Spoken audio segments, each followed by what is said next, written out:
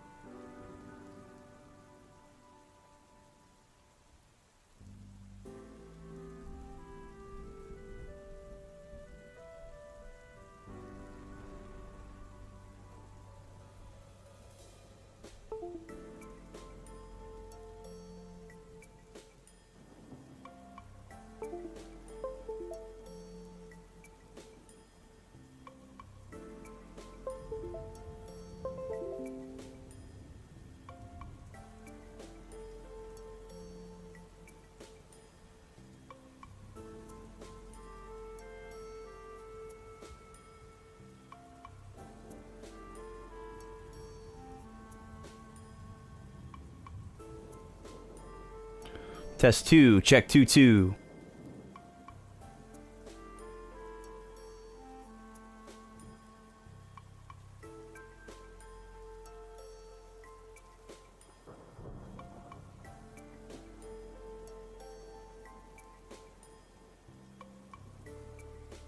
All right, there we go. That's why we do a test, folks. The first test visually looked totally fine, but it was not there. How we doing? What's going on? What's going on tonight? Y'all ready for more yeehaws? Because I sure am. It's perfect gaming weather. The temperature is dropping. It's rainy and cloudy. But there shouldn't be any risk of a power outage. So it's like the perfect storm, you might say. So I'm very excited. I get to wear sleeves and pants while I game tonight. Wow. All right, let me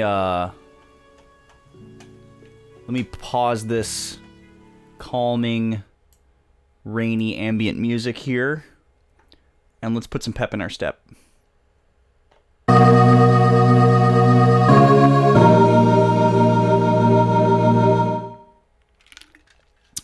What is up, my people? How we doing? Let's get some game audio. The theme. It's almost as powerful as the line. How's it going tonight, Gooby? Yeah, I can do that impersonation for you. I got the pants on. The comfy pants. So, as has become tradition with the Wild Arms streams, I spend the first couple of minutes kind of recapping what happened last week and getting reacquainted with the game itself. Last week was a huge, huge week. Oh, nice, Scooby. Nice. Well, enjoy your dinner, and hopefully the coursework isn't too loathsome. Last week was a big week. We got a lot of stuff done. We got a bunch of story stuff. So let's recap. Yeah, my notes from last week are almost a full page. They're usually only a couple of lines. I was also trying to write down more stuff, so that's probably part of it. We got the Kism Fire from that dungeon, and then we took it to... we fought against Asgard and Melody. Asgard's the big golem guy. And then we met Werner at the end of the fight, who saved us, which is Virginia's father. Then we sailed to that island, and we met the religious order in their fancy, newfangled sci-fi spaceship.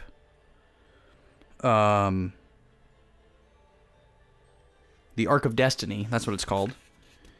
And we learned a whole bunch of stuff there about how they're, I guess it's not really a religion. It seems like a cult. There's definitely some spooky undertones. It seems all squeaky clean on the surface. and the game isn't really giving us any reason to believe that there's anything nefarious about it, but I'm very suspicious. We found 2 statues that point to what is most likely a side quest. I'm going to try to check that out today. And then we learned about the Council of 7. So the 7 people in the photograph. Let me pull that up for y'all, in case you weren't here. We've got the 7 people in the photograph here, 6 men and a woman, and we found out that 3 of these people are the 3 prophets that we've been seeing in a bunch of different cutscenes, which is Leehalt, Malik, and Melody. And they look very different in this photo, but we've confirmed that the one on the far left is Leehalt, and then the blonde guy in the middle is Malik, and then the woman on the far right is Melody.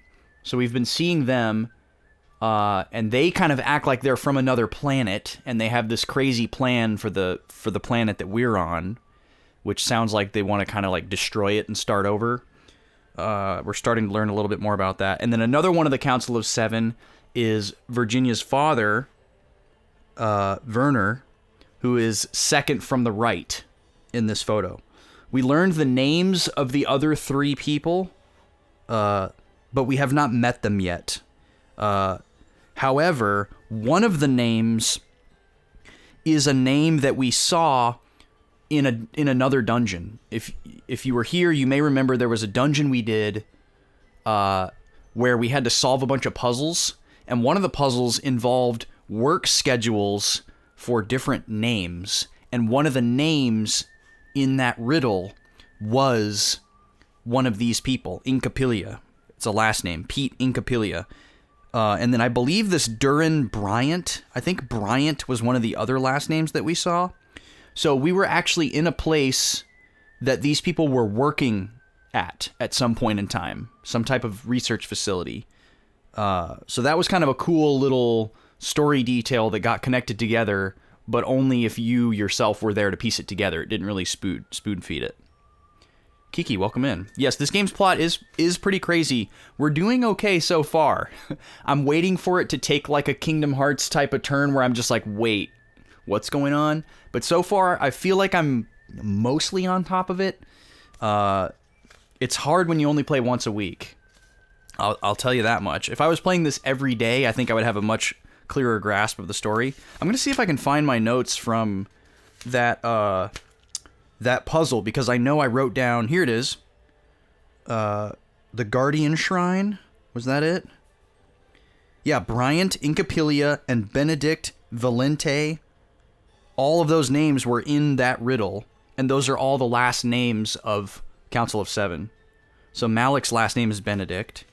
I don't think there was anything in that, there wasn't anything in that, riddle that's gonna, like, tell us anything. Oh, and here I have another one where Duran is, or Duran, which is interesting because that one is a first name and not, a last name. So I don't know what to make of that. But we had some other names: Fulcanelli, Blavatsky, Vasim.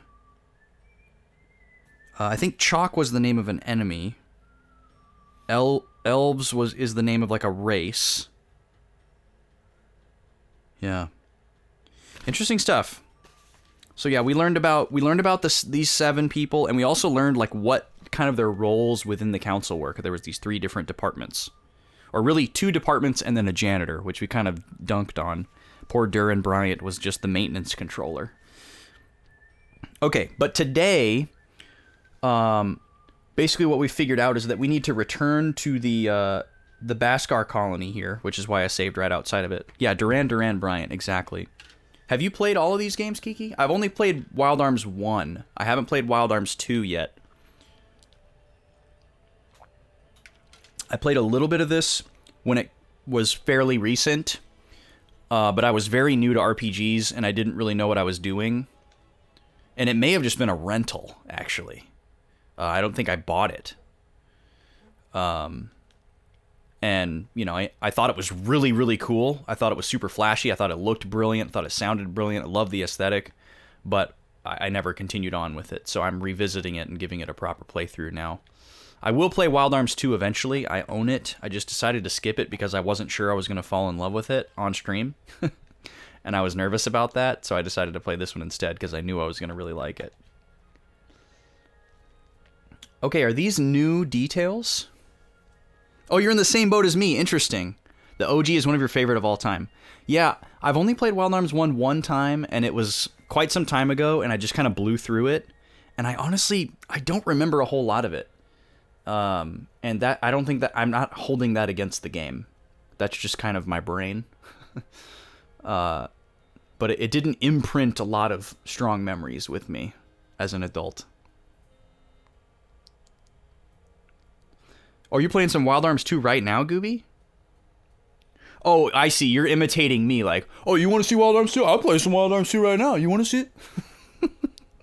I think that's what you're going for.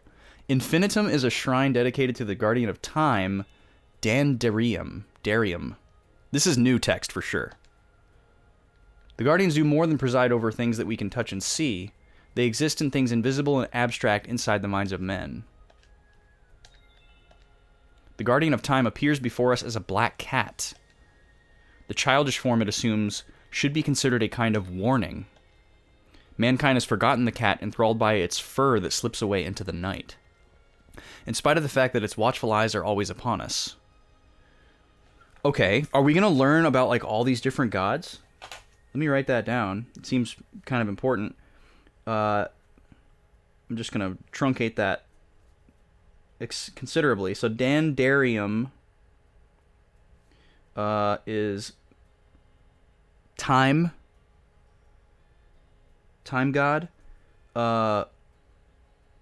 Child form equals warning. And cat form equals true. I feel like I'm writing code here. Open bracket, comma, semicolon equals... You had a cool experience with one. You grew up watching your brother play it since you were the annoying little sibling. You never got to play it until the mid-2010s. Because you have dissociative amnesia, you didn't remember any of the plot, so you basically got to play it for the first time. I mean, silver lining of your struggle. Yeah, for sure. You get to play a game for the first time again. It's funny, I actually didn't play the Wild Arms until around the same time. It would have been probably 2013 that I played the first Wild Arms. I have an extensive backlog of games, and I'm always playing catch-up, hence the inspiration for the channel. I'm trying to figure out if these people are giving me new text or not, because we've been here before. This is kind of where we started the game. Because the last prologue we did was Gallows. I'm pretty sure. Well, no, maybe that's not true. Maybe we did Gallows first. I don't know why I'm remembering it that way. I didn't take notes on the prologues. Oh, wait, yes, I did. Virginia was first, then Gallows, then Jet, and then Clive. Okay. Yeah, we did it in order of, like, their difficulty ratings that the game gave us. But for some reason, this feels like the first part of the game. But the first thing we did after all the prologues converged was very close to here. So that's probably why I'm thinking that. I didn't write down what we were doing here, but I'm pretty sure it was talking to Gallows' grandma. Yes, you might even say that I am a backlog boy. Controversial take, but I do believe I am one of those. So Granny is probably going to be in the shrine. I guess I can do some scannies here. I don't think we had the scannies the last time I was here. Let me guess, it's an animal. Yeah, I still don't know what this means.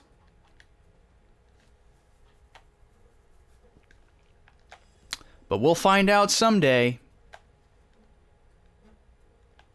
Every question we've had has been answered so far, so I'm placing a lot of trust in this game. And we haven't had to look anything up so far either, so I'm going to try to keep that streak alive.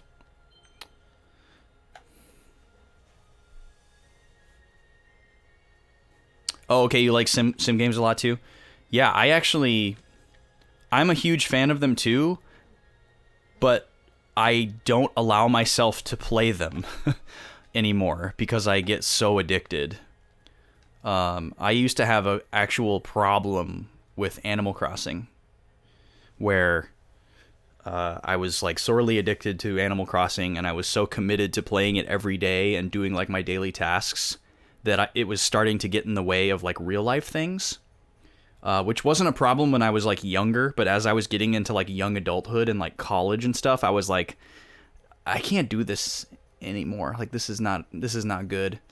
And it was, I did that with Wild World, City Folk, and New Leaf.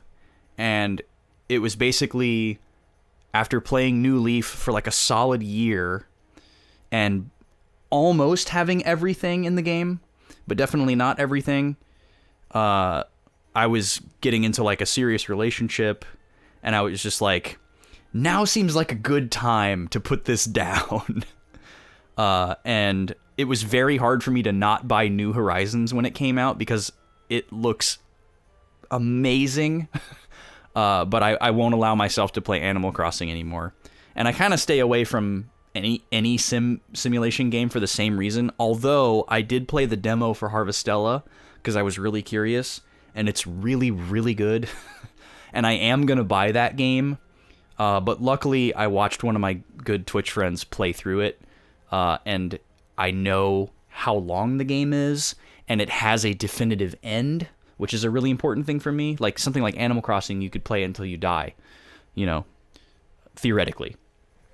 So the fact that there's a definitive end point of that game is very satisfying, and it's not that ridiculous. You know, it's not like getting all the endings in a Harvest Moon or something like that, or like a Rune Factory.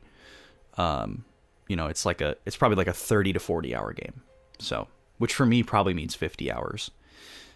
But it also looks easy to pick up and put down, which is also good for me not getting addicted. Yeah, they're huge time sinks. Okay, we're in a cutscene here. Voice time. Hey, you in here, Granny? Your cutesy wootsy grandson is home. You could at least come home and greet me. Did he really just say cutesy wootsy? Quiet. You of all people should know how sacred this place is. Okay, but more importantly, how many garden shrines are there? Garden. How many guardian shrines are there? And where exactly is the last guardian shrine? I see. So, the last guardian shrine is in danger.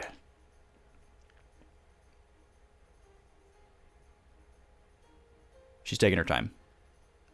Our predecessors speak of 5 guardian shrines on Filgaia. One is the unified sanctuary to the south, not too far from Baskar, called the Fallen Sanctuary. Okay, I can't ask about that place.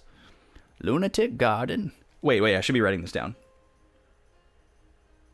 Fallen Sanctuary, south of Baskar. Lunatic Garden, home of the Dark Guardian. We went there. We beat it. That's where we got our most recent medium, I believe. I think the dark one was the most recent that we got. It's been a while, though.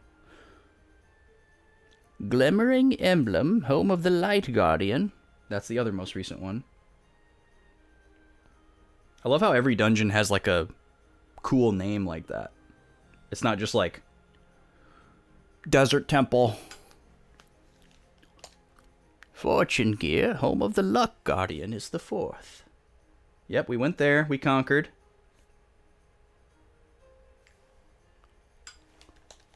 And the last shrine belongs to Dandyrum, the Guardian of Time. It is called Infinitum. Okay, so we just found out about this guy. The Guardian of Time. So we're going to get a time medium, presumably? Okay, so was my theory correct in that there's only 8 mediums? So where is this whatever? He's never heard the word infinitum before. Yo, MN, welcome in. What's up, dude? We're just getting into it.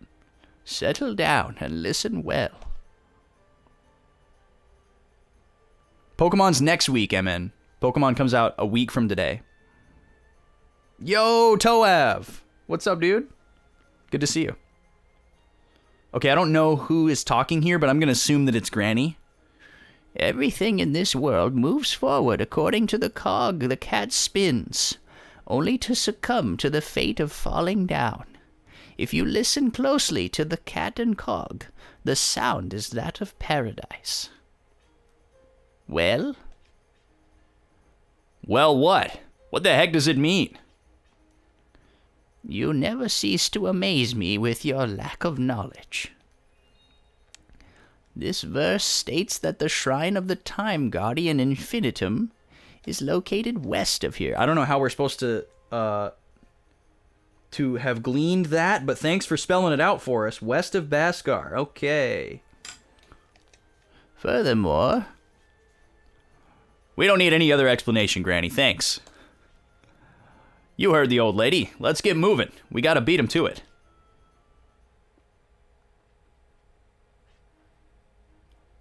halt. Who says halt? Has an old woman ever said halt? I don't know what your hurry is, but a rush job may go sour. Wait, she was able to clairvoyantly predict that the shrine was in danger just because we were asking about it, but she doesn't know why we're in a hurry. Come on, Granny. That's a little incongruent. I don't know what that means exactly, Toav, but it sounds like a ruined weekend recipe, so I'm sorry to hear that.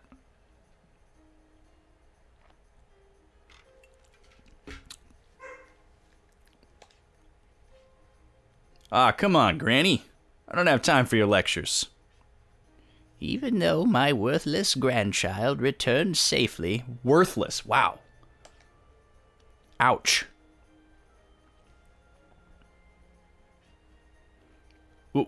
What is it, Granny?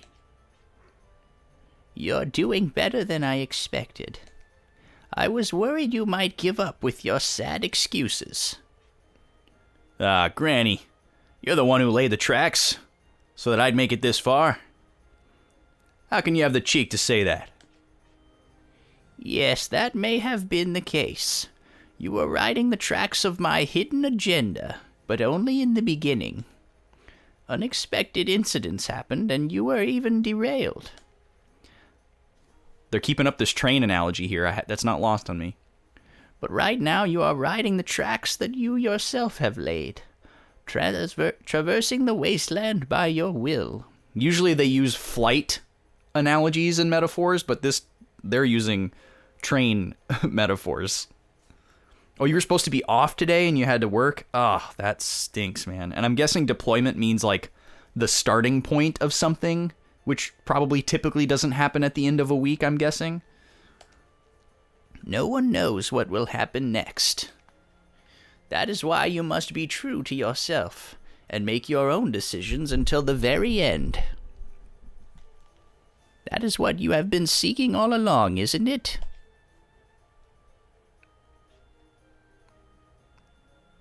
I don't know. Is that supposed to mean I should come to accept my lineage and destiny? Maybe, maybe not. I do not have an answer to that. Hey, that's not fair. Your lineage and destiny as a Baskar, the freedom that you speak of, weigh these two on a scale and come up with your own answer. The freedom I have granted you allows you to make your own decisions. So the ball's in my court now. Wait, basketball exists in this universe? Whatever. This will be the last of this burden. You're not considering something stupid along the lines of, we all die together, or die a martyr, are you? Spend the night at the colony tonight. You need to cool off that hot head of yours. Let me check that out for you. MN, it shouldn't be.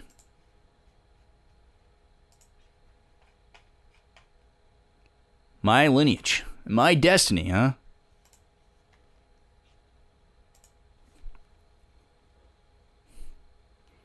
Everyone just sleeping flat on their back. Well, I guess that's not true. Clive's on his side. Jet's got his leg hanging off.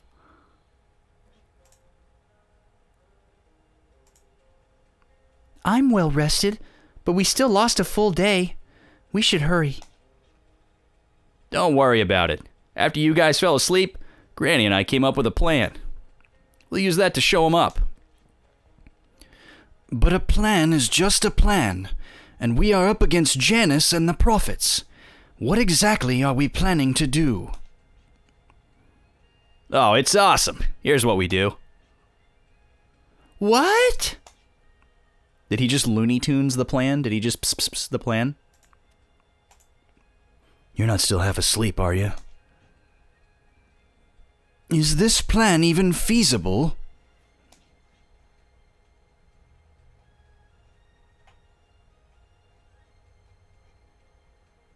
I don't know, but I do have faith in it. I want you guys to believe too.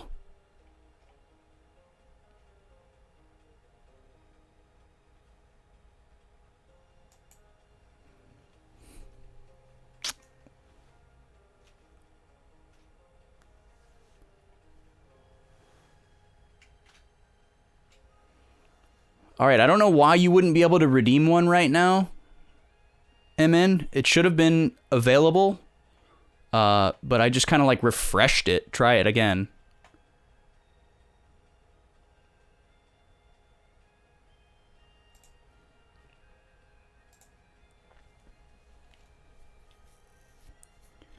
Okay, so Brack knows exactly what Toav is talking about. What's up, Brack? Couple of Cody boys in here. Wild Bill Cody. Howdy. Forgot my cowboy hat, but just pretend it's there. Okay, this will work if we all do our part. But most of the burden will be on you. Ah, it's all good. We have the trump card right here. My lineage and my destiny. They should do the trick.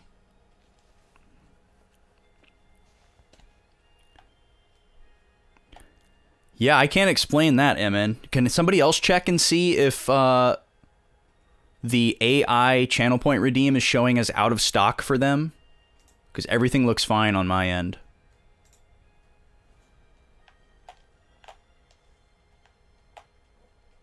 Brack says same. Huh. I can't explain that. I'm looking at it right now. And I actually haven't done anything with it since the last stream. It's exactly the same. All right, here, let me completely remove the cooldown and limits. Now what does it say? Oh, so there's something going on with channel points then.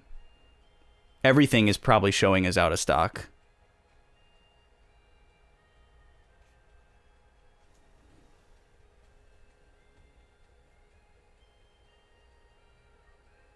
Oh my god.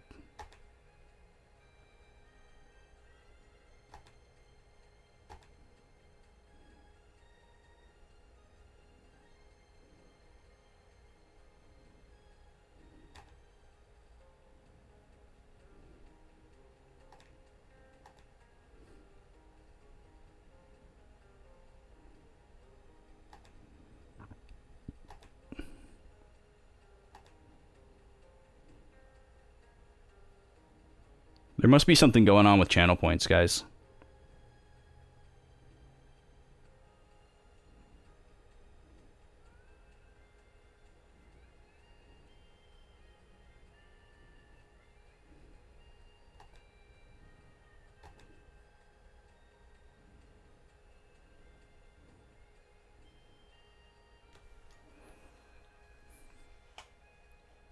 I don't know what though. Oh, look, now it's working. Twitch is broken, carry on. Yeah, what else is new, right? Alright, well, it looks like it's working for MN now.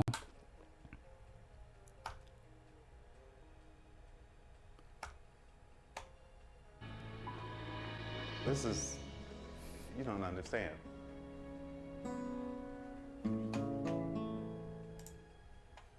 Well, let's try it out. A one-word prompt. This is bound to be horrendous. So just so you guys know, as a rule of thumb, like the more information you put into the AI, the better. if you really want like interesting results. But here we go with 4 letters. That's not even a real word.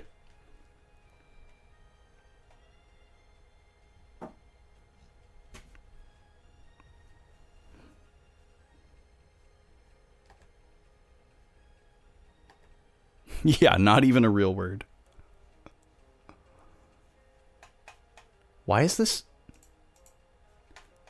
What in the world? How did this? Okay, so it generated the result and then this like froze on the splash page. How did that happen? I've never seen a browser source do that before.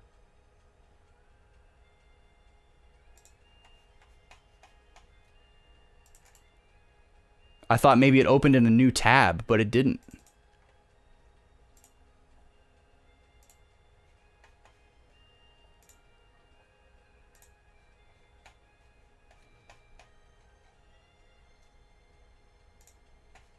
Hopefully that doesn't happen every time. All right, well, here you go. We've got this picture of some countryside that looks very European. Dens is a small town.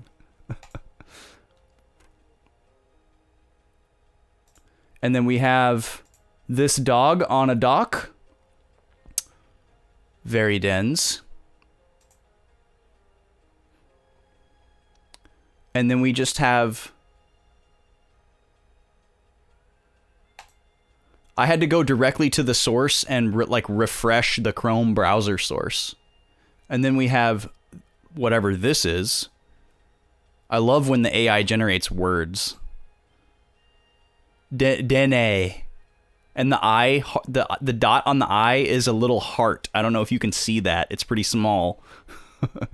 Even if you're on like a computer screen, you might not be able to see that, but that's a heart on top of the eye. And finally, we have this young man in front of graffiti.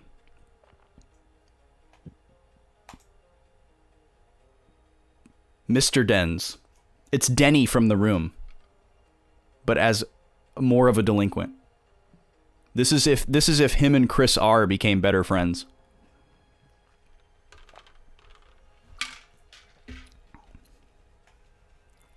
All right.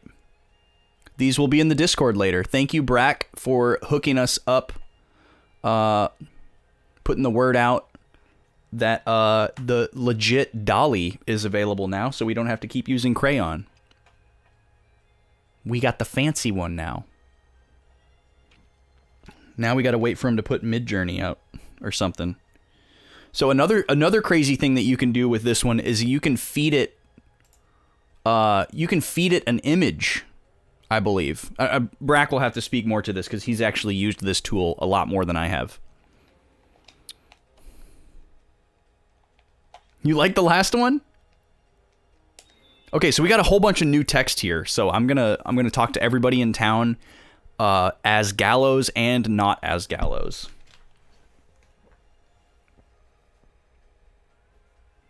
Today is 11/11. Make a wish, folk. Instead of waiting till a specific minute of the day, you can just make your wish at any time. According to the legends, there was a dragon who lorded over the last field of vegetation left on Filgaia. The serpent's name was Nidhogg. It had 2 tremendous heads, and he lurked near the foot of the world tree Yggdrasil. The legend ends when the 2 giants rise up in arms to face the beast. Even now, statues of sword-wielding giants are found all over Filgaia, honoring their valor. All over, or are there just 2? Because so far, we've only found 2, and the legend says there's only 2. We do know where this foot of the world tree is, though, so we're going to check that out at some point today. Oh, hey, it's Granny. I don't care what business you have in Infinitum. A verse passed down in priestly families places the shrine's location across the dunes southwest of the village. All right, well, that's different than what you said before. Glad I talked to you again. You said west last time. Now you're saying southwest. Take great care when there. As its name suggests, the construction evokes images of the space-time continuum. Ah, yes, that thing that we're all familiar with.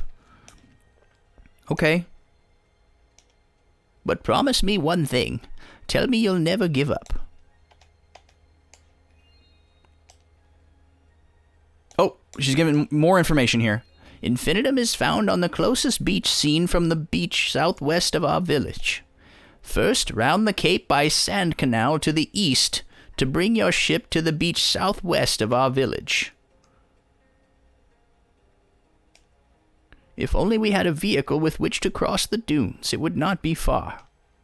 I know it's a long ride, but it's the only way to get to Infinitum. Okay. I love the mechanic of getting different dialogue depending on who your party leader is.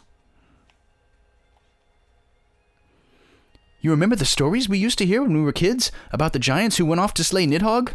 Yeah, the one where we used to pretend we were the giants killing dragons? I heard the statues of the giants still stand in places all over Filgaia. I remember seeing one far, far south of here, in the middle of a wheat field. I gotta check and make sure that's not one we already found. Sword statue.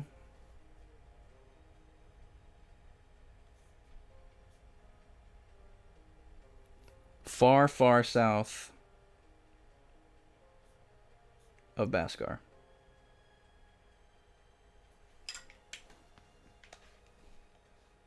Okay. The Guardian of Time possesses great power. Certain instruments scattered across Filgaia operate on a principle that distorts the space-time continuum. And all of us random villagers know all about it. It is the job of the Guardian of Time to eradicate the distortions, which are side effects of those instruments. Your medium is a materialization of the power of Sturdark, the Water Guardian. He gets stuff wet and stuff. Befitting its watery nature, the medium takes on whatever form its user wishes. We Baskars take great pride in the fact that we are blessed with the Guardian's powers. We know not why you turn your back on their glory, spurring nothing but insults upon Baskar tradition. Wow! Just sneaking that into the conversation. As long as the power of our consciousness remains, the Guardians shall live on. That is faith. We transfer our strength of belief into reality. That is how we live as Baskars. Boy, this lady is hip to some enlightened stuff. There's a smart lady wandering around this rural village. Yeah, that was a little flavor text that I added, just in case anyone wasn't looking at the screen. She didn't actually say that. I just thought it was kind of funny how she was like, yeah, the Guardian of Time does all this really important stuff, like making sure there's no time distortions and, making sure that we all exist. And then yours is the water one. It's watery. And it's really special.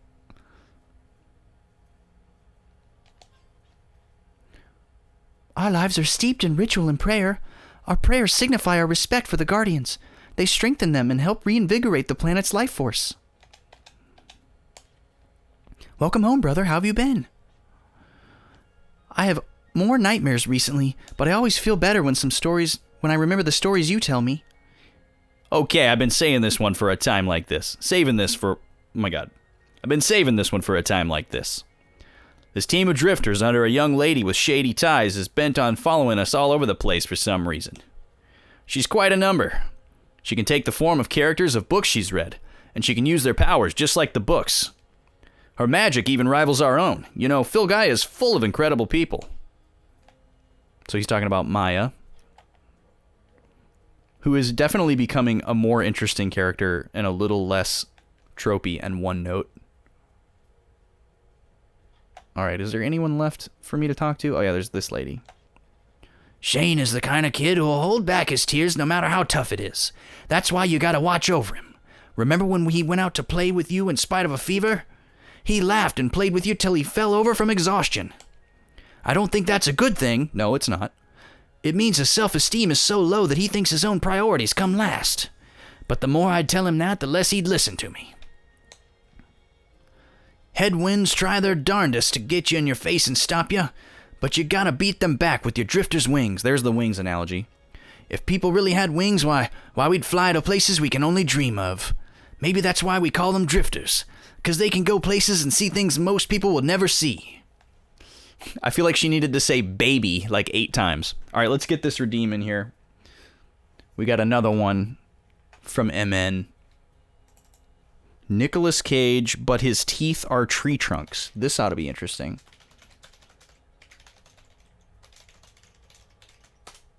Oh, I misspelled it.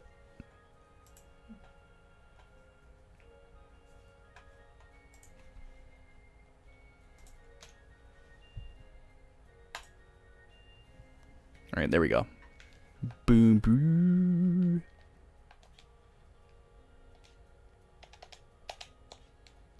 You are just like your grandmother. You have the same look on your face when you're plotting something. Well, such is family, I suppose. They say she was quite a shrew in her younger days. Whatever the heck that means. She was tricking people? Those who say that it's always a joy to meet people on the road aren't always right. But there's nothing wrong in hoping to meet new acquaintances. It's a weird thing to say. Okay, he says the same thing. Okay, so we know where our next destination is. We're going southwest of here. Oh boy. Well, here he is.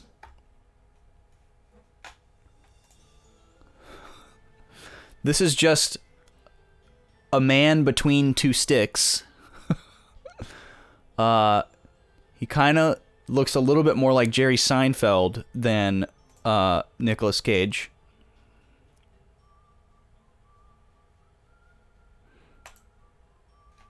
And then we got this guy. Also just kind of like slapped onto a Bob Ross painting.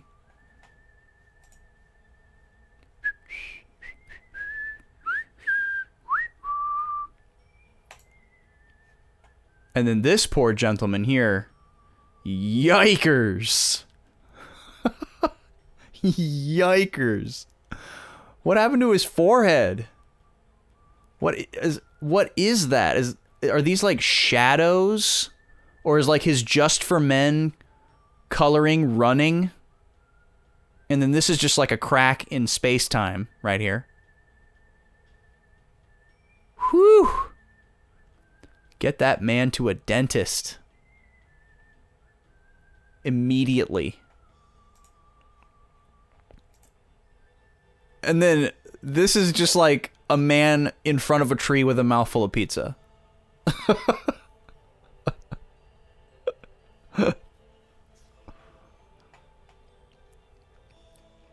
Man, this thing is so much better at drawing faces than the other ones. It's insane.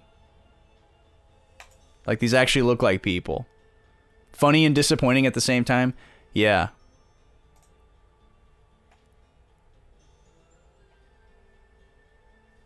This one has crazy Seinfeld energy for some reason.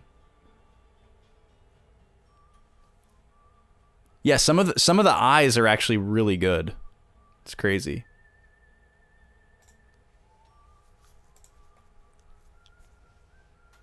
All right.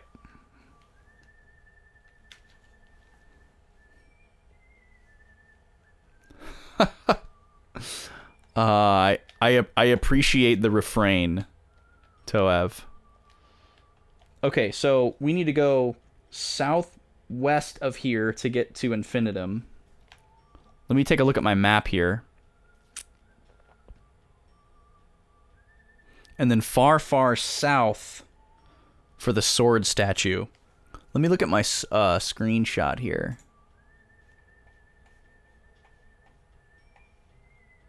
Ah, crap. It's on my other monitor. Figures.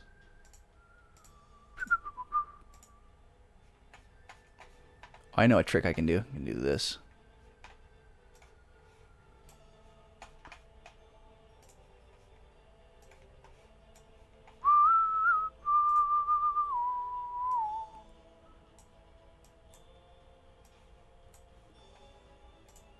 There we go.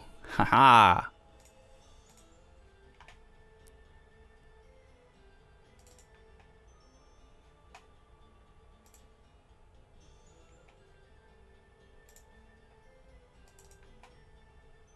I don't think so, sir. How do you know that? Things How do you are know said, that? like being able to spot a phony ID. Jesus Christ, Powell! Yo, I am the man. What's up, dude? How are you tonight? Oh, I gotta do the trick again.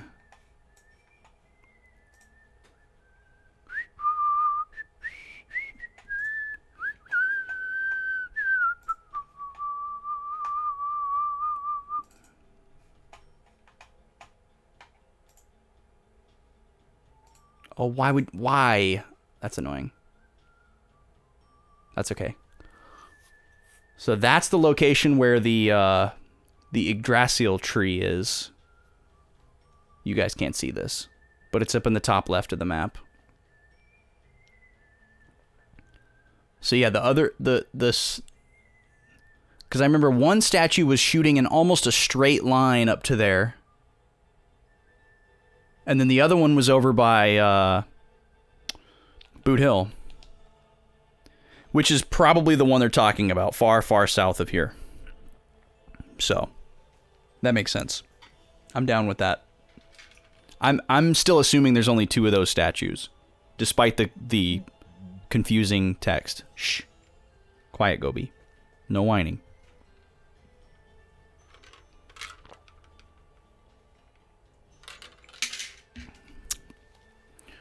Okay. So what do we want to do first here? Do we want to go check out the optional thing first? I think so. Oh, but what I wanted to look at was I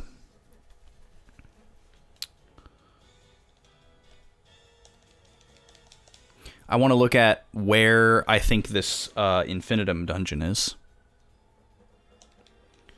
Because she said it was over some dunes?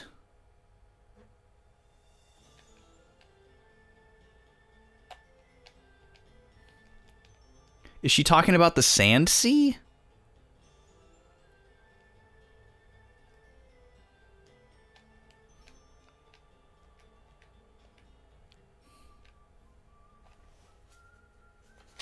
I'm going to go read what she said one more time, because she gave some very specific instructions.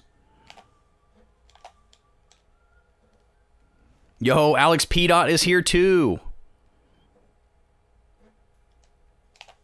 The cool people are arriving in droves.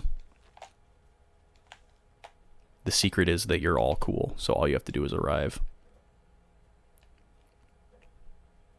All right, let's talk to her one more time. Found on the closest beach seen from the beach southwest of our village. Round the Cape by Sand Canal to the east to bring your ship to the beach southwest of our village. Okay, I understand what she's saying this time. That seemed way more complex before, but now I get it. I'm going to save here. I think it's interesting that they chose to use saxophone for this town's theme. Like, out of all the towns that we have been to, this one seems the least saxophone, in my opinion.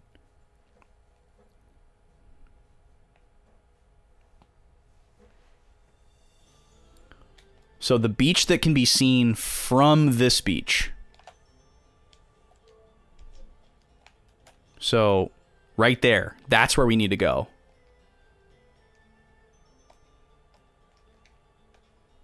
I think we've landed there before. So I have to backtrack all the way to where my my ship is. Oh, you know what? I'm going to stop by and visit this place while I'm here.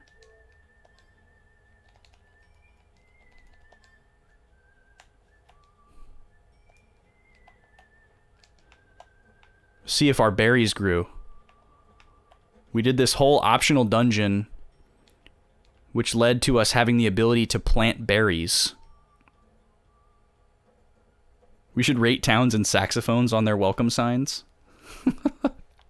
like, do you mean like how many saxophones out of 5 saxophones? Is that what the kind of thing you're talking about, or? All right, so we can sew now.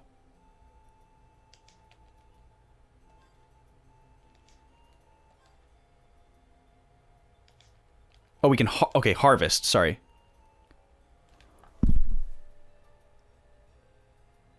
That's how many we made?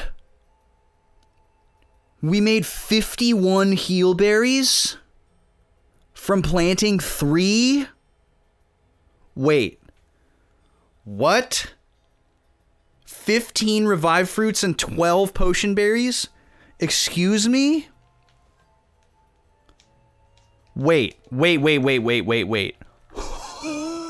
Oh my god! Wow! Okay, this is the best system in the game. I thought, okay, wow. I thought it was going to be like you plant 1 berry and then you get like 3. You know, in like a, you know, Animal Crossing, Pokemon kind of gardening way. You know, very simple, very fixed, very basic. Okay, so I'm guessing what this means, because those numbers were so huge and also so, like, odd, is that we were given more berries based on how long we left them planted? Like, unless 1 berry planted gives you 17 berries, regardless of how much time you wait, and that's how we got 51, I suppose that's possible, that the conversion rate is just 1 to 17, but that would be really strange. What I'm guessing is we got an increased harvest because we left them planted longer, like almost like a Pokemon in the daycare type of situation. I'm guessing it's probably based on like steps, because there's no day-night cycle in this game, there's no real-time clock, so it's got to base it off of steps. It wouldn't base it off of story progress. So that must be it. It must be based off of steps. Wow, this is huge. This is huge. So basically, we just come here every once in a while, plant some stuff, go play the game, and then come back and we're like restocked. Okay. I just wanted to look at my inventory and make sure I had that right. Wait, the plants are still there? The plants are still there. Wait, we don't even have to replant them? They're just going to grow more forever?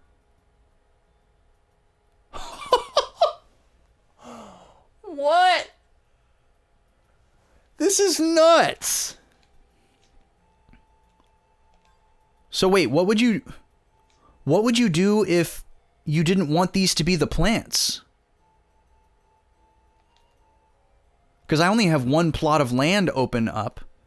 So do you only get 1 chance to do this? There's no way to, like, clear a plot?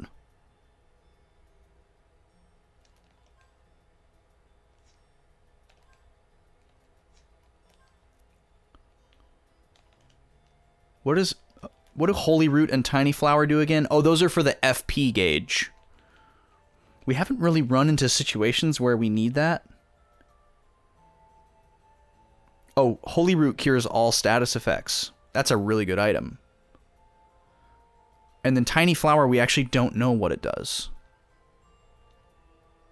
It just says it's a consumable. That's weird. We can't plant nectar, unfortunately. Now my brain is like spinning, like, oh, what? Can I just duplicate any item? But it's only these specific ones. Well, it seems like I should, if I can only, I have to assume that I'm stuck with these items forever. If I can only put 1 more plot down, I would probably save it for either this Mega Berry or the Holy Root. Because I'm imagining, you know, depending on how long this game is, the heal berries might become completely obsolete because they only heal 300 HP, and that's already not a whole lot at the point we're at in the game. And I'm predicting that we're only like somewhere between 1/3 and halfway through this game. We're definitely not halfway through, I don't think. But I have no frame of reference. I could be completely wrong about that.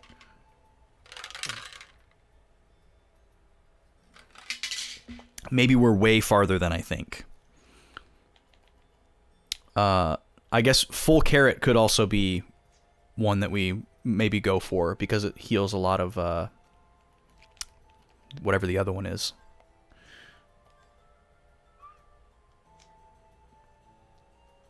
Doom, doom, doom. But yeah, there doesn't seem to be any way to get rid of these plants. Maybe you can just plant them over existing ones? I saved recently. Let me experiment a little bit. Okay, yeah. So I can choose an existing flower bed and basically overwrite the existing plant. Okay. All right. But I can't just delete it. I have to replace it with something. That's fine. That makes sense. Wow, this is amazing. So this is an incredible reward. This is a completely optional area where we did a completely optional side quest. And we didn't know what we were going to get. And this is massive. This is massive. Unless, like, maybe later in the game this is required and we just did it early. But we haven't run into anything else that was like that. This game is pretty specific about pointing you towards the next thing in a very specific way. You can't usually find towns and dungeons out of order. They just won't show up on the map when you try to scan. So I'm assuming that this was a completely optional area, and we just got super lucky. We weren't even looking for optional stuff. We were looking for where we were supposed to be going, and we just happened to find this place. So we are incredibly lucky to have found that, because I would have spent the whole game wondering why I couldn't buy any consumable healing items. Wow. All right, that's pretty cool. All right, train station's over here, right? Yeah. Pretty crazy. Yeah, pretty crazy that that's totally optional, and also crazy how powerful it is. I don't know where my ship is, actually. Can I see that on the map? It has a little icon, doesn't it? Because unlike the horse, you can't call your ship. Okay, there it is. So what is that? That's... Oh no, that's my location.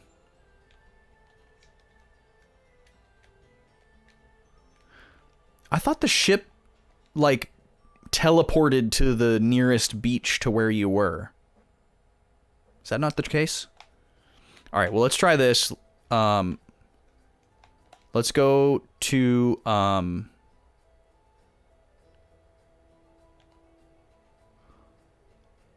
let's go to Westwood, because that's the closest train station to where I need to go. I guess arguably it could be Dune Canyon if I could get through that pass, but I don't know. Let's go with Westwood.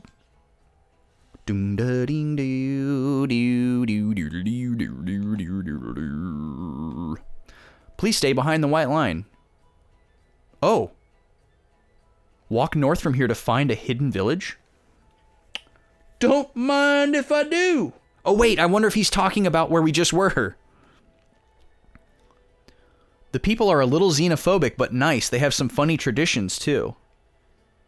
There's a column with lots of strange faces, and instead of bread, they boil millet into lots of different recipes. Wait, is he talking about the Bhaskar colony?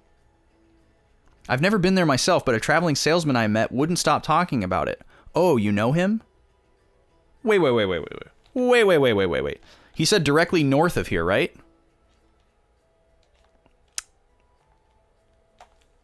Why can't I look at my map in this screen?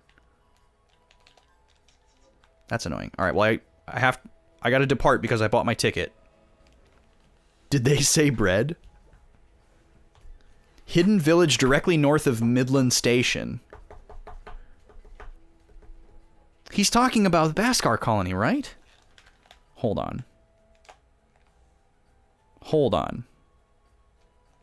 He's not talking about the optional place because he said the locals are xenophobic, and that's just a little cottage with one person in it. Okay, we were at Midland Station, right?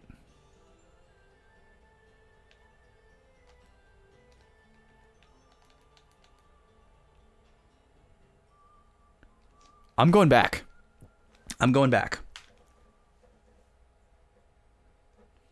But before I do that, I've got to take a little potty break. So let me put on some of this music for y'all.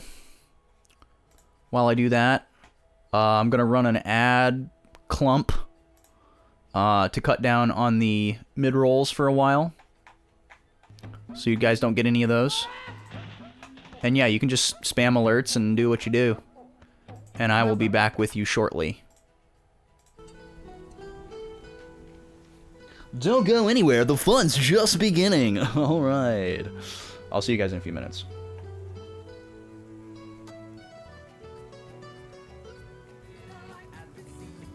I don't believe you.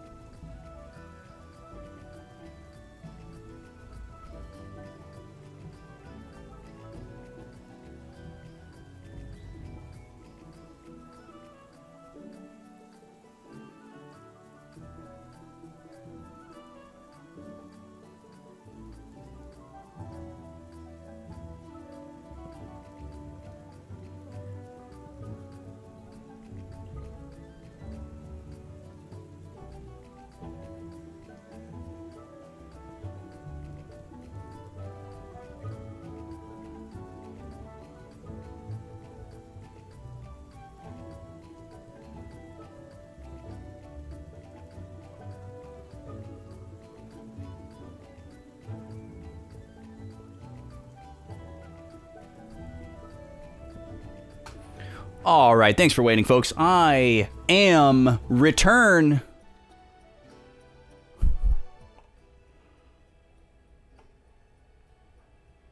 And feeling mighty fresh and fine. Yo, Draconics, welcome in, dude. What's up? The plant mechanic reminds you of Breath of Fire mechanic. Interesting. I have never made it far enough in a Breath of Fire game to discover that. Actually, the only Breath of Fire game I've ever played is the first one, and I didn't get very far because I was playing an emulated version of the SNES version, which is like super brutal.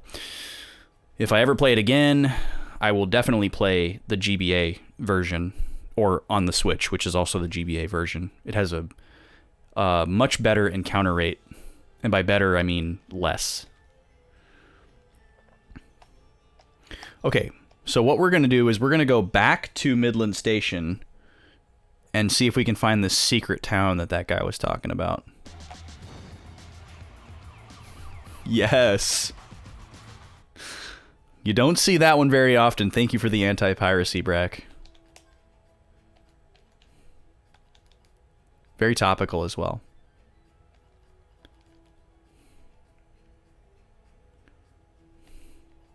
South Farm. I forgot about South Farm. That's way down by Boot Hill. You wouldn't download a house.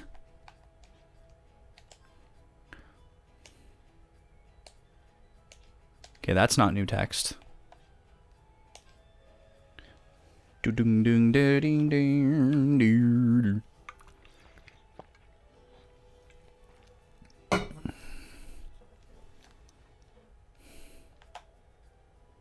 Okay.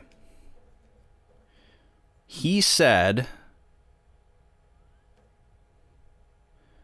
directly south of here. Or no, directly north of here. Which is pretty much where the Bhaskar colony is. It sucks that in order to talk to him, I have to buy a ticket. And then if I want to leave after talking to him, I can't. But let's just look around here. We don't have to worry about the encounters, so we'll just scan around a little bit and make sure that there's not a hidden village around here somewhere.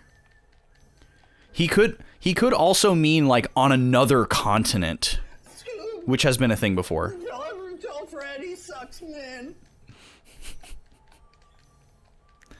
Luca. Yeah, I think we'd all be fine with downloading a house at this point, wouldn't we? Yeah, when can we pirate the PDF of a house and then 3D print it? How long until we get to that point?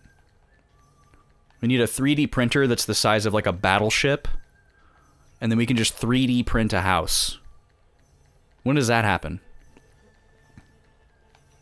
Does that happen in our lifetime? All right, let me look on the map here. Directly north of here is at Little Island. So maybe that's something to check out. We're going to go to this train station again, so I'm going to get his text one more time, and I'm going to write down exactly what he said. You'd love to download an apartment? I mean, if you had your choice, wouldn't you go for a house?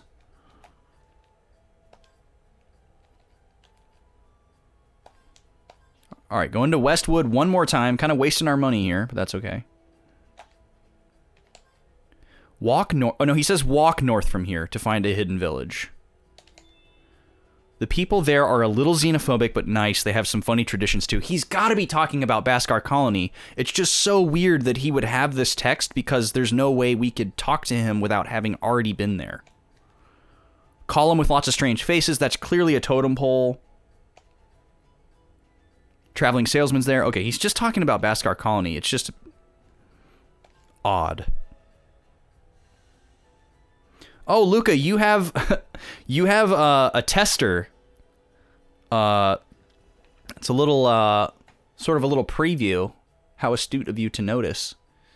I am working on some new sub badges with our good friend Flozax Rollins, who's actually streaming right now.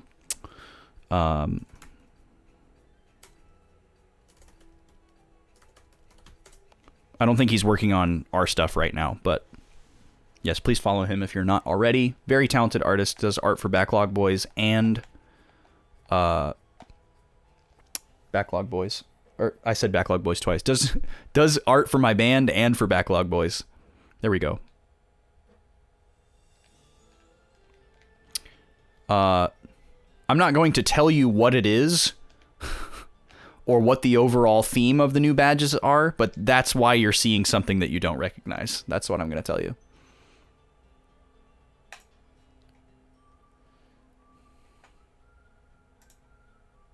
And I'm actually going to go and remove that. Because that wasn't necessarily intended for you to see that.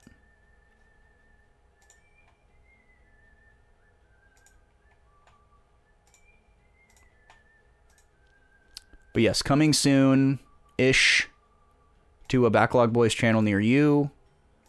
Some much more exciting sub-badges. I finally came up with something that I liked the idea of. So, that's what's coming.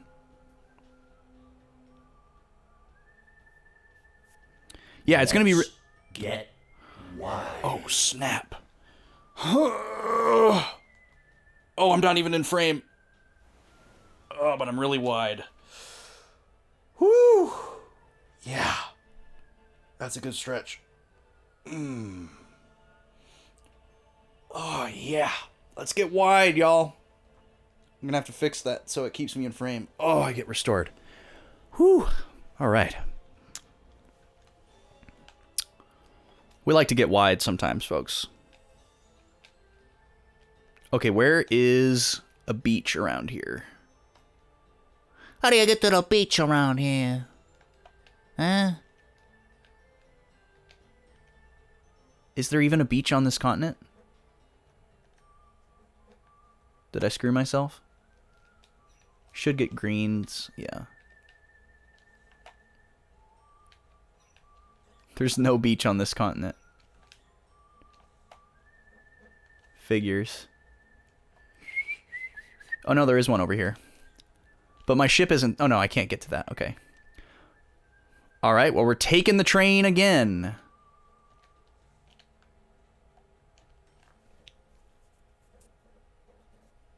Can you imagine if you could stretch wide and not just long? It would probably feel amazing. If I had to guess.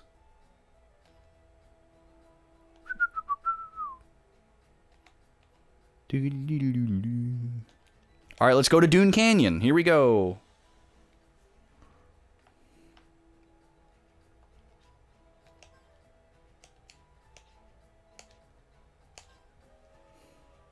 A stretch from all angles. Yeah, I want that stretch like in the Looney Tunes where the guy grabs him and he just kind of like stretches him like taffy and wrings him out like a towel. And then you just kind of crumple into a puddle. That's what I expect from my chiropractor. Make me boneless. Like, take all the bones out for like 5 minutes and then put them back in. Just like, give me like a reset, you know?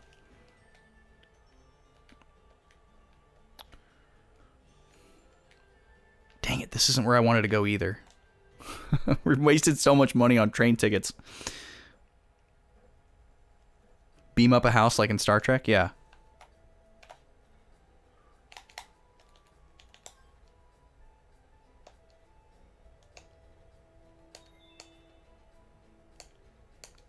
We've talked to this guy before about the puzzles. Okay, so we're going to East Highlands.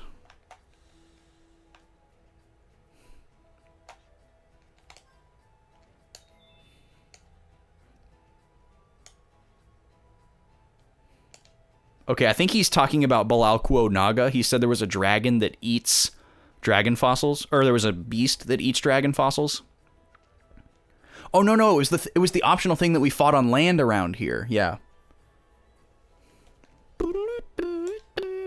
That was a long time ago. Surprised I remembered that.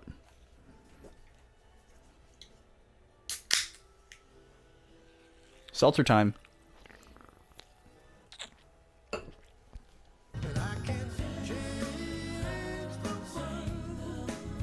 Can't change it, folks. I'm the biggest tektite in your universe.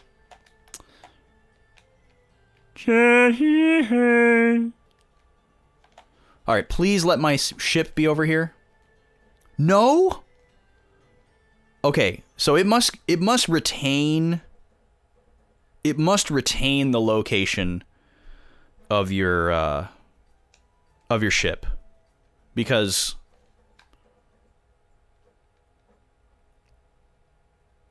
yeah. So that must mean that my ship is down by Boot Hill, because that's the last place that we sailed to. No, my memory's actually not very good, Draconics. My memory's really good for certain things, but in general, I don't know, it's really weird. I have often been told, I should say. I shouldn't say I have, but I have often been analyzed as having an eidactic memory. I believe that's the word. 1,600 bones to get down to this station. My goodness.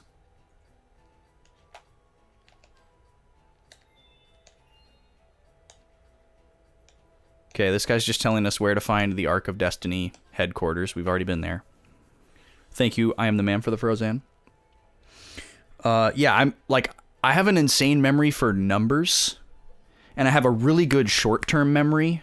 Like, if I'm, like, working with a piece of information, I can, like, put it right in the front of my brain and it'll stay there. And I can front load a lot of information in that way.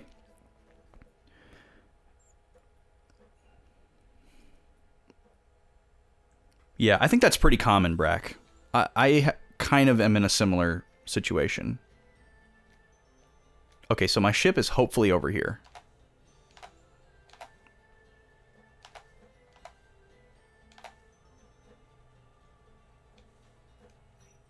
Oh, thank God.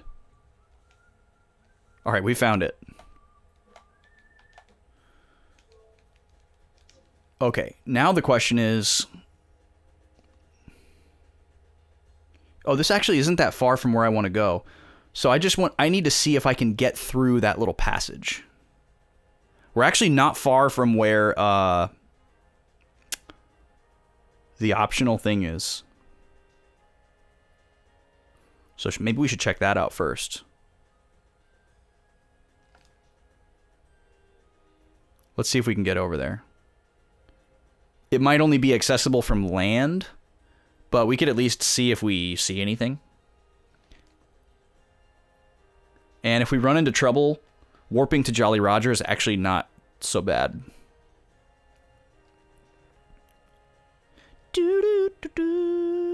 So from here, we're going to go west, directly west, which is this way. I'm going to go around this little island.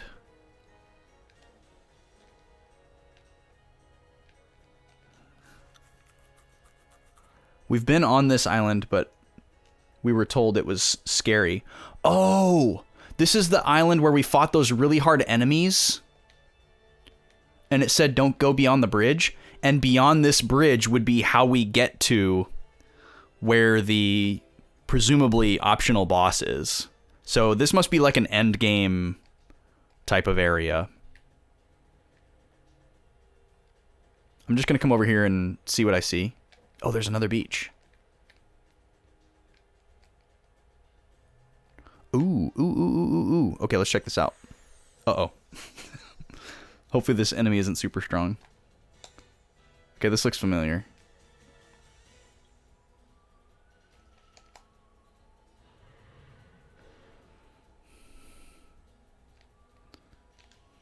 But yeah, I think my memory has like a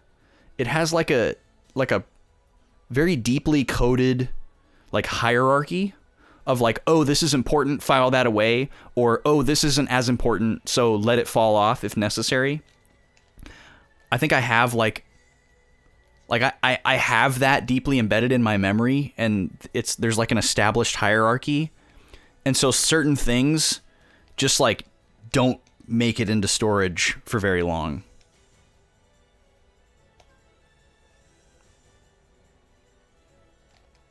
And I'm trying to figure out a way to, like, edit that code so that I can do a better job of maintaining the things that I want to maintain. Let's see what happens if I do this. Nice, couple more turns. But I didn't get an extra attack turn, so just gonna charge. I will take the heal, though, while I can afford it. This is why people use tools to document stuff, too. Yeah, it's crazy how long it took me to realize that I needed to write things down, but I'm just glad that I know that now. I'm just glad that I know that I need to write things down in order to be, like, if I want to have any hope of functioning on a high level.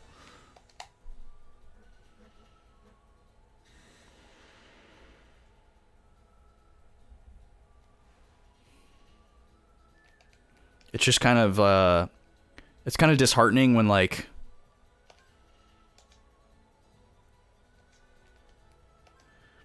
you, like, forget to bring your little piece of paper with your to-do list on it, and then you suck.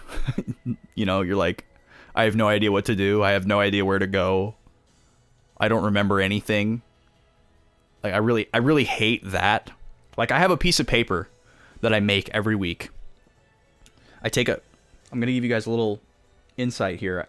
I take a piece of printer paper like this. I take an 8.5 by 11 sheet of paper, and I fold it and crease it to split it up into 8 little even sections. And then each one of those sections of the piece of paper is assigned to, like, a different category. And, you know, one is, like, for stream stuff, and one is for, like, stuff to do around the house. And then one is, like, stuff that I need to buy. And then I split it up into, like, okay, this stuff I'm buying is, like, groceries and stuff for the house. And over here is stuff that I'm buying that's, like, stream equipment or music equipment. And I have all these different, like, things split up. And then I, like, use different color highlighters for different things. And, like, I, like, carry that around with me all week long. And that's, like, how I know what I'm working on and what to do. And if I, like, set it on my desk because I'm doing something at my desk, and then, like, the next morning I forget to come up here and get it and, like, take it to work with me, I'm like, what do I do today?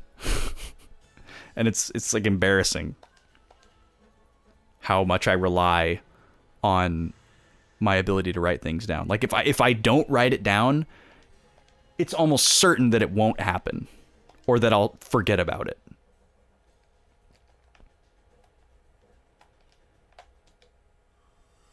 Okay, this is pretty dangerous right here. So what I'm going to do is I'm going to use a Gimel coin right now and save before we get into a battle, just in case we get into a battle that's, like, impossible to win or, like, really, really difficult to win, and we don't get stuck in it. But yeah, those two statue lines converge right around here. Okay, we've seen both of these enemies before. We have analysis on both of these enemies, so this is promising.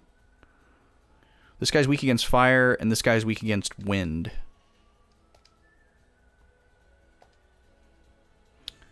And if I remember correctly, these guys can drop a status item, but it may just be one of their palette swaps. Alright. You have fire, and you have wind.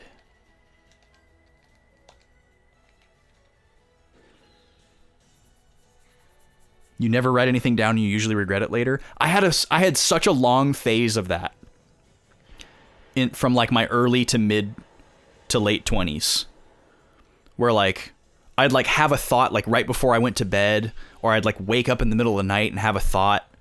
And I'd think, like, oh, I should write this down. I might not remember it. And then I would just be like, I'll remember, you know. And I would go from, like, remembering it most of the time to remembering it, like, 30% of the time to never remembering it And I had to go through that whole journey to be like, okay, I am writing things down always.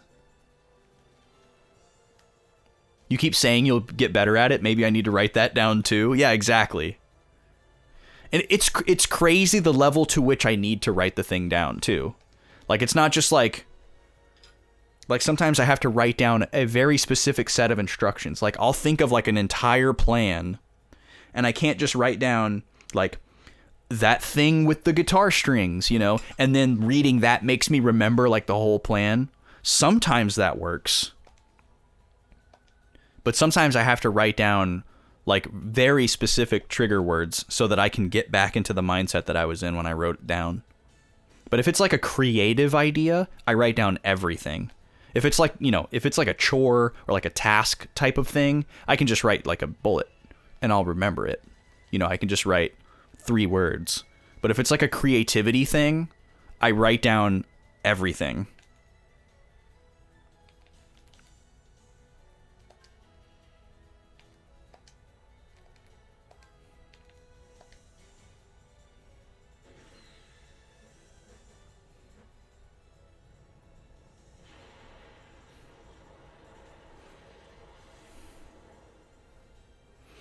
These guys are not tough at all.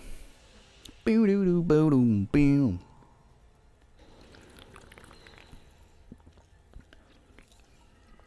do need more HP for Jet, though.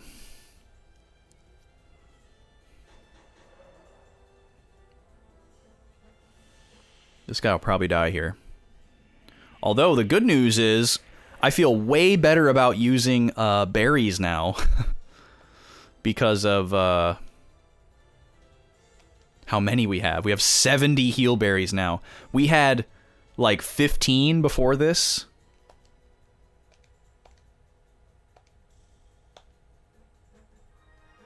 We got 51 from that harvest. That was absolutely insane. I could not believe that.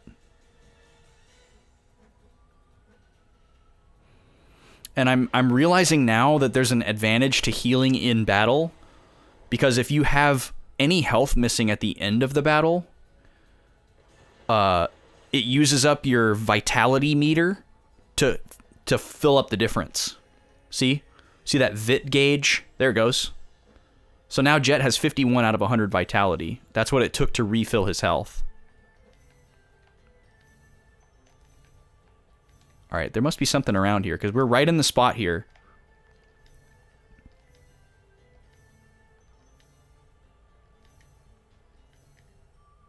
Right where these 2 continents meet is where the 2 statue lines converged. So maybe we need to be down there on that lower part, which would make sense because we get there from that other section that I was talking about where the enemy encounters were really tough. So it could also be that we need to be in the sand ship. It might be a thing that we have to fight in the sand ship. Hey, Nap. Do I think that the Wild Arms 3 characters would be into craft sodas? Well, let's see. Jet definitely wouldn't be, because he's not into anything. I think Clive would definitely be interested, just because he's interested in anything technical and anything with history. So I think he would be really into it.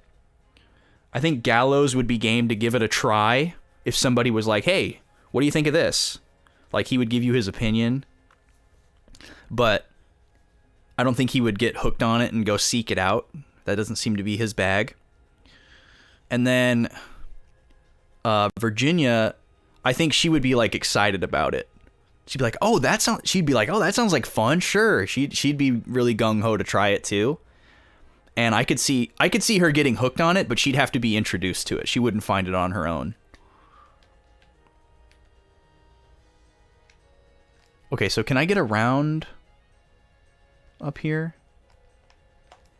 Or I guess I'm on the right side.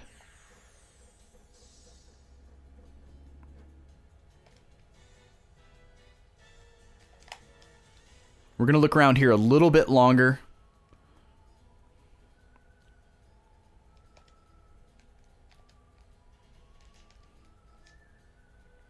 I won't quite have enough. So we're going to do this. Shoot. How are you doing tonight, Nap? That was a fun question. Thank you for that. Boom boo doo doo doo doo doo. Gara Diablo. Got him.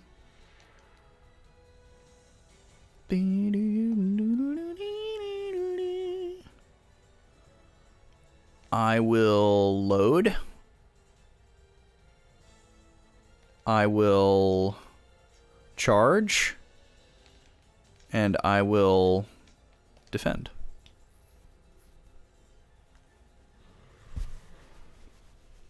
I'm gonna move. And shoot. See ya.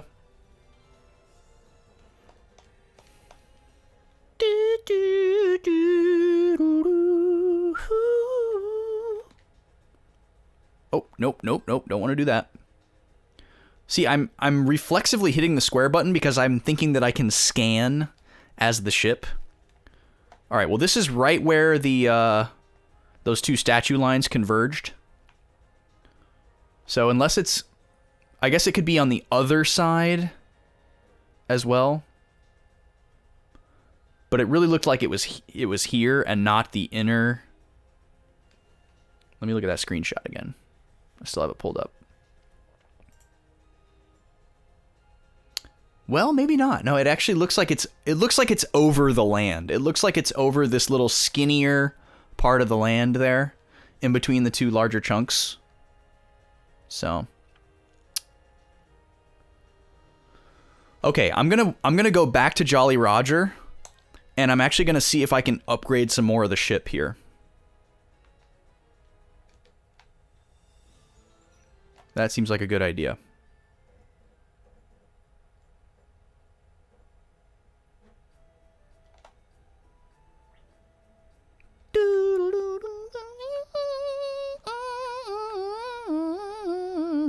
Is this a new character? I don't remember this character being here before.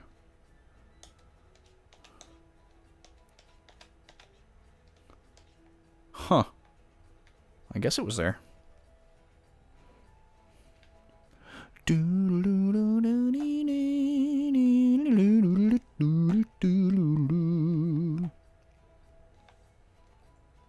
Oh yeah, this isn't how we do it. We go to the arms shop.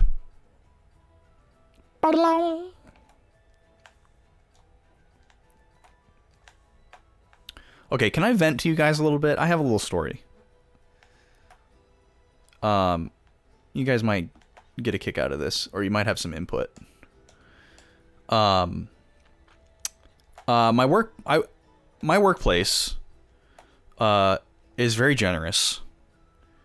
And what I mean by that is, wow, she is fixing her hair rhythmically.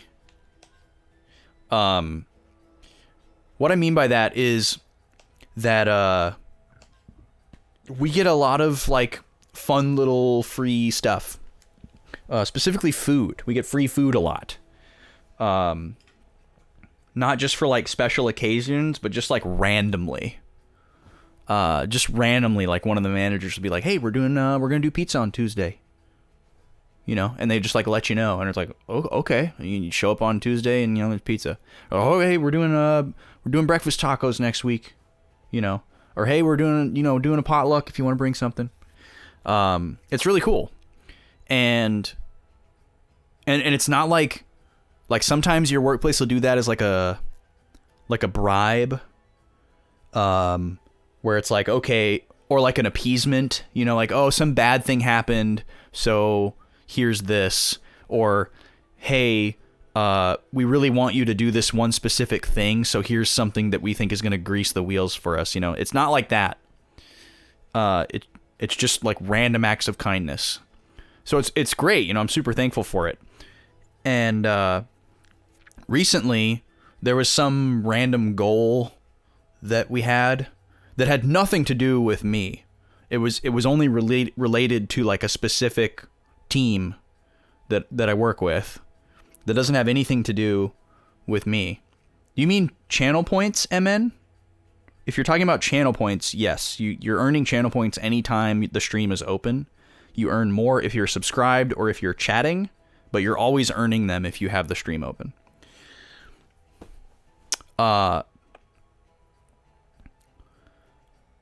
So they didn't say that there was any incentive to meet this goal. The goal just existed. You know, they didn't say like, hey, if you guys meet this goal, we're going to do X. You know, they didn't like promise anything. They were just like, hey, this goal exists. We're going to shoot for it. And they got the goal, and then the managers, or you know, one of the manager guys was like, hey, good job, guys. You guys met the goal, and you know, we're thinking, oh yeah, he's gonna do pizza, or he's gonna do tacos, you know, food something that he would normally do.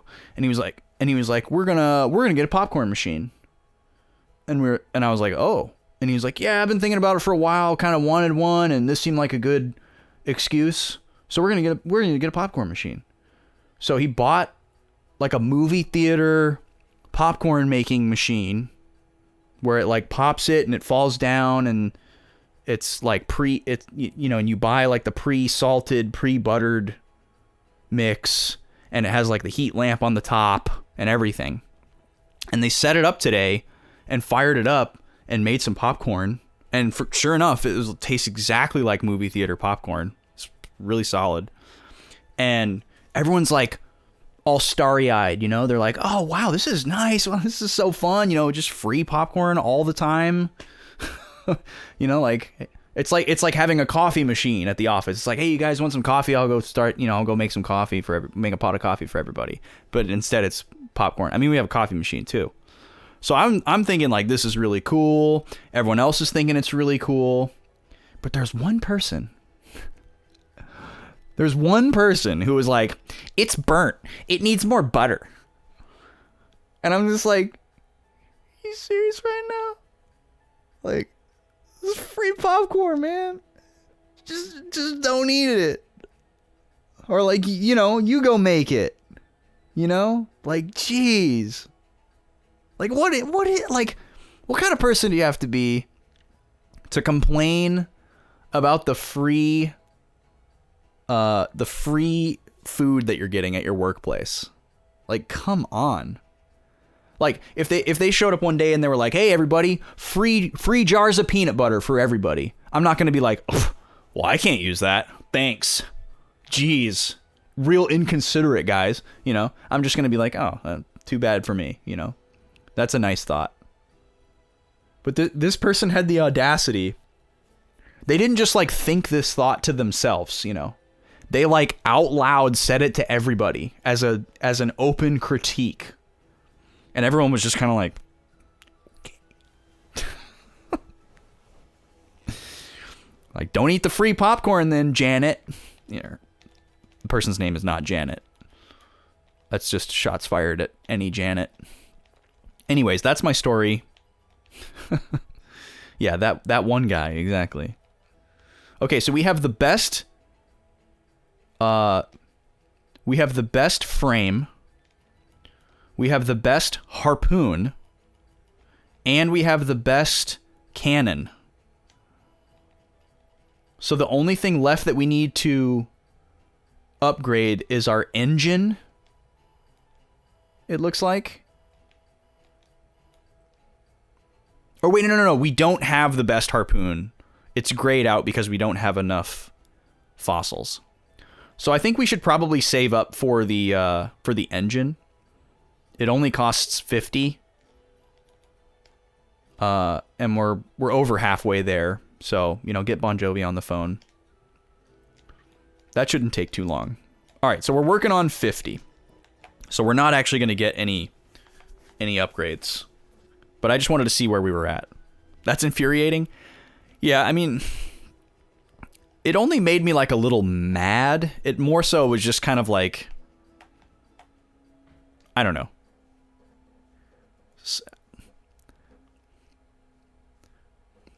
It's just like annoying or like sad. Like the lack of perspective, I guess. Like what's your expectation? Like you shouldn't expect to get free food from your workplace, right? It's like the Louis C.K. bit about the guy on the plane where the Wi-Fi doesn't work very well. You know, like he didn't know that it existed 30 seconds ago, and now he's pissed off that it's like not fast enough. It's like that. It's like instant entitlement. Just add water. Okay, there's 2 locations we're going to check out, and one is on the way to the other. So this is perfect. We're going to slip through here. And then we're going to go around up this way. And then we're going to go northwest-ish up to this little island. And see if it has a beach. Doesn't look like it does. No. So I was thinking maybe that, you know, it said hidden village directly north of here. This is directly north of that station. But now I'm pretty confident it was talking about the Beskar colony. But that's fine. It's on the way to our required destination. Oh, but I might not be able to get through over here, it looks like. Whoa, look at this guy. He looks mean. He mean, you know what he mean.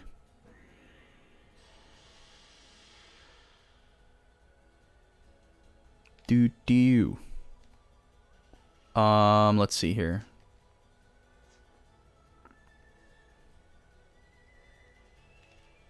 Yeah, this should work.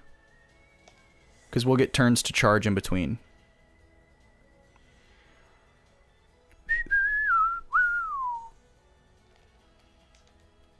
Okay, so we're going to charge here. And then we're going to move. Yeah, we're going to move. Ah, dang it. I misjudged it. Okay. Charge again. I guess I should pay attention to how much I get for charging every turn.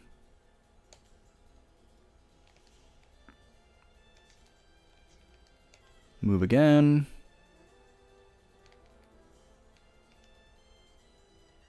What does this do? Increase turns? This doesn't get used up, so yeah, let's try this. So can I get a shot turn here?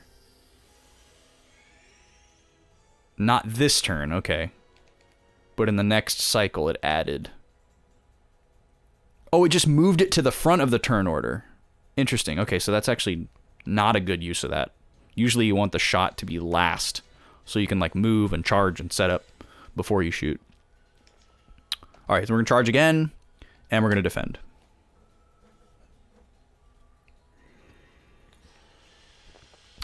Okay, good, he missed. He's already lowered our magic resist once. Pantagruel.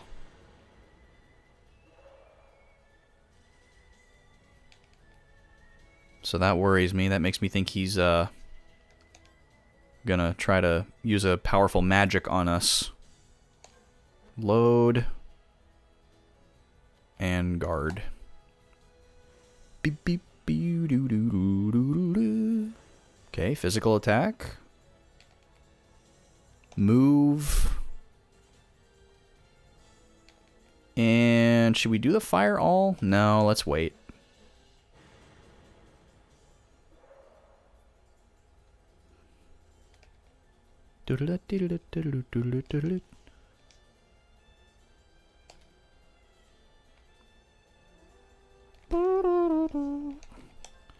Alright, I'm not going to guard this time. Hopefully I don't regret it. Oh, he's doing Feeble Mind again. Load. Beady beady beady beady beady beady bug bubbalua beady bid bosnaga bug bibble boop. Oh my lord. That was excellent. Beady beady beady beady beady baba baba baba lua beady beady bosanaga biga biga bibble boop. Thank you, Brack. We're on the board with 100 bits, y'all. Every 500, we spin the wheel, which is right behind me. It looks like this. I don't have room for it on this layout, so I have to have a button for it. But there it is. Now we're going to shoot all our guns at once and explode into space. Like a true nature's child. 100 damage! 100,000, that is. Alright, cool. We got him. Dang it, we can't go through here. Okay, so how do we... Where do we want to go then? We got to go all the way around. So I'm going to go back to Jolly Roger again, just to save myself some time. And then we have to go around to the west.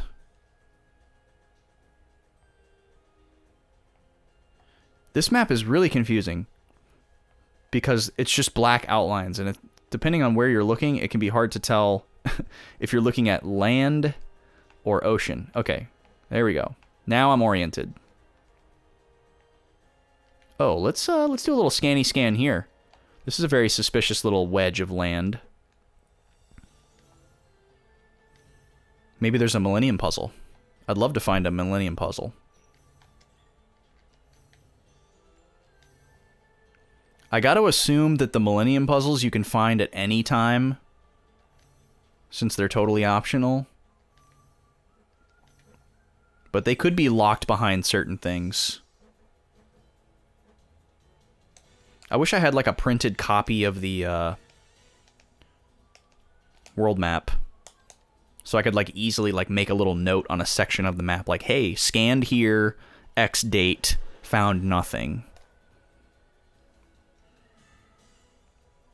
So I wouldn't keep doing that over and over and over.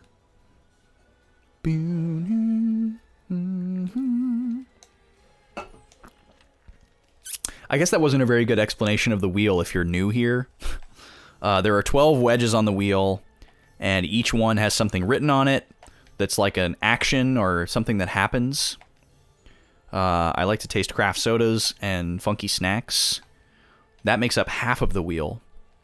And then the other half of the wheel is like random other shenanigans, like gifting a sub to chat, doing pull-ups, doing a game gush where I talk about a video game from my backlog. Stuff like that. And I'm always looking for suggestions of things you'd like to see on the wheel as well. Okay, where is this? This is Kadingle. We are going all the way around this. Okay, I'm actually going to favor this map for now. Yes, give me all the greens. Love the greens. Love the greens. We're going to go all the way around this continent. These should be greens too. This is an early area.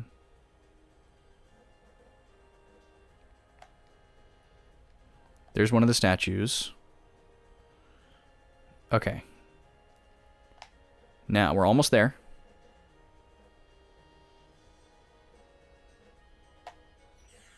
Dang it.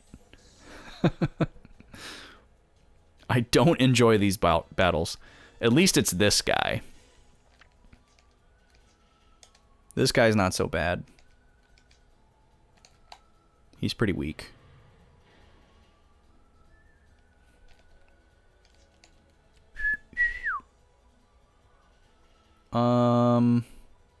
Yeah, we'll take the heal.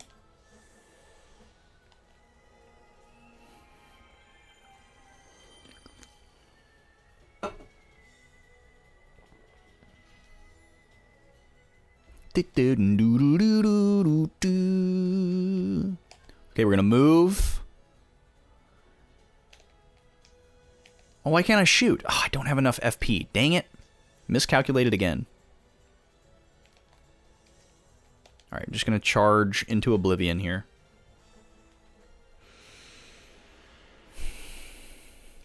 We do have some interesting snacks on deck. So if we do get a wheel spin tonight, I'm pulling for snack. I mean, I'm always pulling for soda. But there are some fiddly diddly snacks.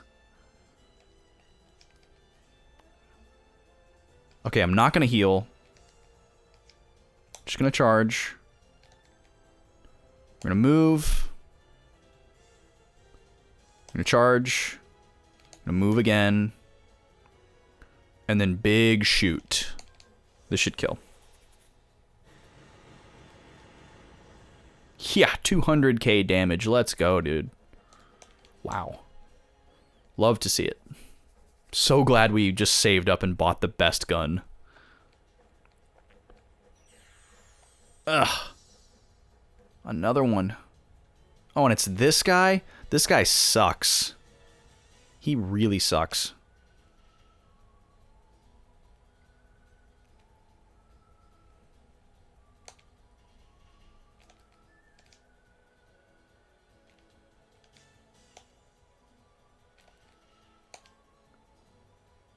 I'm gonna see if I can just one-hit KO him. I'm gonna go for it. Woo! 222,000 damage. Beautiful. Okay, we should be really close here. Yes, that's where we're going. Right there. Beautiful. Alright. This is where we need to be. So we're going to start scanning.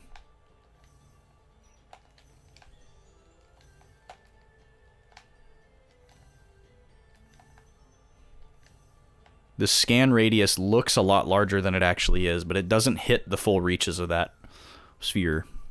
So we got to scan a lot and often. You rigged that, Sith boy. Yeah, he kind of looks like a weapon from Final Fantasy VII. Like all caps weapon, not like a sword or a gun. These guys new? Wow, Manticore. It has a human face. That is not what a Manticore usually is, but that is funny because it's like a man-ticore. Let's analyze him.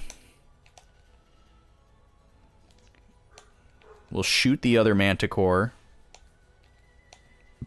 And then we'll use wind on the guy that's weak against wind.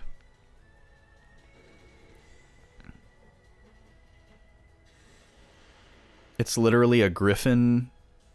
I guess it has a snakehead tail, doesn't it? I'm going to look up what a manticore traditionally is.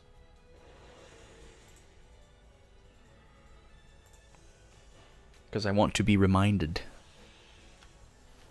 what type of chimera it is. Yo, Onimar, welcome in. Weak against Earth. Okay, yeah, most flying enemies have been weak against Earth so far.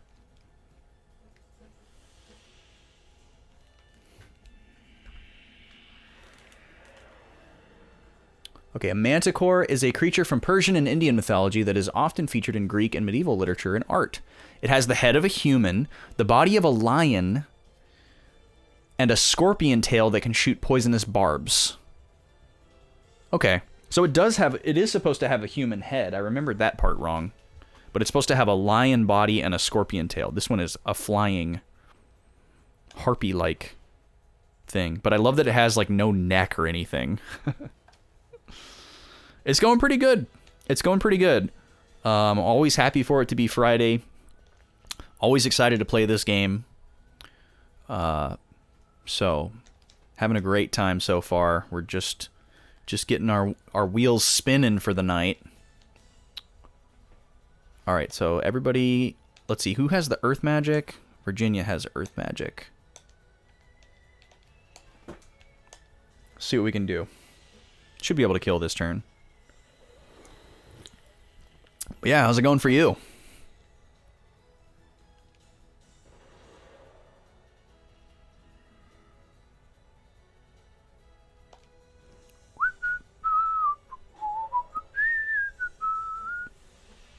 Hi, Nima. What's up, Poochie? You're doing pretty good for the rainy weather. It's been very rainy today, and usually my dog is like freaking out, and she's actually doing fine. It's not actually raining right now, which is probably a big part of it.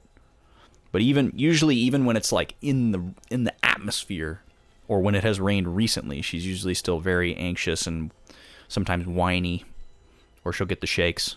And she seems pretty normal right now, so happy for her. I'm just gonna take this heal while I can. Oh,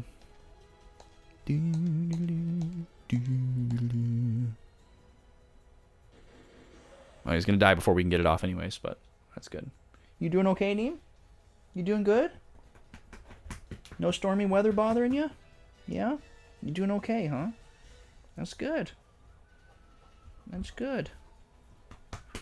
We like that. Okay, who did we give the insane luck ability to? Wasn't it Clive? We didn't get it. Waiting for your Indian food to show up. Gonna hit up Tactics Ogre Reborn. Nice. Yeah, a lot of people are playing that today. That just came out today, y'all. Tactics Ogre Reborn. It is a remake / remaster of the original Tactics Ogre, which was originally a Super Famicom and PS1 game. Then they remade it for, I believe that's right. Then they remade it for PSP. Tactics Ogre Let Us Cling Together is the full title. And now they have remastered it a second time for, what is it, PC and Switch, I think. And it looks great, and it's also fully voiced, and I mean fully voiced, which is a huge undertaking because that game has a massive script. And I feel like this is a litmus test for Final Fantasy Tactics, because there's been a Tactics remaster rumored for a long time, and I feel like they're doing this one first. And I think they're going to probably do the same thing to Tactics. They're going to do a similar treatment to the graphics where they like smooth things over a little bit, make it really crispy. They're going to update the fonts and the UX, and then they're going to fully voice everything. I have a feeling that's what we can expect. Like if they're gonna go to this level to increase the accessibility and polish of this game that a lot less people are familiar with, they got to do at least the same treatment to Final Fantasy Tactics if they're gonna remake it, remaster it. That's how I feel about it. Let me double check on this luck ability here.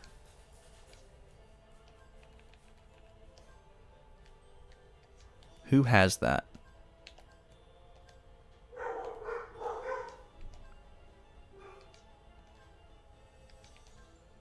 Yeah, luck boost is on Clive.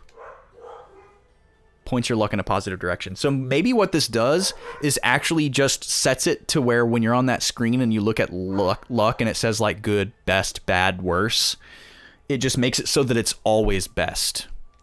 So you're not guaranteed to disarm traps, you just have the best chance possible. I have a feeling that's probably what it is.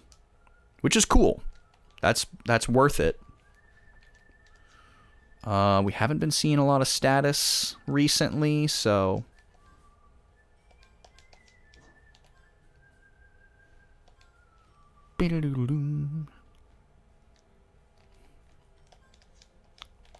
not super worried about it. Just trying to stay on top of distributing points and hold on to that point. Okay, what are we gonna find here? This is a fairly large piece of land, so this might take a while.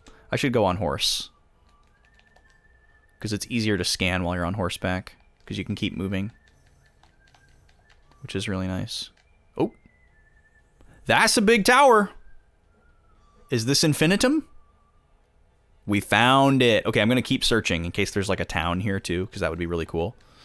But there's probably not. But since these enemies aren't a problem, I'm going to say it's worthwhile to search. And luckily the map is kind of here to help me see where I've been before. That's a good question, MN. I would have to look and see for sure if it is available in a physical version. I hope it is, because I'd like to buy it. I actually own the PSP version, and I have a consoleized PSP, so I could play that version on my TV.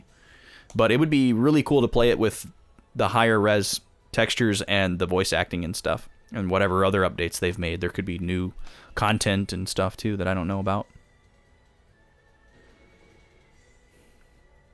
You don't think that you're earning points? Well, you definitely are. It's just really slow if you're not subscribed to a channel. And that's not like me trying to get you to subscribe, but you earn channel points at an extremely slow rate if you're not subscribed to a channel. I've noticed. It's pretty slow. Especially if you're not like actively chatting and you're not like actively in the chat like grabbing the little green button to like claim your extra points for viewing. Yeah, Twitch could also be having issues because there was an issue with the channel point redeems when we first started the stream. So they could be doing some kind of like back end update to channel points or something. And maybe people aren't earning them for a small window. Who knows? I haven't heard anything, but they don't always announce stuff. So that is possible. Good point, Brack. Tactics Ogre Reborn is physical? Nice. Yeah, I would love to get that. Do you know if it's on... Since you're looking...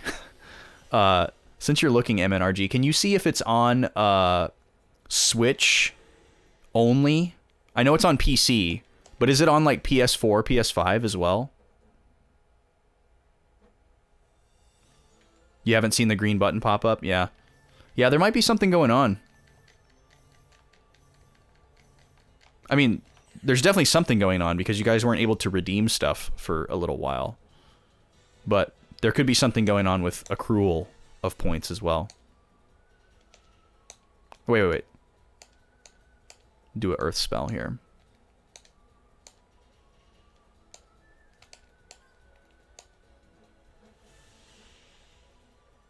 Nice. Okay, it is PS4 and PS5. Yeah, if I buy that one, I think I will probably go for PS4.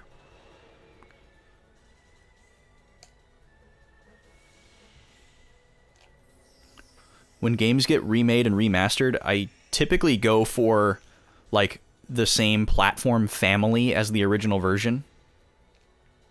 I mean, I guess technically it was a Super Famicom game, but that just feels more like a PlayStation family game to me.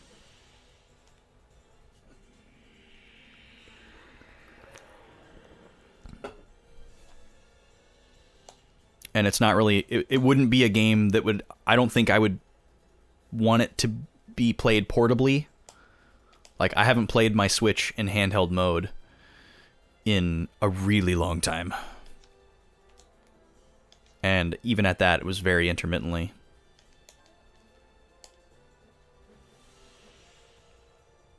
And the backlog cam is frozen, I just realized. It brought it over onto the screen, but I wasn't here. Let me fix that really quick.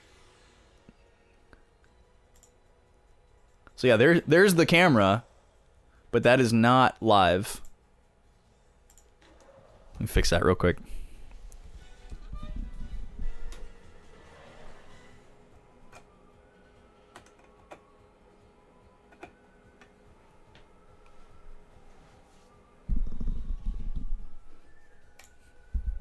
There we go.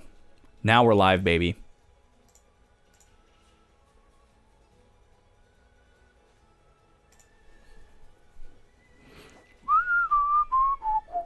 Which reminds me, I actually need to update my spreadsheet because there's a couple of new acquisitions.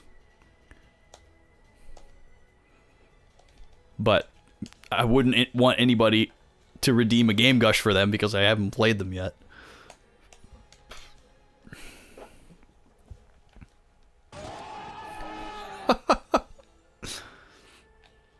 Did you mean to redeem that twice? That came through twice on my end. Oh, okay, there's a dead end here. Okay, good. I didn't want to search this whole continent.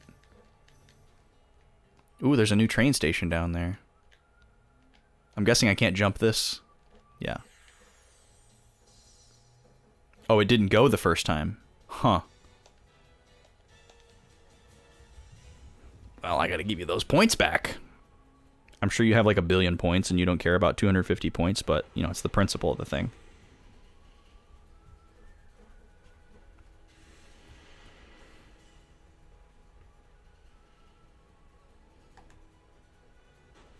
There's your 250 points back, sir.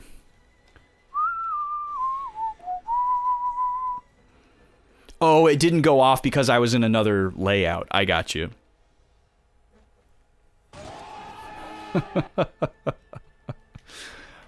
Who was I watching? I was watching another streamer that I don't normally watch. Or maybe it was somebody new that I was checking out.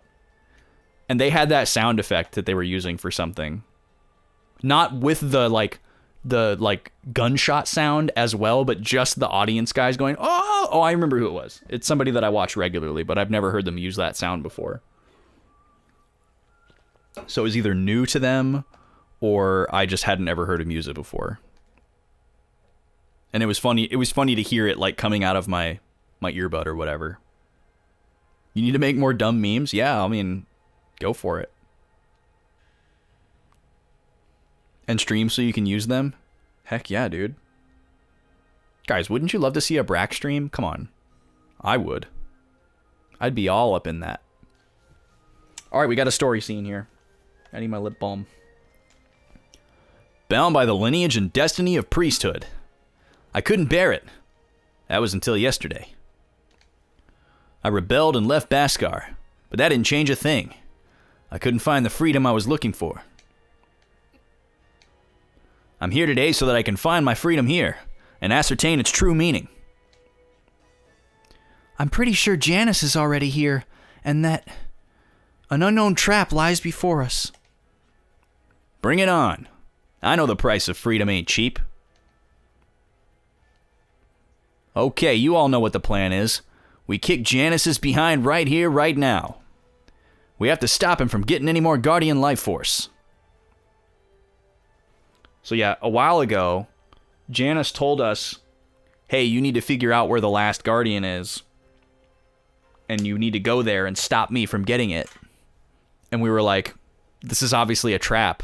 And he was like, yeah, so you're still gonna go, aren't you? And we were like, yeah. It's kind of funny. Like, not in like a fourth wall breaking kind of sense, but like almost. So that was kind of funny. There's like the RPG trope was like calling itself out for the sake of a plot device, I guess, seeming a little bit fresher. Oh, we got a new enemy here. The Delphin. Boy, that thing is freaky. And then these guys are weak against Earth.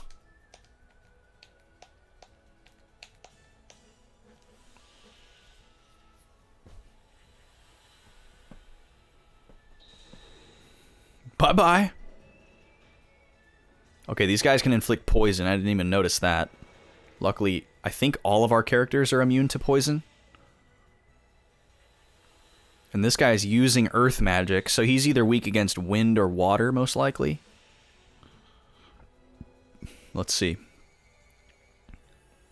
Yeah, he's weak against wind. Oh, and he has a defense up buff. Interesting. When did he get that? Oh, but a crit ain't gonna help him. Oh, but that was a different target. Okay, he's weak against wind. So everybody shoot, except for Clive. God,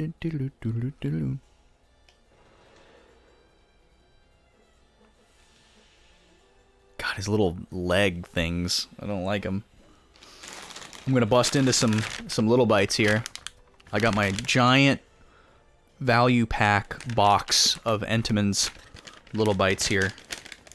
It's become like a stream staple here. Little chocolate chip muffins. I wish they had the blueberry ones, because I think I like those better than these chocolate chip ones, actually. Some prepackaged chocolate stuff can get a little, I don't know the proper term, but it gets a little fumey. Oh, okay, we have actual cogs here. We know that there was a metaphor used that was about the cat, who is the Time Guardian. And the cat moves the cogs of time.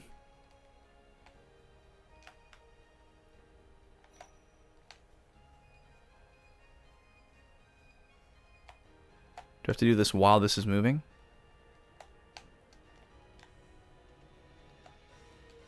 Grab the thing, Jet.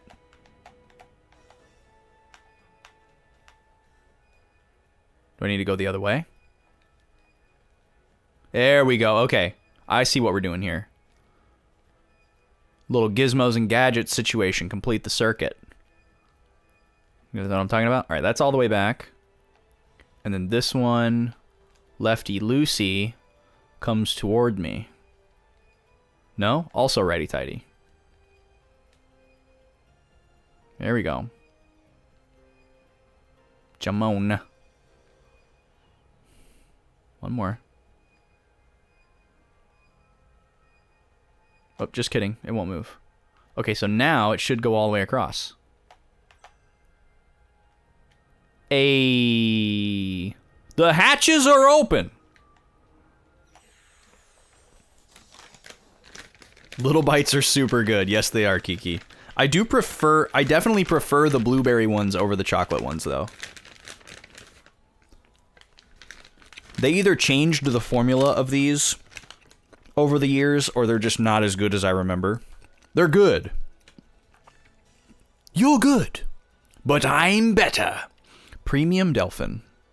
We have never seen anything like this before. Where there's a variant of an enemy that looks nearly identical to the other in the same battle. Like, this guy is technically a palette swap, but he looks very similar.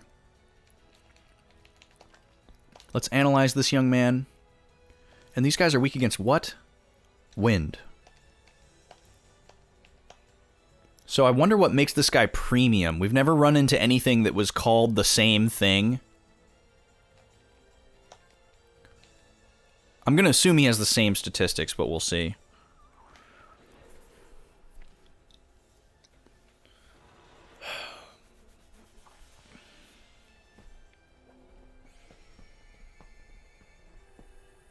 Oh no, totally different.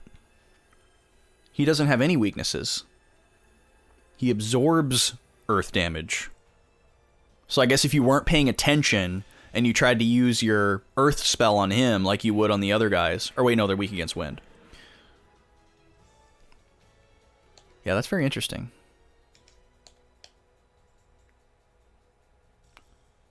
.96 experience, 100 Gela. So yeah, like marginally stronger than the other ones, but not like to an insane degree. I wonder if it has a chance to drop like a rare item or something. Very peculiar. I'm just fixating on it because we've never seen anything like this. Like, usually when there's a palette swap enemy, they don't appear alongside the thing they're a palette swap of. And then also, they don't usually have a similar name. It's usually a completely different name. Not like super whatever, premium whatever. We haven't seen anything like that before, so I'm just fixating on it a little bit. We've got a Game Gush redeem from Onimar, Suikoden 2. Well, this will be interesting, because I've never played a Suikoden game.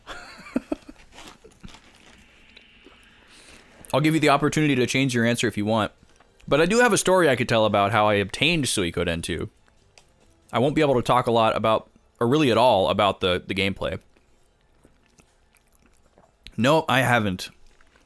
I'll get there someday. I want to. I only recently collected the games. Oh my god, I could talk about Dragon Warrior 7 for like an hour. We may have already game gushed that game before, though. Let me see. If you do... I have the sheet open, I'll look for you, so you don't have to check. But if you type in !Gush, it'll give you a link to a document of all the games that have appeared on Game Gush before. Let me see if we've done Dragon Quest VII, because we may have. That's like a known favorite game of mine, so somebody may have... No, we haven't done Dragon Quest VII. Yeah, if you'd rather Dragon Quest VII, I'll do that. I'll do whichever one you want. I have plenty to say about Suikoden 2. I just haven't played the game. more than some. I guess I have more to say about it than somebody who hasn't played the game at all probably would. But I'll leave it up to you. You're a fan of DQ7? Nice. Yeah, I don't run into a lot of people who have played it. It's definitely a favorite. Okay, what am I doing here? We're focusing on the weaklings. For whatever reason. But yeah, let me know which one you'd prefer, Onimar. If you'd rather me do DQ7 or Suikoden 2. Work limit? What the heck is that? Oh, he left! He just peaced out when all his friends died. Huh. Okay. Well, if we run into one of those, then we're going to have to kill it first and see what happens. It doesn't give out a lot of experience or money, which typically enemies that run away do. So I got to imagine... Wait, what? What? This is new. We got ambushed and only one of my characters is here. Since when is this a thing? Since when is this a thing?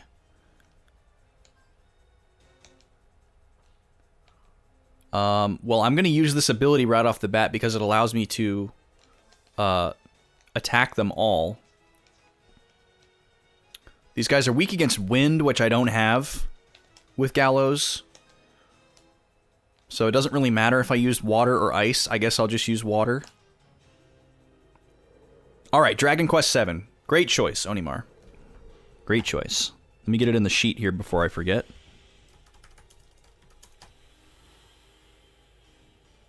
That'll be a meaty, girthy game gush. Maybe we could have a separate redeem for game girth. What would that be like?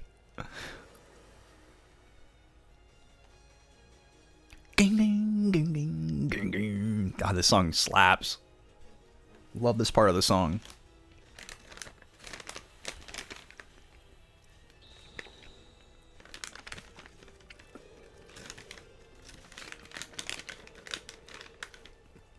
Let's go. Dodging 2 attacks in 1 turn. What are the odds on that?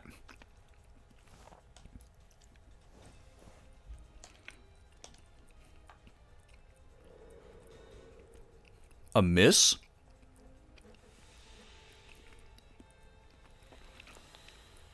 It's actually very fortunate that Gallows is the character that got pulled into this battle. I'm assuming he was randomly selected because he wasn't my party leader. But it's very fortunate that he got pulled in because he's the only character I have that can attack multiple enemies at the same time. Oh, and then my comrades show up. Interesting. I wonder if it's a fixed number of turns that you have to hold out. Or if that's random as well. And also Gallows has the most health. So if somebody's going to get pulled into a battle all alone, he's the best choice. And he can heal himself without using items. So he's absolutely the best character to get pulled into a battle by himself. I guess there are specific situations that would be better for other characters. Well, we got a dragon fossil out of it. I don't know if that was because of the type of encounter or what. Alrighty, folks, we're going to do a fun little segment on the show here. If you're new, you've never seen this before. It's where we reach back into the backlog, we pull a game down off the shelf, and we tell you how we feel about it. And it looks like when we come back, we're going to be in the middle of a story scene here, so that's exciting. But we like to call this little segment Game Gush. Tonight's Game Gush is brought to you by God King Onimar. And we're going to be talking about one of my favorite games of all time. Let me get some music going here for us. Let's see, we were here. Perfect, Octopath Traveler music. Alright.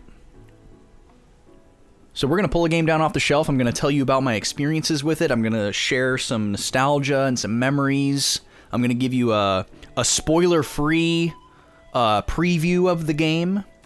Because that's very applicable with this one. And this is a big one. Let me grab it.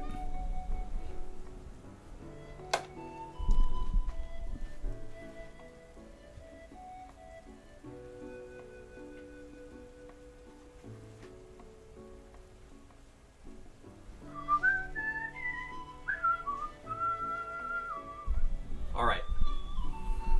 Some sections of this story, if not all sections of this story, you guys have heard at some point on the stream. but maybe you weren't here for it. But for most of you, it'll probably be new information. We're going to be talking about a PlayStation 1 RPG that is very near and dear to my heart, and is definitely an important stepping stone of my gaming life. And that is Dragon Warrior 7, or Dragon Quest 7 for the PlayStation 1. Let me bring it up to the camera for you here, let you get a look. There's the cover art. Here's the back cover.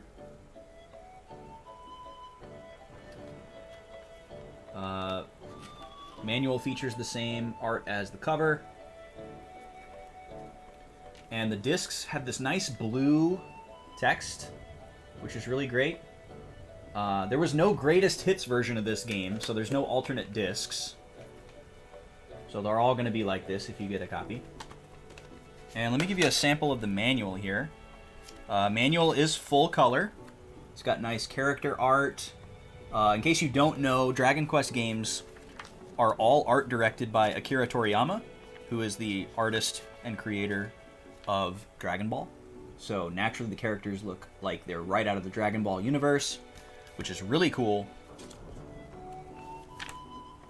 But yeah, full color manual. There are definitely a good number of PS1 manuals that are black and white, so cool to get a full color one. And there's an ad for Dragon Warrior 4 coming in 2002.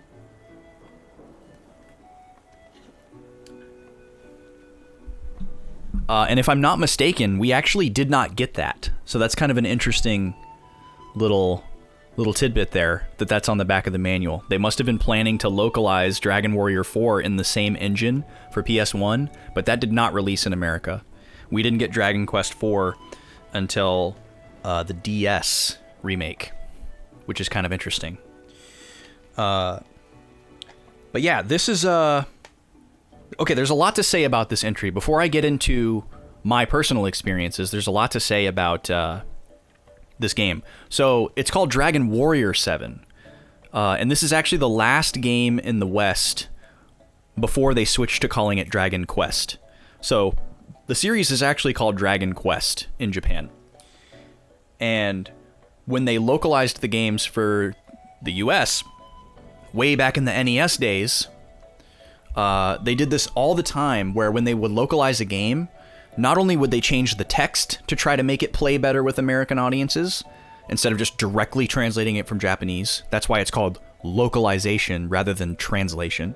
Localizing a game is where you take little idioms and puns and jokes and stuff like that don't work in the original language and try to rework them in a way that works better with the language you're translating into. For example, like, you know, in a video game, you'll see a lot of characters say things like "cut it out" or "shut up," things like that might be intrinsically very American, that weren't what it was exactly said in, Japanese or whatever the original language was, most likely Japanese. So that's what localization is. And when they localized the Dragon Quest games, they were like, well, RPGs haven't really got a foothold in the Western market, so we got to make it sound as like edgy and cool as we can for these like American audiences. So they decided to call it Dragon Warrior, right? To make it sound more macho, because in the late 80s, that's what was playing, that's what was working. That was their best shot. You were a nerd if you were going on a quest, but if you were a warrior, you were a hoss, you were cool, you were legendary.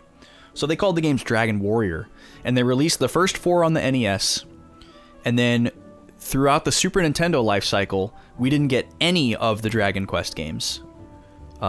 We didn't get 5 or 6, which were released on the Super Famicom. But then somehow, when the PlayStation 1 came along, probably because of Final Fantasy VII cementing RPGs as like fun and cool and mainstream, they were like, okay, get all the RPGs onto the PlayStation because we're making money. And so they were like, hey, let's give Dragon Warrior another shot. And so they sent us Dragon Warrior 7, even though we never got 5 and 6. So it's kind of interesting that the 7th Final Fantasy and the 7th Dragon Warrior were both on the same platform and kind of like the Final Fantasy VII was the one that like fixed the naming scheme. Dragon Warrior didn't screw up the naming scheme ever, but they both released without their predecessors coming out. You know, Final Fantasy VII came out, and the last Final Fantasy that released in the West was Final Fantasy III, and everyone was like, wait a minute, what's going on here? You know, and then everybody finds out, oh, actually, Final Fantasy III was Final Fantasy VI, and you guys didn't get 3 or 5, and 3 and 4 was called 2, and you didn't get 2 either, and everyone was like, what? Dragon Warrior was a little simpler. We got 1, 2, 3, 4, and then we didn't get 5 or 6, and then they gave us 7. That's just kind of an interesting tidbit. So my experience with this game, my first RPG besides Pokemon was Final Fantasy IX. So I came into the game very late. You guys have probably heard me tell this story 1,000 times. I didn't have a PlayStation 1. I was a Nintendo kid all the way. My first system was Super Nintendo, and then I had an N64. And typically I would get systems after they had been out for a year, and there was either like that first price drop or like a bundle or more games out, that kind of thing. I came from a, you know, lower middle class family, single parent. You know, my mom bought all my games. That was the way that it was financially responsible for her to buy me video games, was not to be an early adopter. So when the PS2 came out, it was like the hot ticket. Everybody wanted one. And most people had one. I didn't have one, but I became interested in it because my friends were so interested in it. And I had a GameCube too. I think I got the GameCube first. Well, actually, no, I didn't, because the PS2 came out before the GameCube. So I didn't have a GameCube. I just had the N64 still. PS2 came out, took the world by storm, and I rented a PS2 because my mom knew that I wanted it so bad and felt bad that she couldn't afford to buy it for me. She figured out a way to rent the system. And there's this infamous story where I had a slumber party with my friend. We built a blanket fort in the living room. My mom let us take over the living room. We rented the PS2, and we got to pick one game to rent with it. And we chose a PlayStation 1 game, Final Fantasy IX, which I did not realize was Final Fantasy IX. I thought it was called Final Fantasy X, because I was not aware of Final Fantasy at all. Didn't even register to me as a Roman numeral. And we fell in love with that game. We'd never played a game of that scale. We'd never played a game from the PlayStation 1. We were both N64 kids. We were totally blown away, and we were in love with it. And so naturally, the only thing on my Christmas list was PlayStation 2 and Final Fantasy IX. And I remember the guy at the store being like, don't you guys want to get a PlayStation 2 game? And we were like, nope. There's a knight with a sword on here, and there's a little wizard guy, and there's a guy with a tail, and there's this pretty girl. Like, this is the game we want. Don't try to tell me otherwise, store guy. We don't care if it's for the PlayStation 1. We didn't really know what that meant. So that was my first RPG. It totally shook everything up for me, got me super into that style of game, and then all I wanted to do was play other Final Fantasies once I realized it was part of a larger series. So then I went to Final Fantasy VII, Final Fantasy VIII, which did not jive with me right away. And it was a super fortunate time to get into Final Fantasy because they were in the process of re-releasing Final Fantasy games for the PlayStation 1 platform, even though the PS2 was already out. So they came out with Final Fantasy Chronicles, which was Final Fantasy IV and Chrono Trigger, so I got that. And then they also released Final Fantasy Anthology, which was Final Fantasy V and Final Fantasy VI, with a music soundtrack CD, which was how I convinced my dad to buy it for me. Because he was not a supporter of video games, but he's always been a supporter of music. And so I could play... I eventually collected them all, and I was at this point where I could play every single Final Fantasy game on this PS2 that I had. There was also Final Fantasy Origins, which was Final Fantasy 1 and Final Fantasy 2. So it was the first time Final Fantasy 2 had been released in the US. It was the first time Final Fantasy 5 had been released in the US. And they had also corrected the number scheme. So the only one missing was Final Fantasy 3. And then Final Fantasy X came out, which I didn't get right away, but I did get it at some point. And I kind of sampled all of them, but the only ones that I beat back in the day were 9 and 7. The rest of them I just kind of like sampled and played around with. And I thought all of them were really cool. And I was like, I'm a Final Fantasy fan. this is cool, this is great, this is what I want. And then I started branching out into other RPGs. So you start to get that eye as a kid, you know? You see that thick case and you're like, oh yeah, what's this right here? Thick case? That's gotta be an RPG, right? Which was usually true, but not always true. And so I'd go to the store with my mom or my dad, and if we were at a store that had a game section, I was gonna go there and I was gonna start looking. And I was with my dad, we were at a Best Buy, and he wanted to go look at music CDs, and he's a very methodical CD shopper. He would start at the alphabet, and he would go all the way through the alphabet and look for anything that interested him, and he would go through the entire alphabet. He'd go through the new releases, he'd go through the bargain bin, he would look at every single CD in the store. He would spend like 2 hours doing that, trying to find... He'd have like a list of like, okay, I'm looking for these specific dozen albums, and then anything else that tickles my fancy, because he has like genres that he's into and stuff like that. He loved that. So I'd get to go and look at the games for a really long time. You know, I would maybe look at music a little bit, and then I'd get bored and I'd go look at the games. Because I liked music too, and he would buy me a CD. And I remember seeing this game, and I didn't know anything about it, but I knew now that the 7 meant that it was part of a larger series, and that excited me. Because I had just got done playing Final Fantasy IX and Final Fantasy VII, and that series was super big and super cool to me. So this one that has 7 entries must be super big and super cool too, right? So I did the thing where I kind of just like hung around that area so that when my dad came and find me, you know, that I'd be nearby this game, so that in case he asked me like, oh, find anything neat, or what are you looking at, you know, that I'd be able to be like, I'm looking at this, Dad. You know, so that I'd have a chance of him like buying it for me, because I never asked for anything at that age. Well, that's not true, but I very rarely asked for things, and my way of asking for things would just be to kind of like try to direct my parents' attention towards it, and I would kind of like pitch it to them and sell it to them.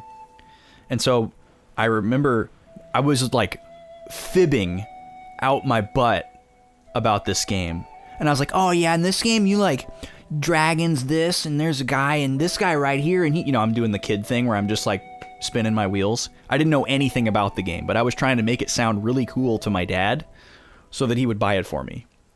And I don't remember if he bought it for me right away, or if it was one of those things where he like remembered it and then waited for like a birthday or a Christmas. But he got it for me, which was a big deal. My dad did not buy me a lot of video games. But he bought me this game.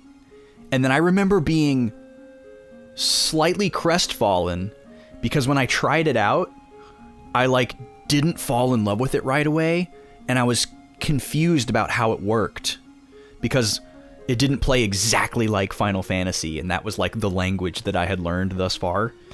So, you know, like this game has weird button mappings. The triangle button is like your main action confirm button.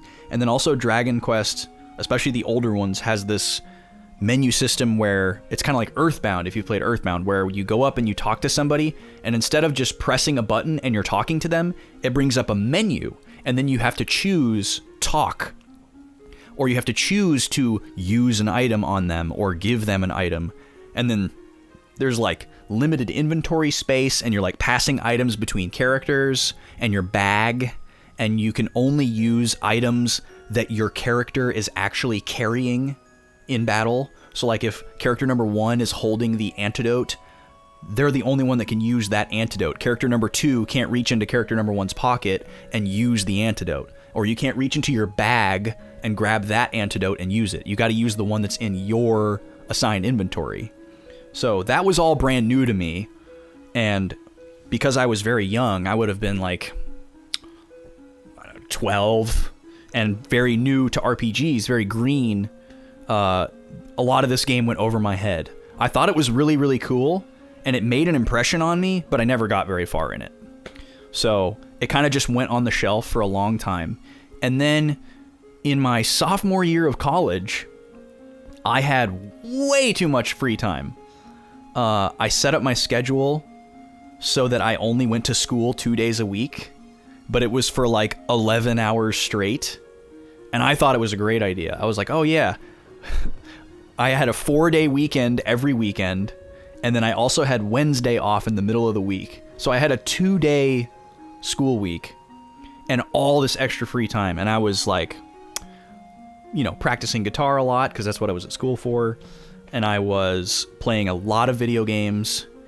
And I think I was really into fantasy football, cringe, at that point as well. Because I was still like kind of tight with some of my high school friends that were super into that. And I had free cable in my apartment, just magically.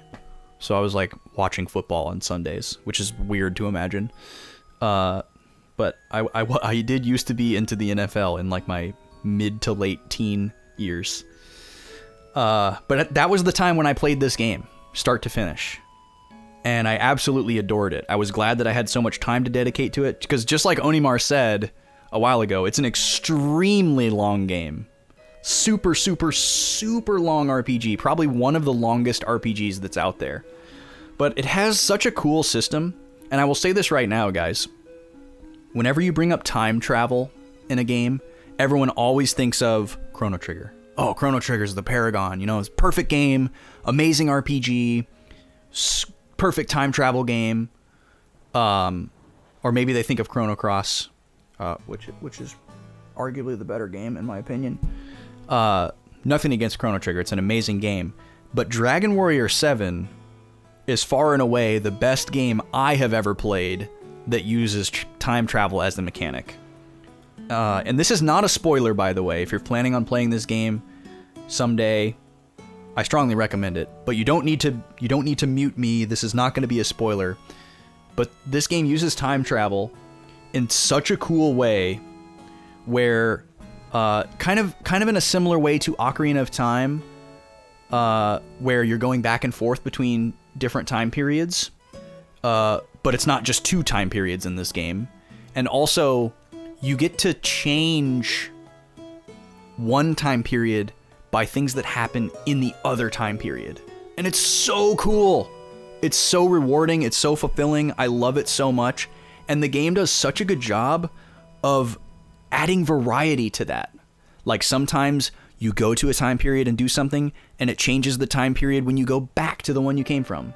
Or sometimes you go to the time period and you do something, and it changes something in that time. Or sometimes it changes something in a different time period that you went to a while ago, and then you got to go back to that one and see what's new. And it's like always like shaking it up.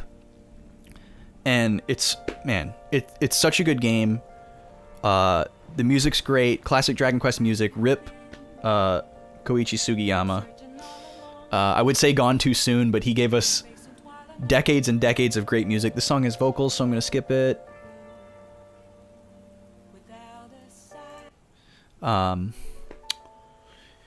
It's an absolutely phenomenal game. It's definitely a very hard game to play as an adult because of how much time investment is required. But they did remake this game for the 3DS, so you could play it portably if you have a 3DS. So I would recommend that. Or, you know, if you have an easy way to emulate PS1 or 3DS and save state, that would help you out as well as far as accessibility. But it's a phenomenal game. I am actually working my way through the Dragon Quest series in numerical order right now, skipping ones that I've already played. The Dragon Quest games I've completed are 5, 7, 8, and then 1 and 2. I'm currently in the middle of 3. And then I've got to play 4, 6, 9, and 11. Love the series. It's a wonderful series. Strongly recommend. There's some really cool jumping in points too if you've never played a Dragon Quest before. I wouldn't recommend Dragon Quest VII be your first Dragon Quest if you plan on playing a lot of them. But if for some reason you want to play one and you think you're only going to play one in your lifetime, it's a good choice. So this was the first Dragon Quest game that I ever played, but it's not the first one I ever completed. I completed 8 first, and that kind of got me back into the idea of playing this game. It's kind of interesting too, because after that playthrough in 2009 and I totally blasted through this game, I didn't 100% it, but I did as many optional things as I could, because I did use a strategy guide. That was during my strategy guide phase. After I beat this, I actually sold it. I sold it to a guy on a forum that I was on who lived in like Belgium, and he was like, this game is incredibly hard for us to find. Video games are super expensive here. So he imported he would import NTSC region consoles and games. And this was one of the games that he was looking for. And I mentioned on the forum that I had finished it and that it was amazing. And he was like, are you interested in selling it? And, you know, as a broke college kid, without a lot of foresight, I was like, yeah, I'm not going to play this game again. I just spent like a year playing this game. I'll sell it to you. And plus I'm thinking like, oh, I didn't even buy this game, so this is technically profit, you know? So I sold it to him for like $55 or something like that, and shipped it to Belgium, which was wild. And then of course, like 2 years later, I was like, I want that game again. But I didn't actually rebuy it until years later when I got super serious about collecting. I think I rebought this game probably in 2019 or 2020. Can't remember. And definitely paid a little bit more than I sold it for back in 2009, but not too much. This one isn't as expensive as some PS1 games are, but anything PS1 is pretty up there at this point, unfortunately. So, but yeah, it's a phenomenal game. Super, super good. I don't want to take up too much more time talking about it because it's already been a long time. But it's a beautiful, beautiful game. I love the graphics engine. The art, the Toriyama art comes through in an interesting way in this engine because it's this like early 3D kind of engine. It's 2D sprites on a 3D background. Super cool. A big mechanic of the game is also moving the camera around in 3D, which is kind of cool because other PS1 RPGs at the time didn't have that. Like for example, the PS1 Final Fantasies. And in the PS1 Final Fantasy games, you know, masterpieces, lauded games, amazing works of art. But when you're in like a town or a dungeon, you can't move the camera around in 360 degrees. It's fixed. All the backgrounds are like hand painted and you're walking through them as a 3D model, you know, so there's no way they could have given you like a 360 degree perspective. It would have been way too much work. But with the way this game is built, you're in a 3D environment that uses much simpler polygons and textures, and then you're a 2D sprite. And so you can actually rotate any environment, whether you're in a house, a town, a dungeon, and it's a neat aspect of the game. And you can find like chests that you wouldn't normally see, or NPCs that are like behind a building when you start at like the default camera angle, and they might say something interesting or give you an item. It's a fun little aspect of the game. Dragon Quest VII. Truly, truly a fun game. But it's a big one. It's a big boy.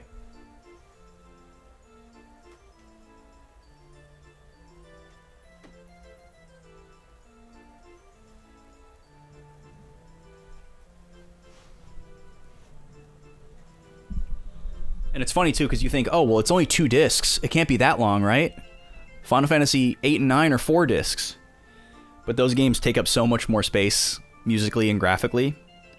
Because that game has like 2 or 3 FMVs in it, and they're not as high quality. And then just the average area of the game doesn't take up nearly as much memory. So because the game has a more simplistic graphical style, there's so much more content than a PS1 Final Fantasy. So it's a long game, even though it's only 2 discs. All right, that was a very long game, Gush. Thank you, Onimar, for taking us there. I hope y'all enjoyed that. Those of you that came here for Wild Arms 3, and nothing else, you have my faintest of apologies, and we're back. So, we had just triggered a cutscene with Leholt here walking into frame. So let's get right back into it. This is the last existing pillar point on Filgaia. Here I shall take the remaining life force from the last of the Guardians. Everything is according to plan. But first I must eliminate all of you for my plan to run smoothly. then this planet can begin to evolve. By the way, how did you know to find me here? What do you plan to do with the Guardian energy? What do you mean by Filgaia's evolution? Okay, so this is kind of an interesting development, actually. Oh, you agree that Cross is better than Trigger, but only slightly. You can understand the denial that people have about Cross being a sequel.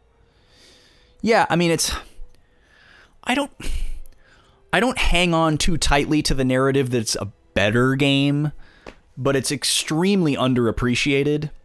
I definitely think that it has a lot more depth in all aspects of the game, but that could be looked at as a for better or for worse. Like, one of the reasons why Chrono Trigger is so great is because it's so approachable. It's like this bite-sized length. It has replay value baked into it. Like, the story has depth and complexity, but it's pretty simple overall to understand. You know, it's like a fun action movie. Like, it's pretty easy to feel like you know what's going on. There's not a whole lot of, like, deep digging that you need to do in order to understand the story. Whereas Chrono Cross, totally the opposite. Huge depth in the gameplay, huge depth of the story that requires tons of digging and piecing together and, like, meta thinking to understand. And yeah, it makes sense that people don't recognize it as a sequel because it looks different, it feels different, everything about it is super, super different. And at face value, they seem like they're completely unrelated whatsoever. And you don't get a lot of the tie-in between the two games until the very end of Cross, which a lot of people didn't make it to. So, but yeah, I think Cross is a phenomenal game in all aspects. The soundtrack is unbelievable because it's the first time Yasunori Mitsuda got to go all out on his own, which is what he wanted to do with Chrono Trigger, but then that crazy thing happened, and you know, Uematsu had to come in and help him out. So he was like crushed by that. So when he finally got Chrono Cross, he was like, he finally got his moment, and he just went all out. He knocked it out of the park. Okay, this is interesting in the story here. Back to Wild Arms 3. Lee Halt is asking how we knew that he was going to be here, but Janice tipped us off to come here. So we're supposed to think that this guy is expecting us because Janice and the Prophets are working together. So this is an interesting wrinkle because it makes it seem like maybe Janice has some kind of plan of his own where he maybe thinks he's going to betray the Prophets in some way and go against them.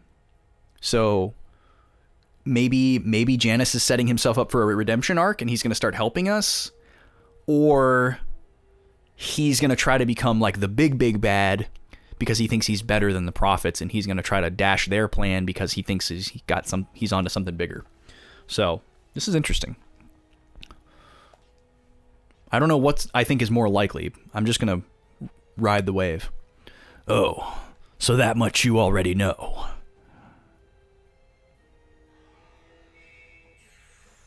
Great, let me guess. He's going to summon something that we have to fight instead of him. Oh my lord, it's a demon. We preach the word of the gods, and to us their word is wisdom. The wisdom left behind by the demons. They are the ones who will lead this planet to decay. Why do you refuse to accept this? This planet will evolve by the power of the demons. Not just the planet, but mankind and all other creatures must evolve into demons to reach the future. Okay, seems pretty evil, dude. Nobody wants that kind of future. No one is obligated to accept. They will just perish. Ugh. Am I not worthy of acceptance on Filgaia? Time is of the essence. So are these guys like weakening? Okay, this is a theory I have. So these Prophet guys and gal, you know, we know that they were part of the Council of Seven, and everything is indicating that this Council of Seven stuff happened a really long time ago. I feel like we read some text that maybe even said it was like 100 years ago. So we're supposed to be asking questions like, how are these people still alive? How were they part of the council? And this guy especially, but all the prophets kind of have this kind of like eternal, immortal, almost kind of like zombie-like energy, where maybe they're under some kind of like spell or special power that's kept them alive this long. But it doesn't explain Virginia's father, because he pretty much looks like a normal dude. And he looks different than he did in the photo, but he looks like a normal dude. So we don't know if these guys have been along for a really long time. We don't know how he's doing that. But this seems to confirm some of my suspicions, because he's like weak, right? And they keep summoning monsters to fight in their place because they are not at their full power or something. So yeah, maybe they're trying to bring about this like demon revival to somehow prolong themselves.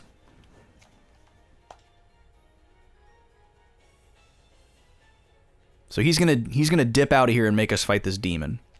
Well, I prefer a one-on-one fight, so that's fine. Pyro Drake. Okay, so he's probably fire elemental, probably weak to water or ice. But we're gonna analyze him nonetheless. See what we can find out. We'll go ahead and do fragile. This is like our typical opening gambit here. Lower the physical defense, start shooting, and scan. Hopefully this lands. No. I'll try it one more time. Man, his tail is wild looking. It has like its own spine externally. It has like an exoskeleton. Okay, he did about 260 damage to Virginia. Oh, interesting. He resists water, but he's weak against ice. Okay, cool. It's not often that we get a weakness on a boss, so that's very fortunate. Alright, so let's try Feeble Mind on him before we start ripping ice spells. That's worth it. And then I'm going to have Virginia use a Gela card, so we get double money from this guy.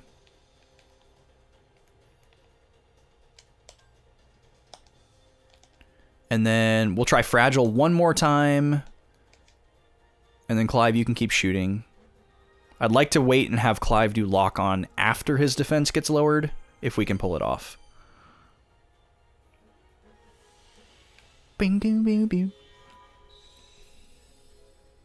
No, okay, I'm not going to try Fragile again. Just going to assume it's not possible. So he's using fire attacks. Gallows has the best magic defense of the group, so love for him to be targeted. Okay, Feeble Mind's not working either, so maybe this guy just can't be debuffed. Ooh, we got a crit. Nice. Alright, so we're just going to start ripping ice attacks here. Watching out for any needs to heal. Virginia, you can keep shooting. Jet, you can start shooting. And we'll go ahead and do Lock On.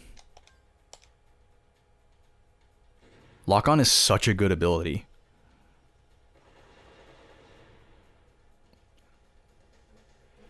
Alright, there's another crit. Man, investing in critical hit rate for your arm upgrades seems like such a good idea. It seems to make a huge difference. Because we get a lot of crits. Okay, this is a new attack. Looks like it's going to hit everybody. Ouch. No effect. Let's go Fire Ward. Okay, I'm glad I have that on my weakest character. I'm not going to throw out a group heal yet. A little early for that. I think we're okay. Could be fun to throw out a Reflect, but without the ability to put it on everyone, I'm not going to worry about it too much. Virginia, go ahead and unload your gun. Jet, you can shoot, and then Clive needs to reload.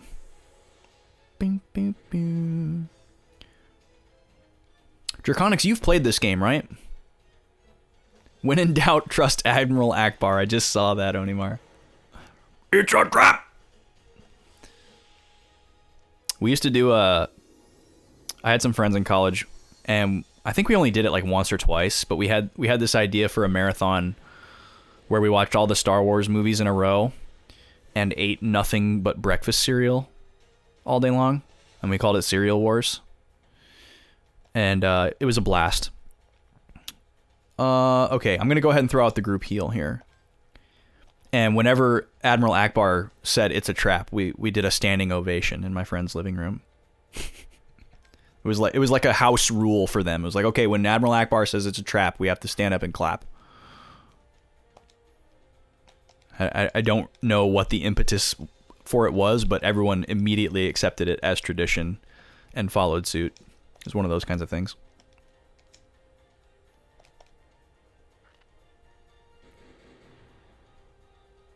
You've played it, but you didn't beat it all the way through. Okay.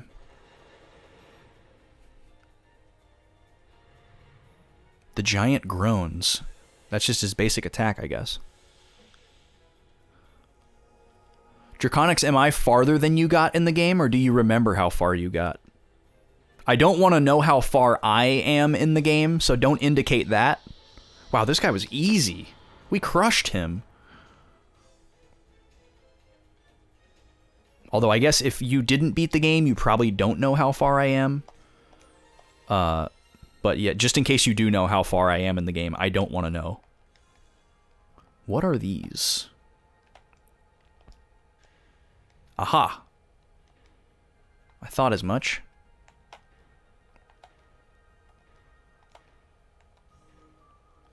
Is this bombable?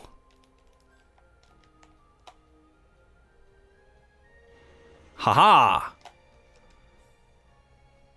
Ooh, 4 chests? That's a good reward. Okay, I'm guessing one of these is probably going to be a mimic. 2 Gala cards. A story! Yo! A potion berry. And 7,000 Gala. My god, we have so much money. Oh, really? The upcoming boss is where you didn't go past. That's... I wonder if there's a reason. Or if I should be concerned.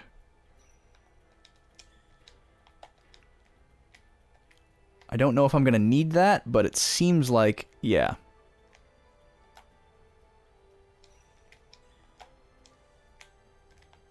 How do I open that door? Oh. A picture writing of Baskar is inscribed. Okay, so I have to be Gallows. The lineage and destiny of a priest shall become the power that sustains the world. Yeah, I understand. It's the lineage of priesthood that flows within me, and the destiny that I carry, right? Gallows is such a, like, exposition character. He always, like, re-summarizes everything that is said and, like, restates it in, like, a slightly more digestible form. I'm assuming for the benefit of the player. It's kind of an annoying trope in RPGs, but I guess it's gotta be sometimes. If I have the qualifications of a priest, open up. Darn it. Okay, so just by being a Baskar of the right lineage, it responded to him, I guess. Well, now Draconics has got me worried about this next boss. Like, did he just happen to not finish the game at this point? Did he just randomly stop here, or did the game stop him? Okay, last time this guy ran away because he was the only enemy left. So I'm going to try to kill him first. Oh, okay, you just happened to stop at this point. Well, that's very coincidental that I happened to ask you. Oh, he just left. Okay, so he leaves after a random number of turns. So he's kind of like a metal slime or a Kate in Octopath.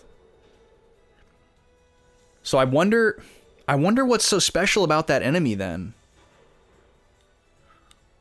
We know what experience and money it gives, and it's not any higher than usual. These guys are weak against wind.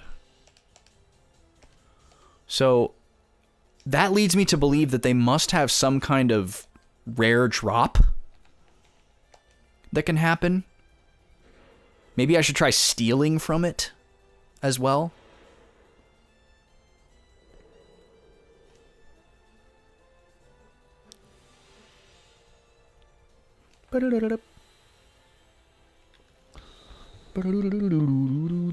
Well,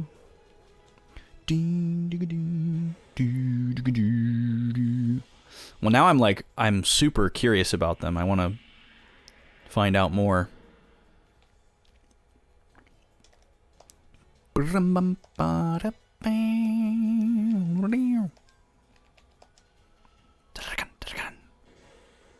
Goodbye. Goodbye. All right, Clive, come on. Dang it. Man, for best luck, we sure are setting off a lot of traps here. How do I improve my luck? I guess I should just play this whole dungeon as Gallows, huh? Oh, it's an elevator.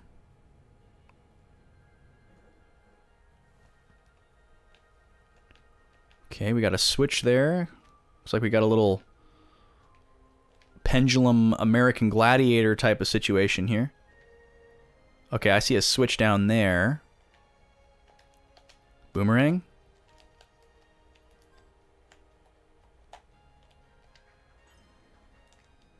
Okay, that gets the first one going. Chest over here. Is there a special guy? No, they're both regular. Okay. Manticore is weak against Earth, right? Yeah, okay. So Gallows, shoot. Virginia, Earth. Jet, shoot. Clive, wind.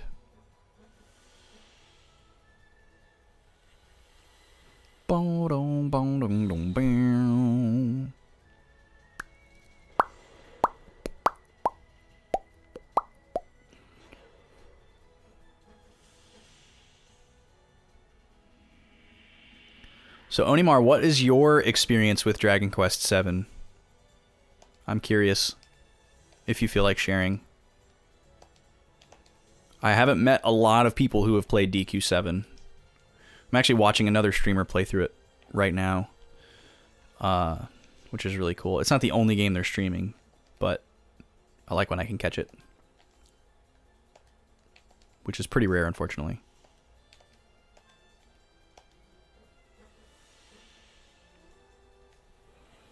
But yeah, that streamer might be the only person I've met that's played it. I guess I've probably run into a couple other people in like chats. But other than that, I don't know anybody that's played it. In general, I don't know a lot of people that have played Dragon Quest games of any kind. There's quite a few people who have played Dragon Quest VIII. It's definitely the most pervasive and most popular one. That was actually probably the Dragon Quest game that cemented the series as successful in the West. Ironically, it took them that long. Am I going to have to hit that switch again? No. Okay. All right, what's going on over here? Got another chest.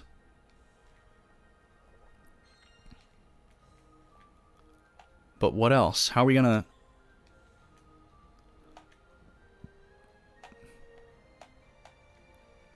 I can't jump. So... if I stand in front of this thing, will it hit me over to that other switch? Is that what I'm supposed to do?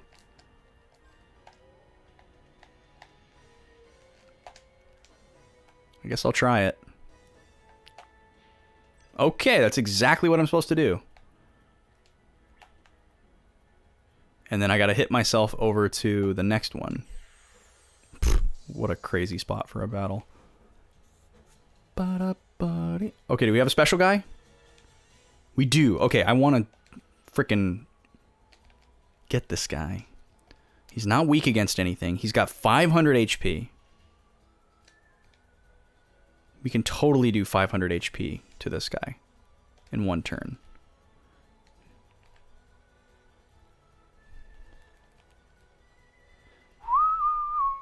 Actually, I should have Gallows use magic. His magic is better than his physical attack. I think the same is the case for Virginia. And then, let's see, we'll have Jet go first. He can do his non-elemental spell. And then Clive has lock on first turn. Yo, it's Flozax Rollins. We were talking about you earlier, dude. Welcome in.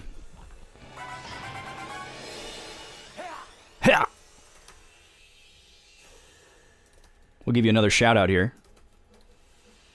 Everyone, please go follow the man himself. We were just talking about him earlier. Dang it, he left. I've become fixated on this one particular enemy. And we'll do a good old-fashioned chat shout out as well. There's 2 ways to shout people out now. Oh, you saw it. That's right, because it shows up in your activity feed. It is a cool feature. I'm glad they finally like officially implemented shout outs. Long overdue. How was the stream today? Welcome in, everybody. If you haven't been here before, my name's Austin.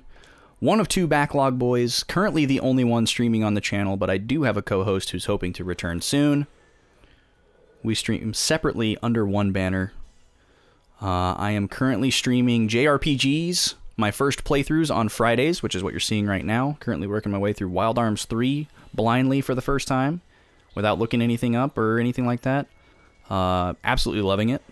And on Tuesdays, we're currently playing Banjo-Tooie for the first time. And I'm absolutely loving that game as well.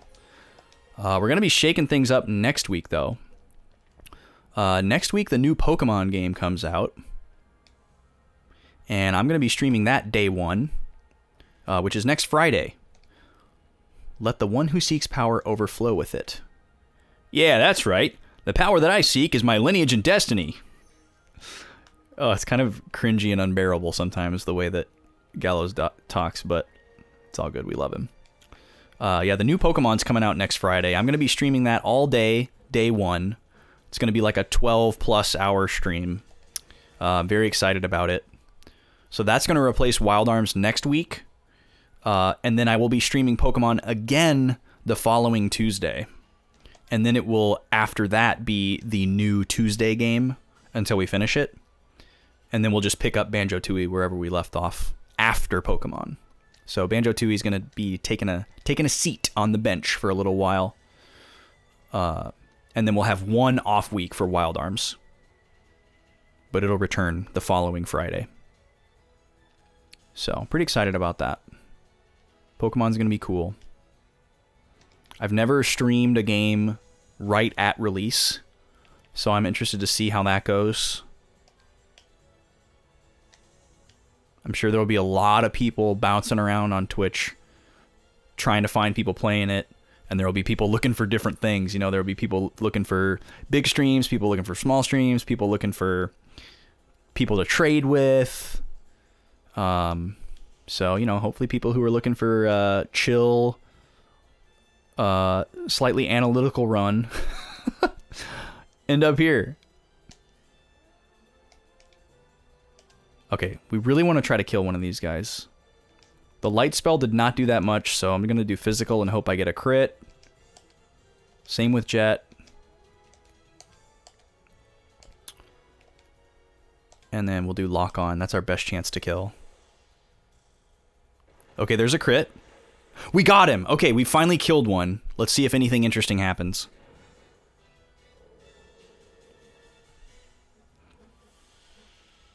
This guy is unlike any enemy that we've ever encountered in the game thus far.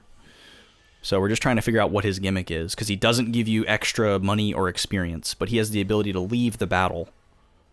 So I have to imagine there's something special going on. He's either got a rare drop, or something you can steal, or something happens if you beat one. And this is our first time killing one, so... Oh, okay, thank you. Thank you, Onimar. I'm sorry that I missed it. I saw you said that you hadn't played since 2004. But I didn't see the other thing that you said.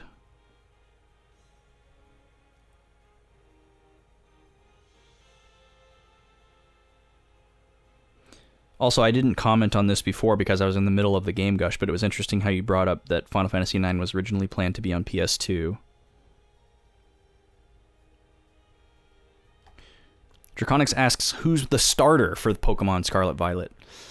I still haven't decided definitively yet.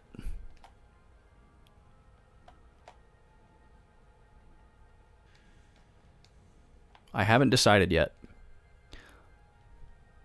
I am leaning towards... I don't know, man. It's a really tough choice. I'm kind of leaning towards the fire starter. Just because I never choose the fire starter, and then also very consistently, fire is the or one of the least common types in the game. So a lot of times fire Pokemon and fire moves are like hard to come by and valuable. So I'm kind of leaning towards Fuecoco for that reason. But I have a long history of choosing the water starter. So that tradition is definitely calling me. But water is the most common Pokemon type. So it's almost inevitable that you find a better or more exciting water Pokemon at some point through the playthrough. And then Sprigatito, the grass cat, I think looks really cool as well.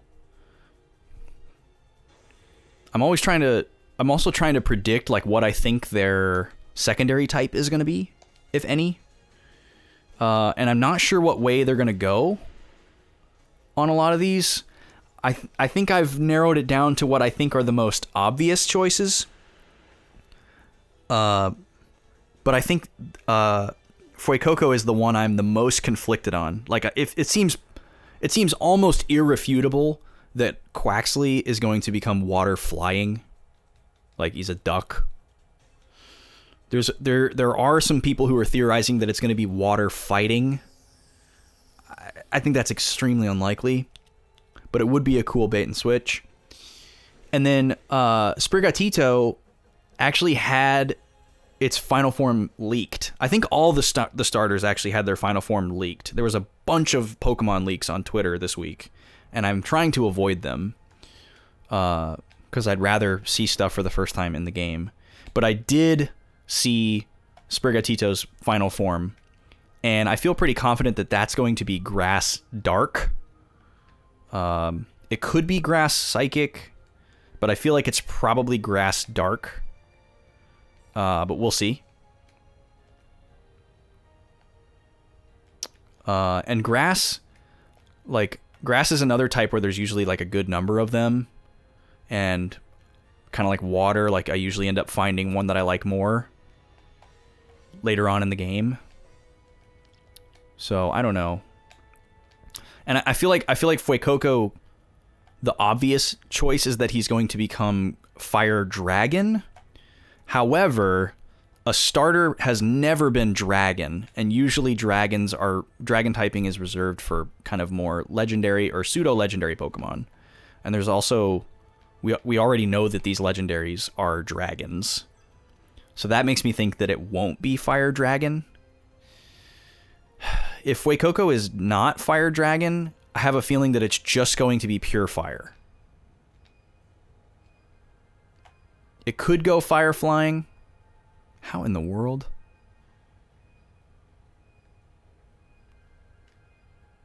Fire always gets shorted. Yeah, it's true. There's not a lot of Fire-type Pokemon. Just period. There's not a lot of Fire-type Pokemon. It's one of, if not the most least populated type. That'd be an interesting statistic to look up. Okay, so not this one. This one. Golduck was just a water Pokemon, though. He wasn't water fighting. I'm trying to think what another water fighting Pokemon is. I actually can't think of one right now. I'm not going to say that there isn't one, because there probably is. But I cannot think of one right now.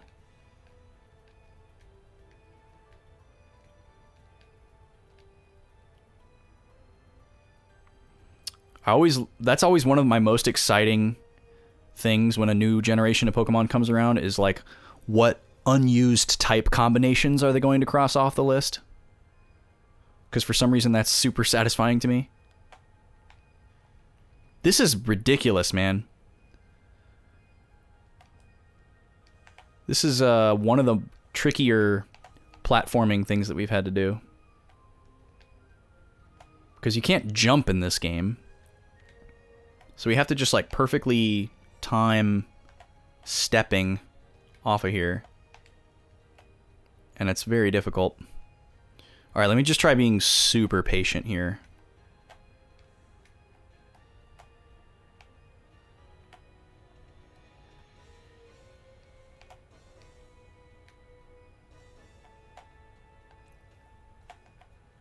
Try to get right on the edge of the platform. Let me see if the cycle changes as I go around, or if it's fixed. It does change as you go around, okay. So theoretically, any of these should work if I wait long enough. Any of these pegs. It's a little early. See if I can just wait for it to line up.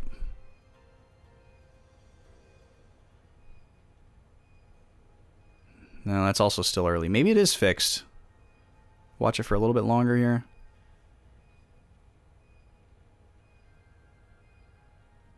Okay, yeah, it seems fixed. It's been in the same spot like 4 times now.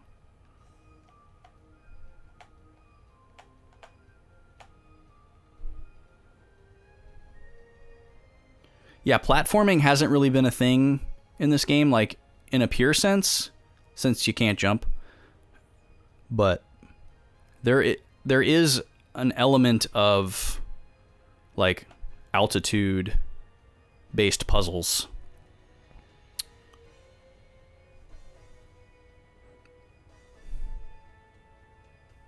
Okay, I think this is going to be the one.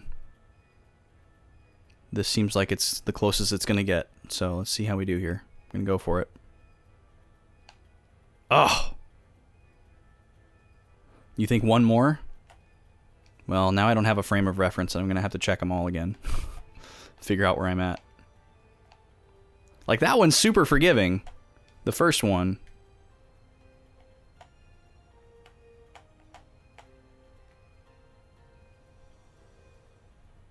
I mean, that looks perfect. That looks dead on.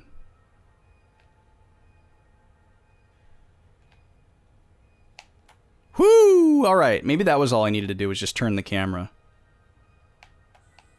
Jeez. And then now I have to go back. I guess I can fall off now that I've hit the switch. And now we gotta do that again. This is way easier, though.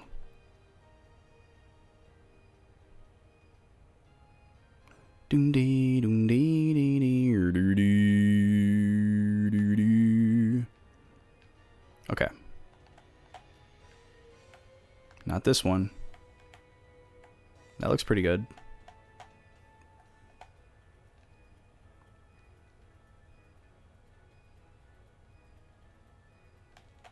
Okay, got it. Door, switch. However, will is what supports power. Prove your resolve. I'm not writing any of this down. It seems just like flavor text. My resolve is strong. If you don't think it's up to par, then may the cogs of time begin to roll. I've undid the change with the lineage and the destiny of the priesthood that I possess. He just keeps repeating the same buzzwords. It's hilarious. Lineage and destiny and lineage and destiny and lineage and destiny and lineage and destiny.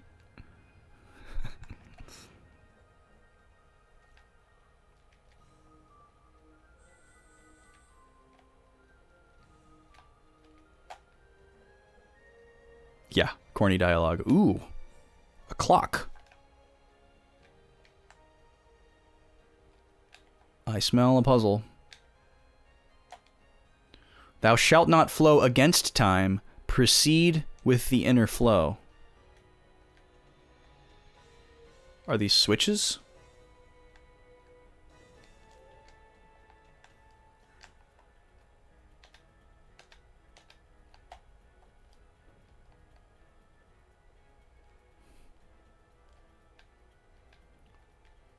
Proceed with the flow of time. It seems way too obvious. Proceed with the inner flow.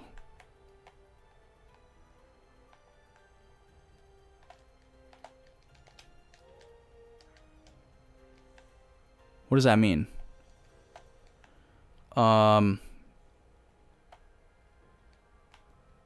Like going just clockwise in order seems way too obvious.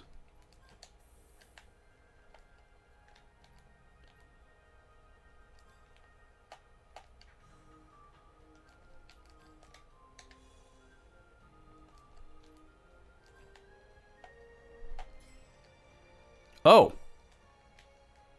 Okay. I wasn't expecting these to be flammable. Maybe this is all it is?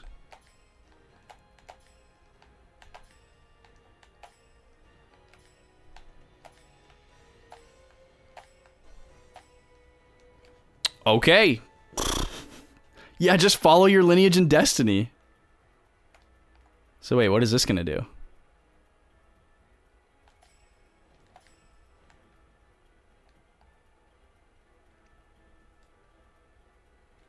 Why did it stop there?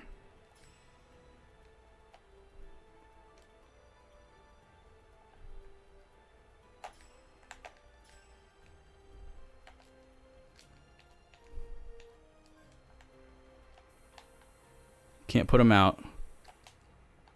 Huh. That's odd. There's only one door in here, so... And we've never seen, like...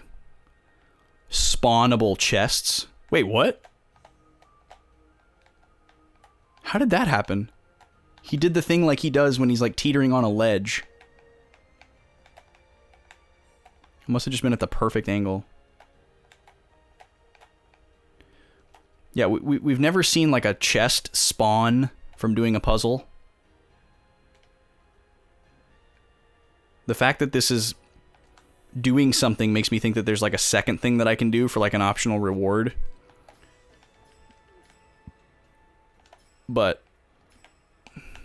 I don't seem to be able to interact with it in any way.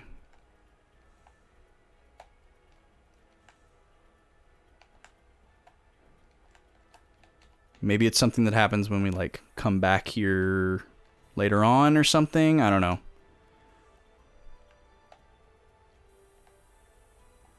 The clock is like slowly ticking around.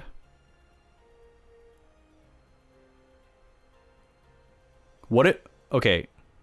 This is a super long shot, but what if I have to wait until it gets all the way back around to 12 o'clock and then light the torch while both of the hands are on 12 o'clock?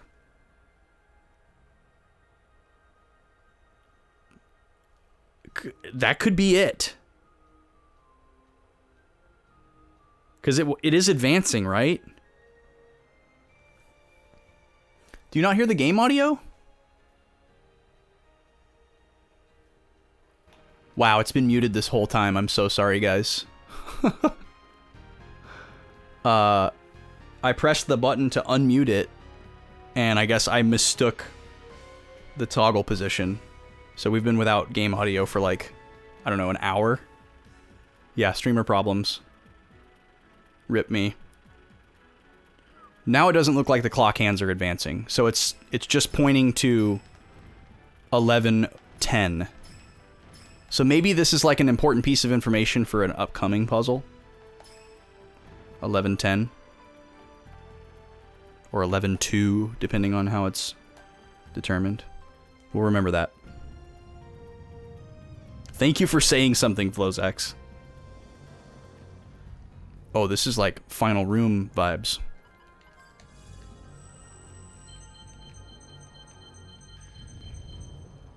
Let me go back in here one more time.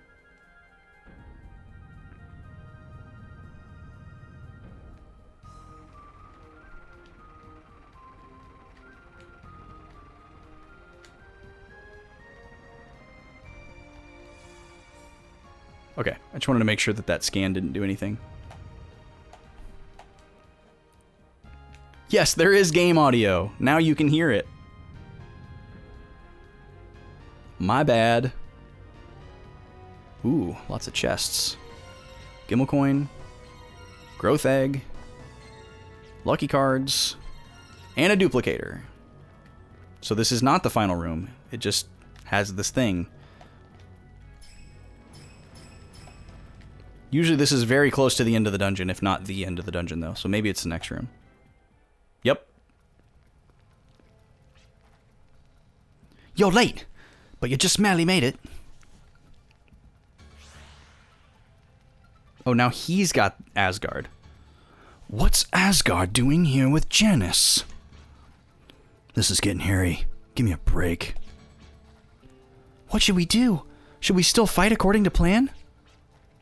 Hey, haven't you heard the saying, kill two birds with one stone? We fight them both. Trust me, we can't let this opportunity go to waste.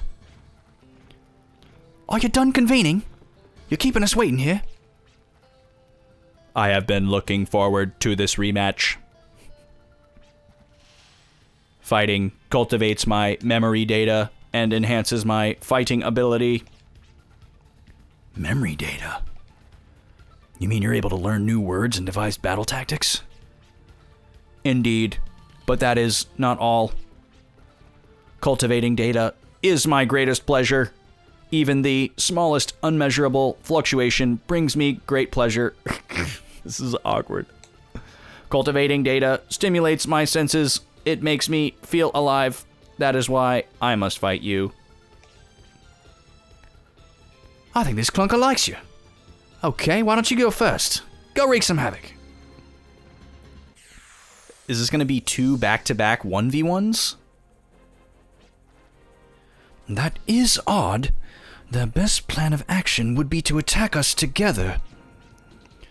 Who cares? Let's just seize this opportunity. Yeah, let's rock.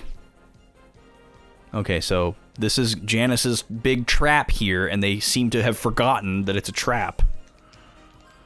But okay, we'll go ahead and scan Asgard, even though he's probably not weak against anything. I don't know if he's going to use physical attacks or magic attacks, so I'll just start shooting him for now. See if we can pull off a fragile. Get some damage going. Fortress of the Gods. Okay. No physical damage. 500. Oh my god. This guy's really strong. Okay, we got the fragile off. That's good. Here comes our analyze. This is going to be very important. If he's got buffs, we'll know and we can debuff him. Okay, no buffs. He gives a lot of experience. Holy crap.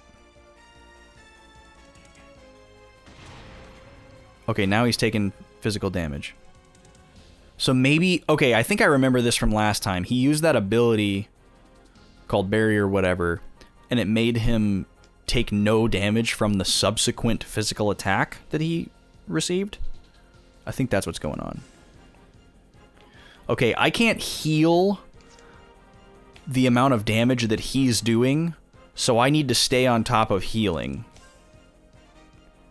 It's a bit of a waste for me to do it this early, but I'm going to go ahead and do it.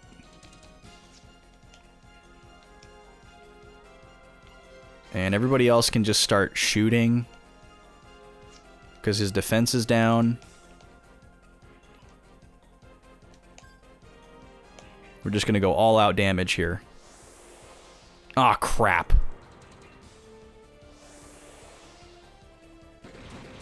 Okay, so that didn't do what I thought it was making him do. He missed. That's beautiful. So I'm not sure why we did 0 damage that one turn, but maybe we'll find out.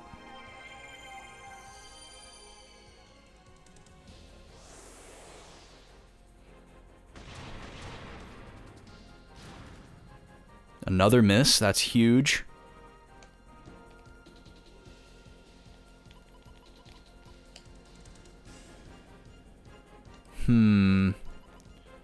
I kind of want to try magic on him and see how it does. So we'll throw out an ice spell.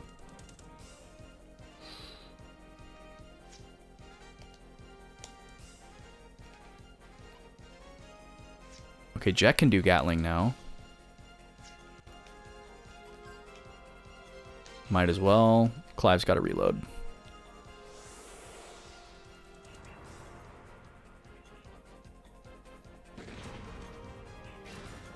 So I don't know if there's just like a really low chance of that ability getting off, and he landed it on the first turn and missed it the rest of the time.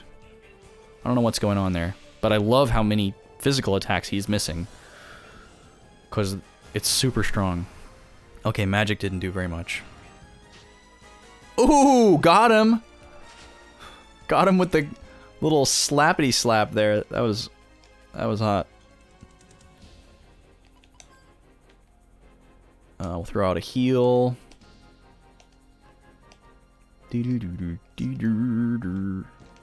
Defense is still down.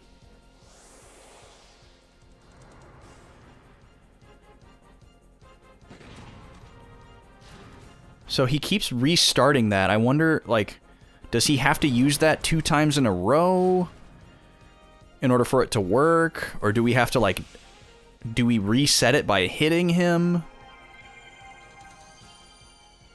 I don't want him to succeed with that, but obviously I want to know how it works.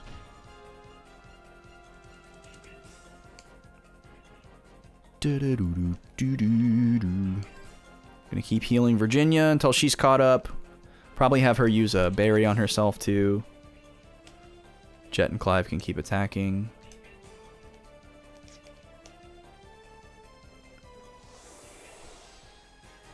Yeah, he keeps doing this.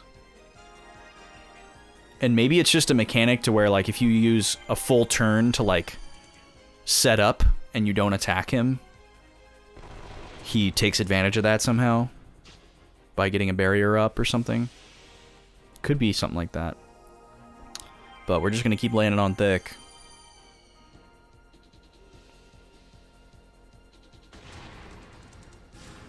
Seems to be working so far.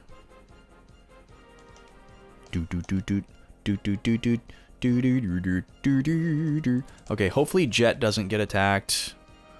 This actually times out well for his defend turn. Oh, dang it. Okay, so we gotta save our lock on. He's restored his physical defense.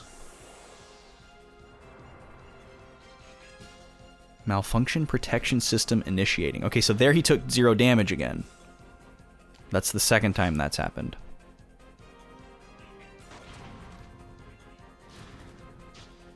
Nice! Good job, Gallows. Man, that ability is awesome. Where they just don't take damage. Okay, Gallows needs to keep attacking because we need more FP. Virginia, you can... Nah, I should probably do a Mystic here. It's not max economy, but it's pretty close to good value. Alright, we need to renew this Fragile, and then Clive needs to reload.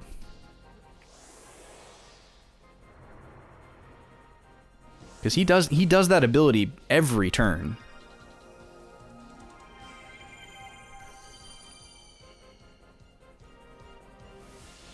Please land.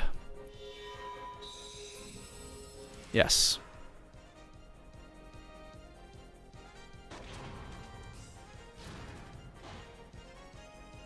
Man, that's a huge attack.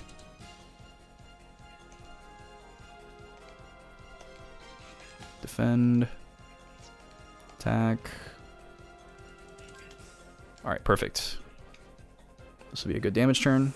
Fortress of the Gods again. So yeah, I don't know. Maybe that just gives him a random chance to dodge an attack, and the description is misleading. That 0% makes me think that it should be going up for him the more he uses it. So the fact that it's always 0 makes me think that we're doing something to keep it from going up. Okay. What seems to be the problem? Let me lend a hand. Oh, and the battle ends. Interesting. Okay. So are we going to fight Janice? Transformed Janice? Looks like it. With his dark cloud sword.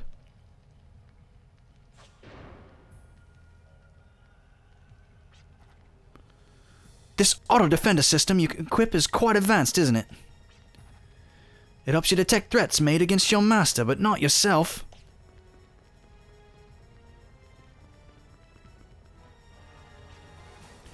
Guys, you gotta buy me some time. Just give me 5 turns. No, 3. If you can hold out till then, I can activate this shrine. Now you're using your head, Gallows. Okay, so this is an interesting mechanic. So we got to battle with a man down and hold him off for 3 turns. Okay, 3 turns. We have to hold him off. Hold him off? I don't think he really cares about time. It's either kill or be killed. We got to stop this thing. Okay, so what is it going to do differently than before? Decelerate might be good. Fragile. And shoot him up.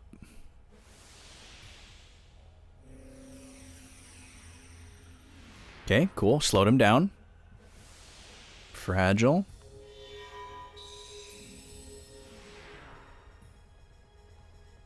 And a big shoot. Oh, this is new. Ow. Yeah, that does hurt.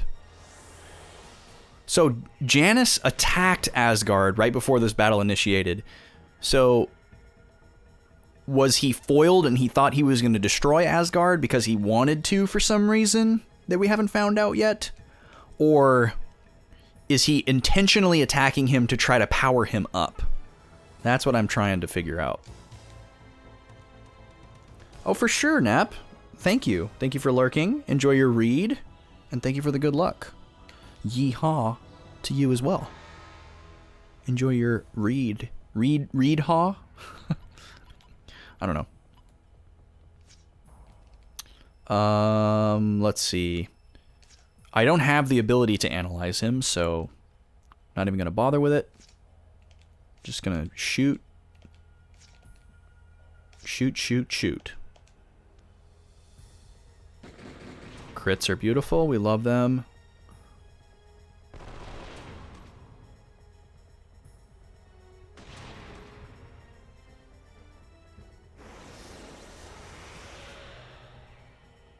Okay. And then this is turn 3, so should be good after this. Just in case he does some like massive attack on his last turn, I'm going to throw out a heal here. I'm not going to use a potion berry. If he throws out some ridiculous attack and kills me, obviously I can restart the battle with a Gimmel coin and, you know, then I'll know. But I'm assuming he's going to do the same thing.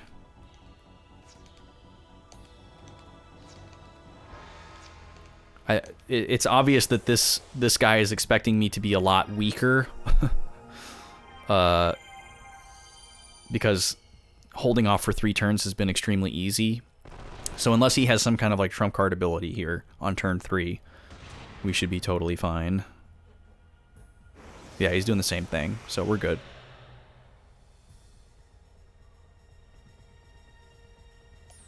Okay. Pulled it off. Yo, Doran, what's up, dude? How are you, man?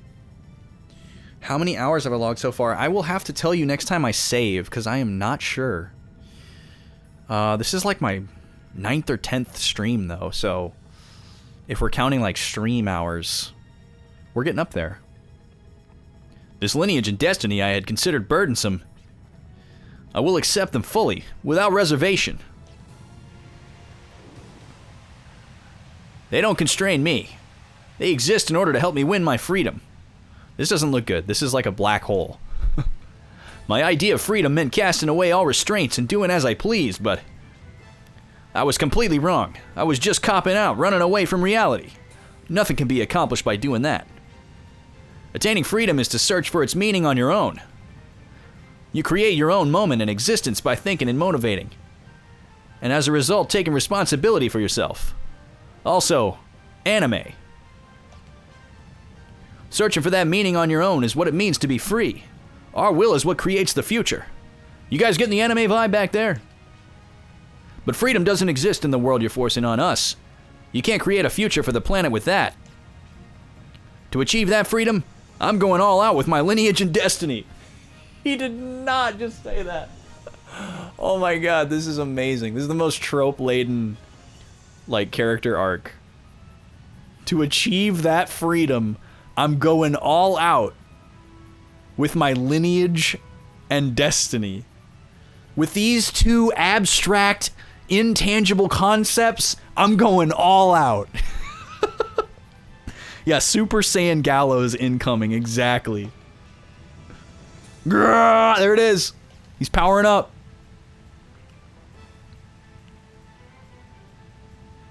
Dorian, what Wild Arms have you played again? I forget. Any? Okay, look. So Janus has clearly got something planned here. So he must have wanted us to open this up so he could either destroy Asgard or somehow superpower Asgard by sending him through the void, or somehow superpower himself by sending him through the void. Gallows, are you all right? What happened to Asgard? Oh, that golem. I kicked that thing's behind into the past, future, or who knows what time. Bravo, bravo. Was a little worried there for a second, but looks like everything went well. So the trap you mentioned refers to this betrayal, huh? Now the stage is complete. It's about to begin, or shall I say, end. Hold your horses, princess. I'm saving our showdown until Yggdrasil. Past Nidhogg to reach Yggdrasil. There, I'll show you the demise of everything. Okay, so Nidhogg we've been hearing about is apparently going to turn out to be required. I thought it was going to be an optional thing. Nidhogg? That's right. Don't be late to the party. It wouldn't be a party without plenty of guests. And he's gone. Defeating that golem wasn't all me, you know. This thing here released its power too. Cosmic Cog, let's go! We finally got our 8th medium. Jet has been waiting forever. It sacrificed its power in order to help us. They're doing all their best to protect Filgaia. We can't let their effort go to waste. Let's give it our all. Janus has explicated our next destination. We are to pass Nidhogg and go to Yggdrasil. Everything seems to point to Yggdrasil now. We must find out more about Nidhogg so that we are not left behind. We must spare no pains in gathering information. Let us head to various locales and see what we can find out about Nidhogg. So we've already learned a lot, so I think we're good there.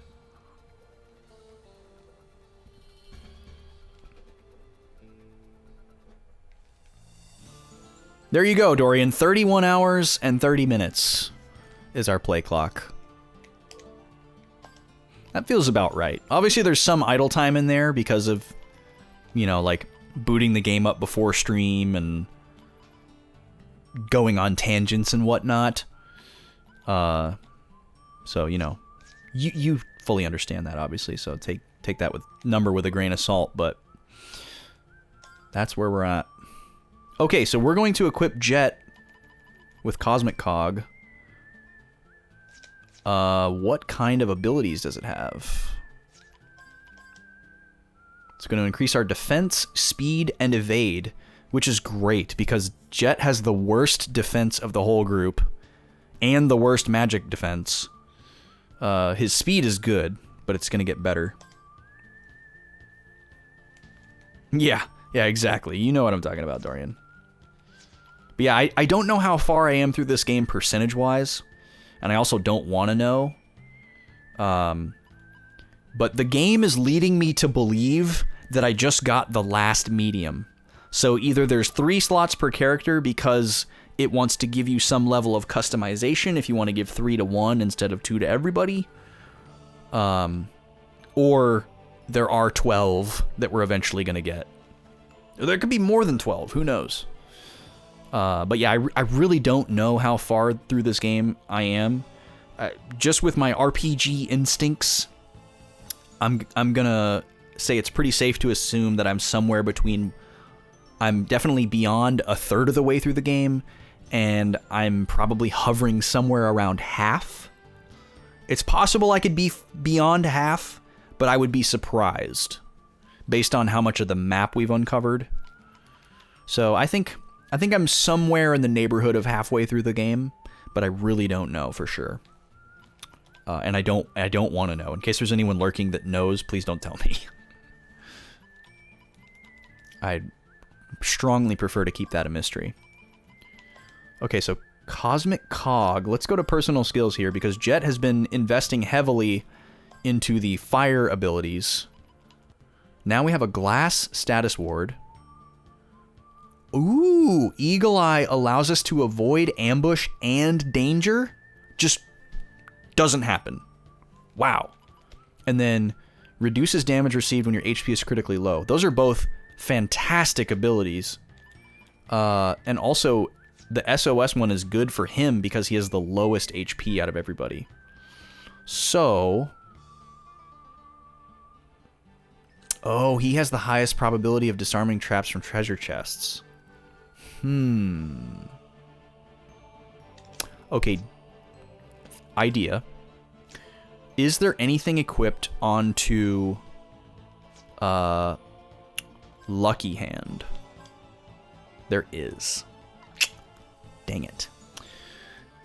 How many moonstones do we have? We have 1. Okay, so what I'm thinking is I could try to combine the luck boost ability with the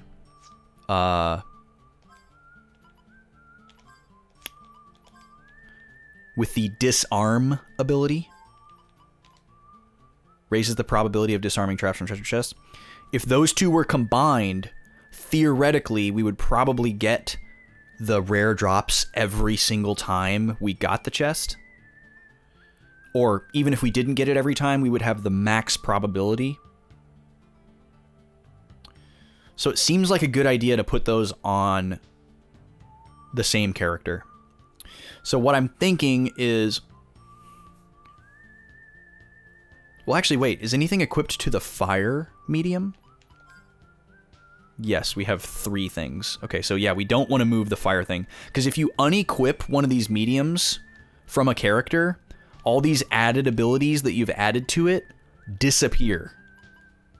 Which really sucks. But that's how it be. So yeah, if you go to release here, all the added abilities that you put on there are gone. And those require consumable items to restore. And you have to grind them. You can't buy them. You have to grind them as a drop from the enemy that inflicts the status effect or whatever it is. So the best case scenario here is to take Lucky Hand off of Clive and put it on Jet. And then we could put Cosmic Cog on Clive. That makes the most sense to me. So what we would lose is this poison status ward. We would lose this moonstone. But we know where to get a moonstone. Right? No, we don't. I've been keeping track of enemies that drop these items. I don't have anybody written down for a moonstone. Let me check this other sheet here.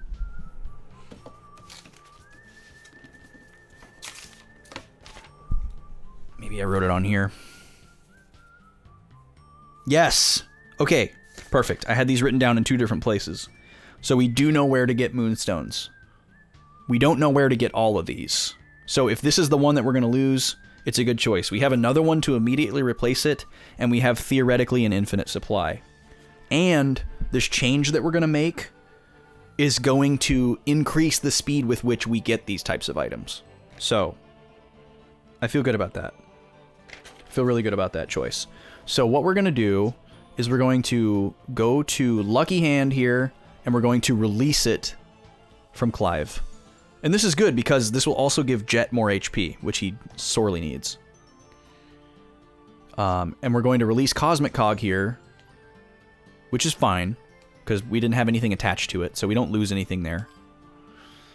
And now we're going to add Lucky Hand to Jet, and then Clive is going to get Cosmic Cog.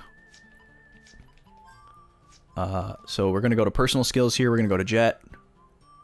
Jet already has Poison Ward, so that kind of works out that Poison Ward didn't transfer over because it wouldn't double up. And we're going to immediately invest in this Gela boost, or this luck boost ability here. We need to max that out. So let me do that. There we go. And then we'll catch up these status wards. What's the best one to max out? I guess we'll keep them even. We haven't been running into a lot of statuses lately, which is nice. 25% chance of doubling Gela received. That's a really good ability. Maybe let me max that out too, since it's only one. I don't want the experience boost because I like my characters leveling evenly. Okay, cool. There's that. Now Clive has a ton of points. So now we can resist... Wait, Fallen? As in resistance... I guess it's instant death, not just you're immortal. Reduces damage received when HP critically low, and then allows us to avoid ambush and danger. So we want that. There's no reason we would not want to get rid of that. And I'm sorry, Flozax. I don't know if I said this, but have a great night, man. Thank you so much for the raid. Enjoy your night. Enjoy your weekend. If you're already gone already, I'm sorry. I totally responded to that message in my head. I don't know if I already said this out loud. Hopefully I'm saying it again, but I think I forgot. But you're great, man. Have a good night. Always appreciate you. Let's see. Do we want this right now? Yeah, I might as well. And then we'll keep these status ones even.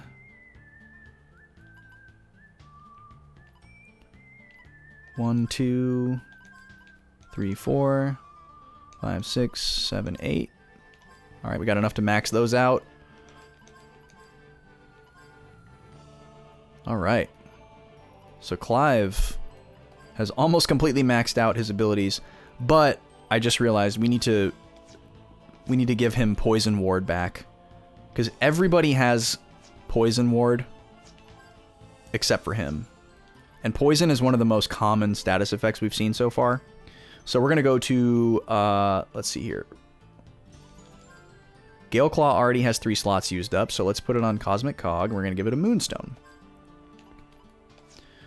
I find it very unlikely that we're going to move around any of these assignments, so I'm going to invest heavily here in these configurations, especially if there's a chance that we're going to get even more mediums. Okay. We've got some points here.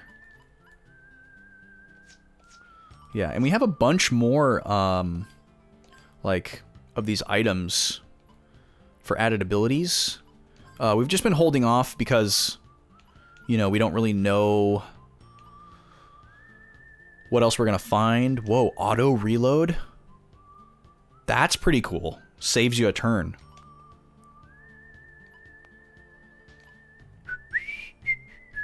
Reduces the FP cost of Arcana. So we actually have that ability on one of our characters. It's either Virginia or Gallows. Yeah, FP save. So that would give this ability. It'd be pretty cool to give that to Virginia, because then she could do Mystic faster. But I'm gonna save that item. That's a really powerful item. We might end up wanting it for something else later. What else do we have? Bronze, Glass, Sleep, Misery. There's so many status effects in this game. Unfortunately, we won't ever be able to give everyone immunity to all of them. Nullifies status ailments only while you guard. That's a really cool ability, except you'd have to have good prediction.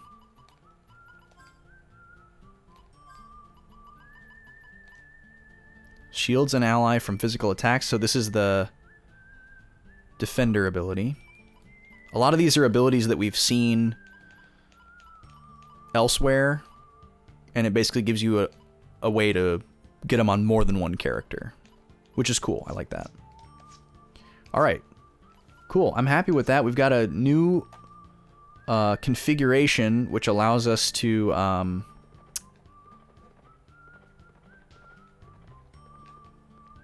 what do you call it? Allows us to maximize our chance to get rare drops. Now, something I'm realizing now is I wrote down what enemies drop certain status items, but I didn't write down where they are. So that's kind of unfortunate. I'm totally cool with looking up the location of the item. I don't really count that against myself.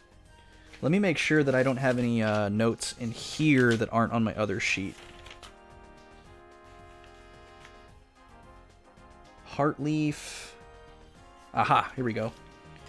Seraphinean? Oh, I wrote down a location for this one. Go me. Near Secret Garden. Sabasinian? And then, let's see, the glass. Did I write down glass? Yep, I wrote that one down. That's the soul feather. Memo pen, we got that one.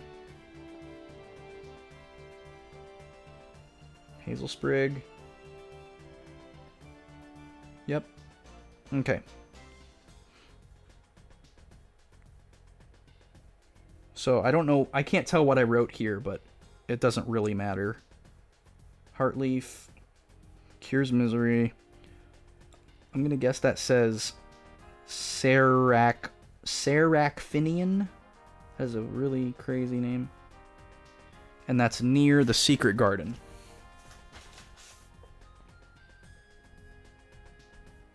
And I know where that is.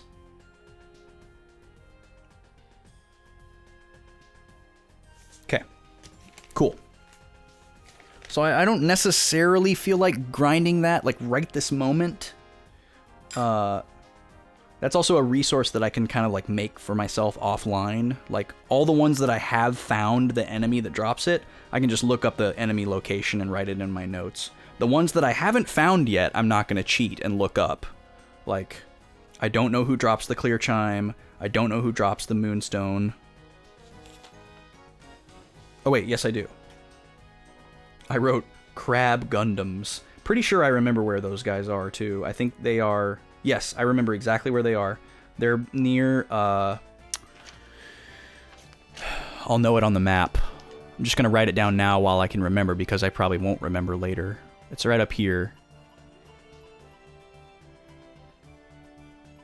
Dune Canyon. It's near the Millennium Puzzle. Yeah, Dune Canyon area. Crab Gundams. Dune Canyon area. I remember where those dudes are. So yeah, we know exactly where to get moonstones. Oh, I'm writing in the wrong notes here. So yeah, I don't know where to get the clear chime yet. Or if I do, I didn't write it down. So I won't look that one up. And then there's a couple other status effects. Let me look here. There's also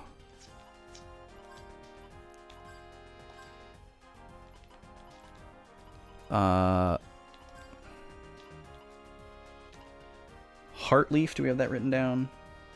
Yep. Alarm clock. Yep. Soul feather. We got Holy Ankh. Holy Ankh we don't have written down. Holy Ankh. Cures brass. Or, oh, sorry, not brass. Bronze. And we don't know who drops that. Or if we do, I didn't write it down. Okay. And then these other ones are almost all found in like a chest, in like a hidden area or a well-protected area. I think those are all the status effects. I'd have to check the manual to be certain. Okay, so we know where our next story destination is. I think I know how to get there. It's actually on this same continent, technically, but we can't get to it from where we are. But we were just there before we came here, thinking we were looking for an optional thing. So, do we want to go straight there, or do we want to do something else first? Well, now seems like a good time to take my midstream break. This is kind of like a good resting point. Halfway through my Friday stream, I usually take a little break because it's such a long stream. And I'm going to do that now, and I encourage you to do the same. I'm going to get up and stretch my legs for a little bit. I'm going to rest my eyes from the screens. I'm going to pet my dogs and take them out potty. I'm going to take myself potty. Might grab a refill on my drink. Maybe grab a little snack. Adjust the climate control. All that kind of stuff. I encourage you to do the same thing. Get comfy. Rest your eyes. You know, if you got meds, take meds. Drink water. All that good stuff. I'm going to run some ads to cut down on the pre-rolls so less people miss gameplay. And I'm going to put some music on for you. Appreciate y'all being here. I'll be back with the second half of stream. Let's say 9:20. See you in about 10 minutes.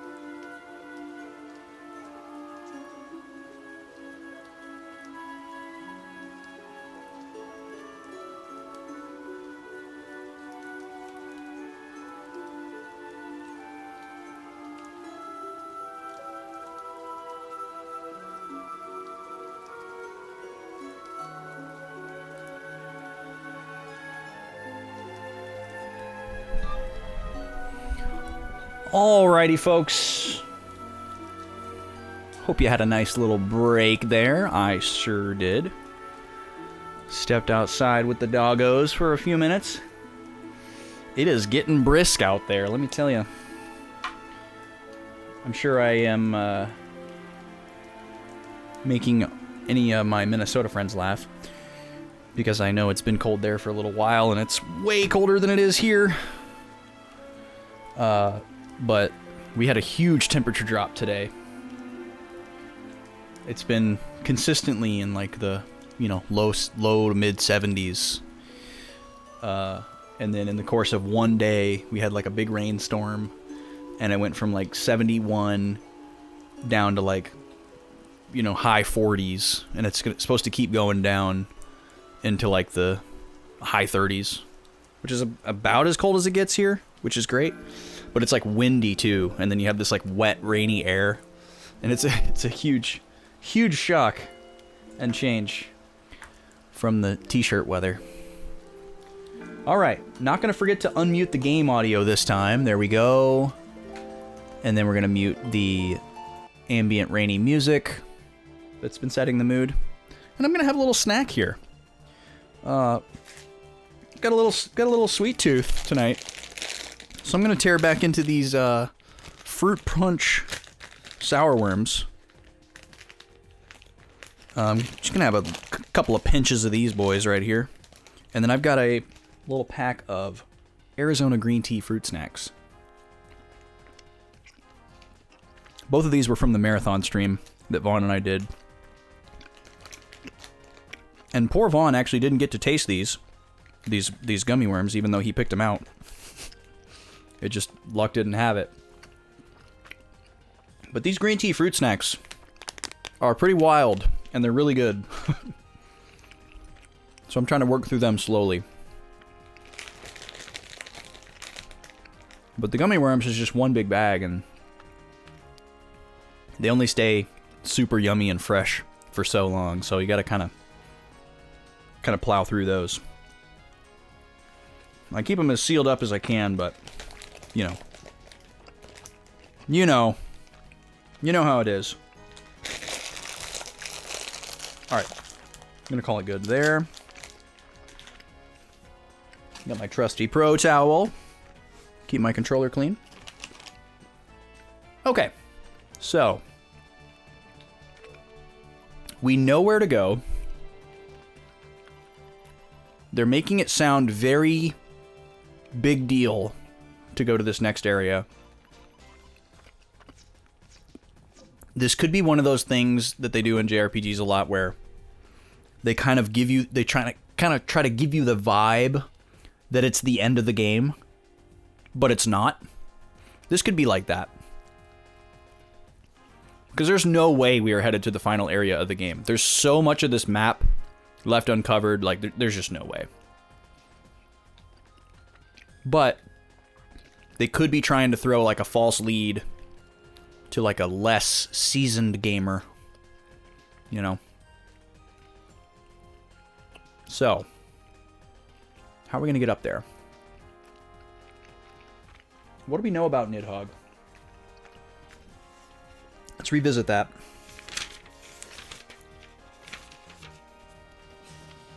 We know that the two giants underestimated it, and they lost, and they didn't work together.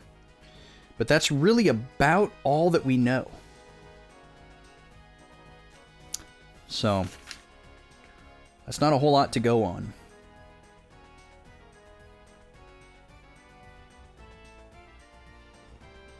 The Council of Seven was 10 years ago. Okay, I wrote that down. I'm glad I wrote that down. I was misremembering that.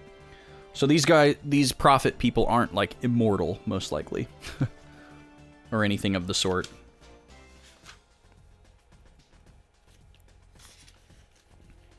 So the child form and the cat form of the time god didn't come up in that last dungeon.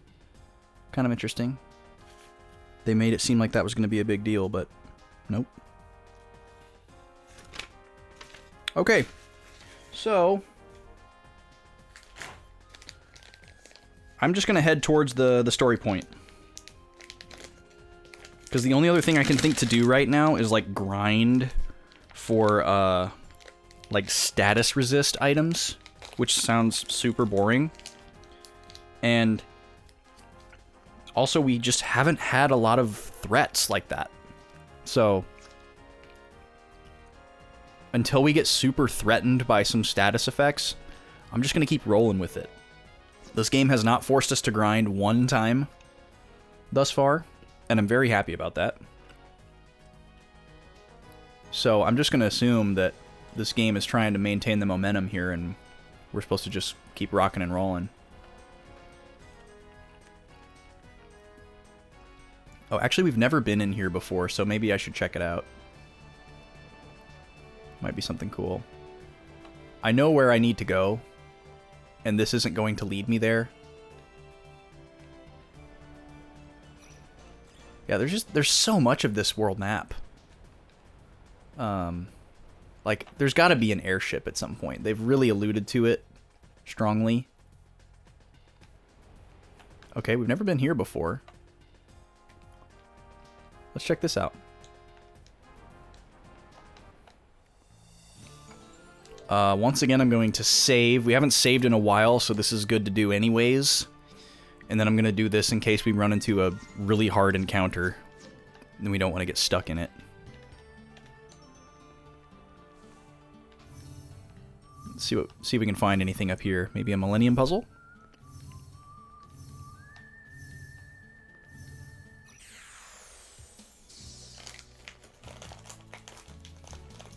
Okay, we know these guys.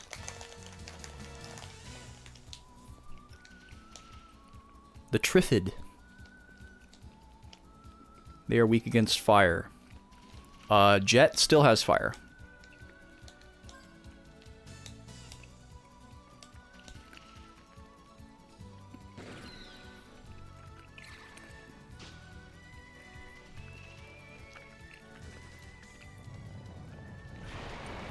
So Jet is now our designated treasure chest opener. Oh, I did not have full health going into this battle. That's something I should have paid attention to.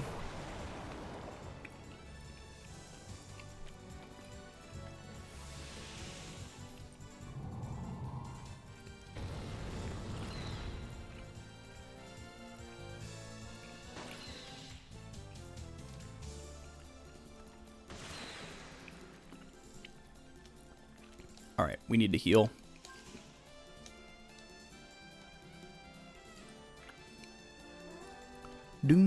How did my party order get changed? I didn't change that. That's weird. You get to dictate the turn order in this game. Is it attached to the mediums, and me moving the mediums around changed it?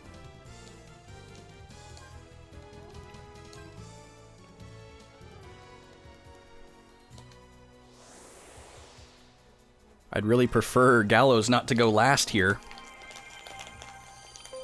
He's my healer. I never like to hear that sound.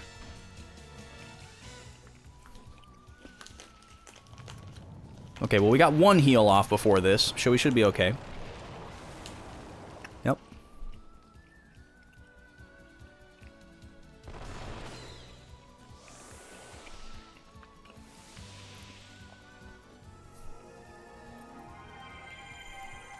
Yeah, these fruit snacks are wild, man. They really shouldn't even be called fruit snacks. Like, they're calling them fruit snacks so that you know what type of, like, shape and texture and experience to expect. But they're not fruit flavored, they're tea flavored. It's wild. I mean, some of them are fruit tea flavored. But, like, there's 3 flavors in here, and one of them is just original tea. It's wild. They're really tasty, though. It's like there's like a berry one, and like a citrusy one, and then a just original.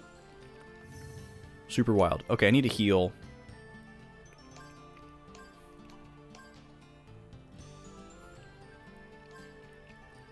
There we go.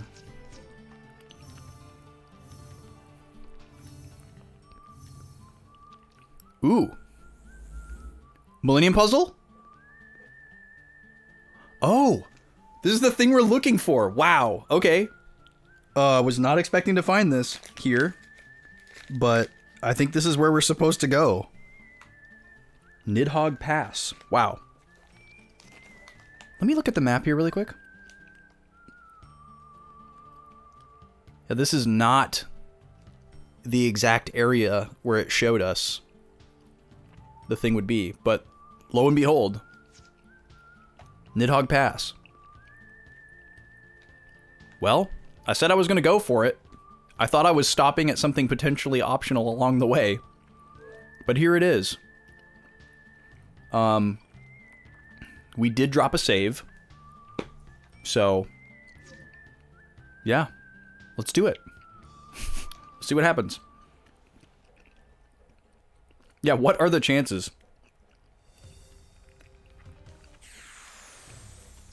Whoa. There wasn't even an exclamation point. That was weird. Oh, it's just Nidhogg. He's here. This is it. Okay. Right. Okay, we'll go decelerate. Fragile. No way! The new medium has an ability that lets us run from a battle. Unbelievable. We've played 30 hours into the game and now we can run from encounters. Okay, so we have an instant death spell. Repeat the previous command at the end of your turn. Whoa. Whoa. So this basically gives you a double action. But why would you... Wait a second. Why would you do this? Are you repeating a different party member's previous command or your own? Because if it's your own, that wouldn't make any sense. You could just do it again for less FP.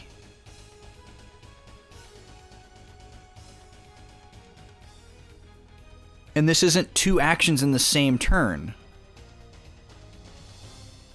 You're mimicking your previous turn. What? I don't understand the utility of that. I'm gonna have to just try it out. I gotta completely fill my FP gauge to try it, but... Restart current battle? That's a really weird ability. 100 FP to save yourself a Gimmel coin. Huh. Those are some bizarre abilities. So no attacks other than an instant death spell, which I'm guessing most of the time won't work. Interesting, okay. I'm not gonna try to shoot him yet. Okay, and then we're gonna analyze.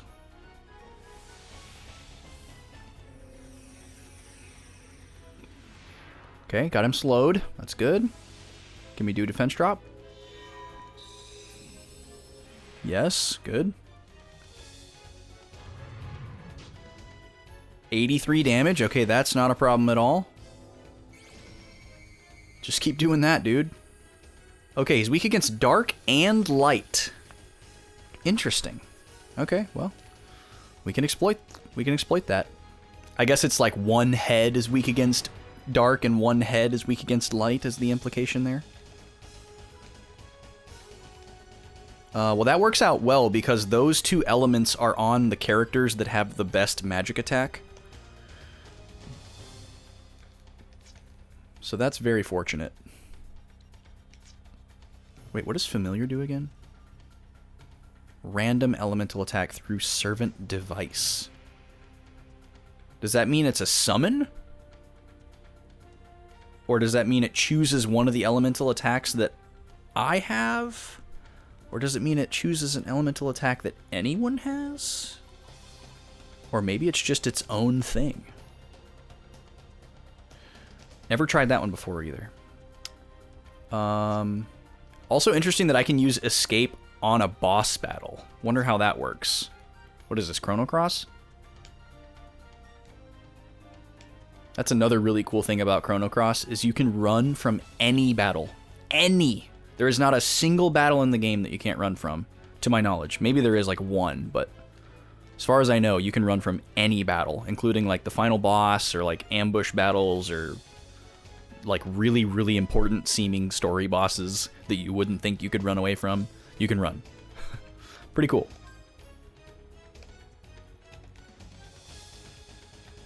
Okay, and then Grav is supposed to be the dark spell. Oh, I'm disconnected. Is my internet down?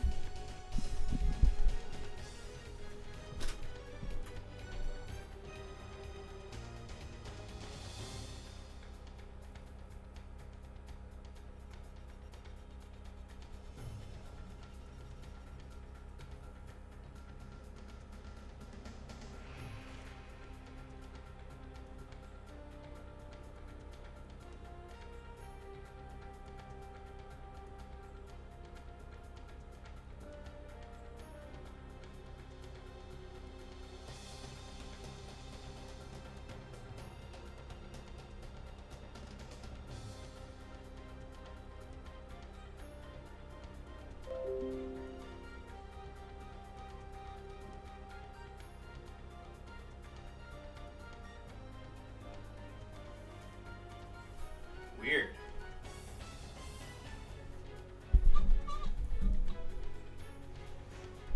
Okay, am I here? Can you guys see me? Are we back?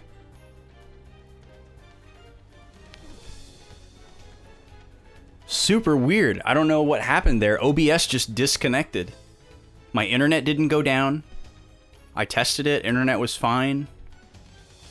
My bitrate just went to 0. And OBS tried to reconnect several times and failed, and then finally it just reconnected. So it must have just been like a Twitch server thing, I guess. Like maybe the Twitch server I'm on had an outage temporarily. Yeah, just a little hiccup there. All right, well, we're back. I don't know how long I was gone for, but we're back. We're fighting Nidhogg. I don't know how far back we fell off, but we're fighting Nidhogg right now. We just randomly found him. All right, let's see if this dark spell does damage or if it's like Demi in Final Fantasy. With a name like Grav, it's hard to tell. Holy crap! 3,000 damage! Maybe it is like Demi. Wow! That was amazing. Okay, he can inflict... forget what that status is called. I can get rid of it, though. I think that's confusion, which would cause him to do things I don't want him to do, so let's go ahead and take care of that.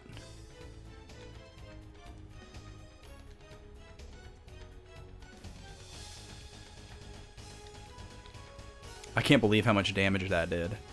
That was insane. Okay, we're gonna do that again, obviously.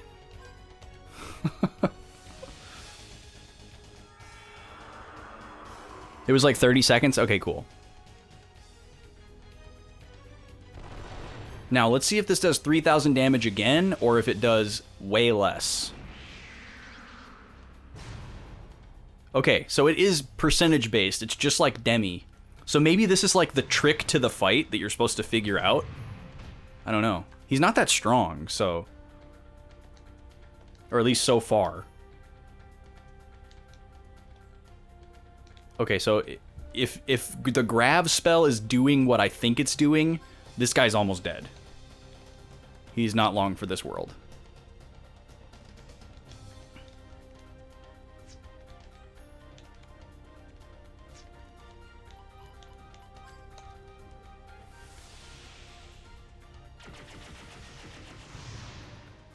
Because it also didn't show that he was taking, like, critical damage from it. Yeah, he's gone. That was so fast. Wow. I can't believe Grav did 3,300 damage. That is, like, ludicrous. I think we've only done over 1,000 one other time.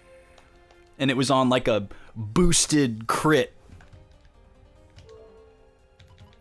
I guess the other possibility is that there's like a ton of Nidhogg's in here and that's just a regular battle.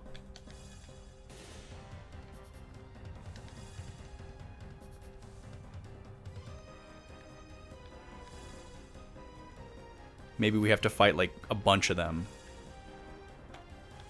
All the like lore and stuff that we found made it seem like there was just one. Of course. Wait, what? You can't dash past it?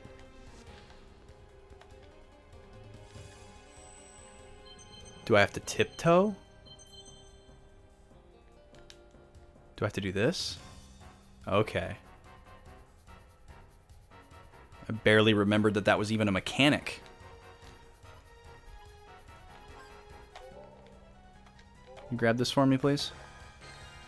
3 Gela cards. Let's go. And a potion berry.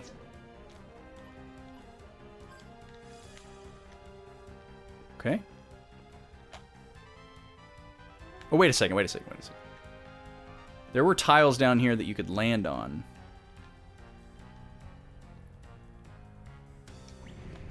Ah ha ha ha! Got him. There's a duplicator door hidden down here. This ought to be good. Oh, baby. My life for the Horde. Migrant Seal, that's huge. And Adventure 4! We got 2 stories to read. Man, are we going to read some stories tonight? What do you guys think? Are we in for that?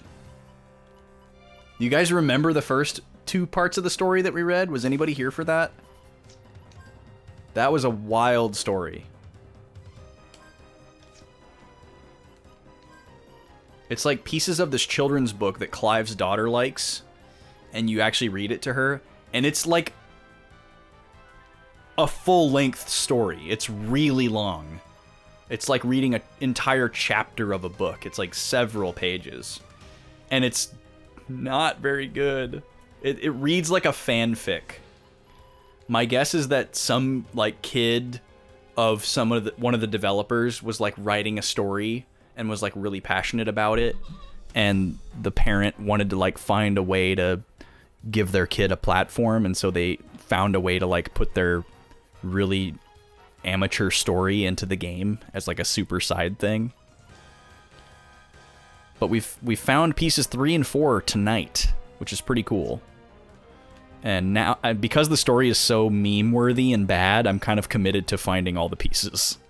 So I hope we find all the pieces. I'm not going to look it up, except for, you know, maybe at like the end game. If I get to a point where I can tell I'm at the end game, maybe I'll decide I want to look them up. Is this a doorway I can't go in? Oh, no, that's just... Okay.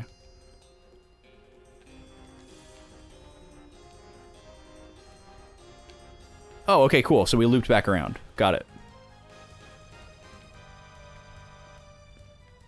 So we would have just seen that door and been like, how do we get up there? I see. All right, so we're back on track. Cool. I'm glad that I found that duplicator door. Because Migrant Seal, what does this do again? It like helps you on the world map. Increases migrant level. I can't remember exactly what that means. I'm going to have to look in the manual.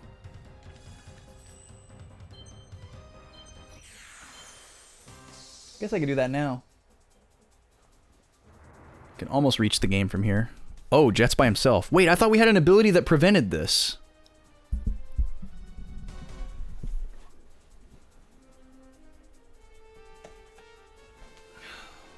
I guess maybe it doesn't prevent it outright, and it just makes it less likely.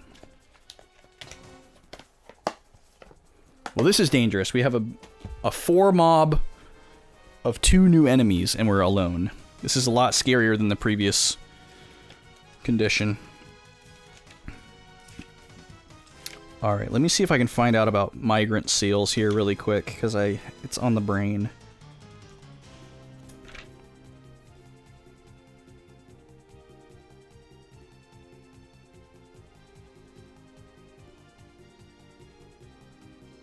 Oh wow, I totally forgot about the notice ability. I need to start using that again too.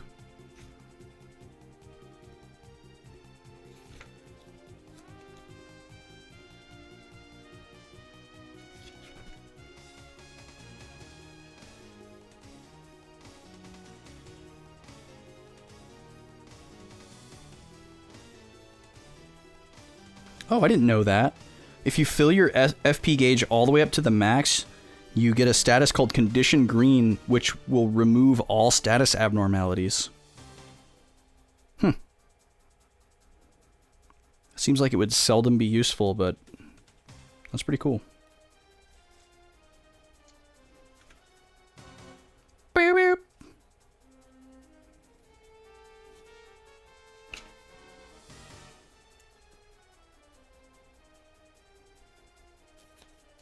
Feel like we're getting warmer here.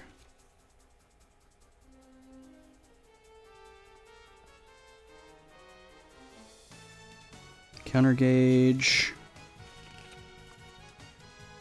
Okay, it's not going to be battle system. Because we already know about the battle system, and it's not an in-battle thing. Here's all the status effects. Oh! I was writing down all the items that help you recover from a status. It's actually in the manual. So the only thing I really need to write down is what enemy drops it and where you get it. But we already know what the items are. So the Holy Ankh that we were talking about earlier that prevents bronze comes from...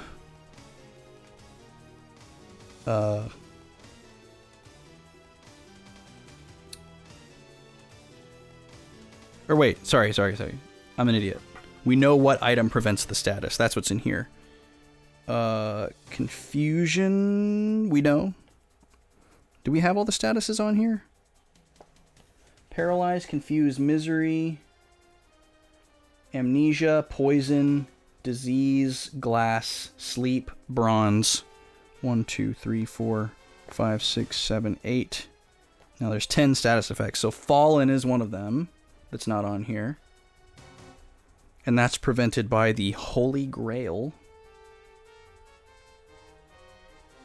But don't we have an item that adds that status that's a different item?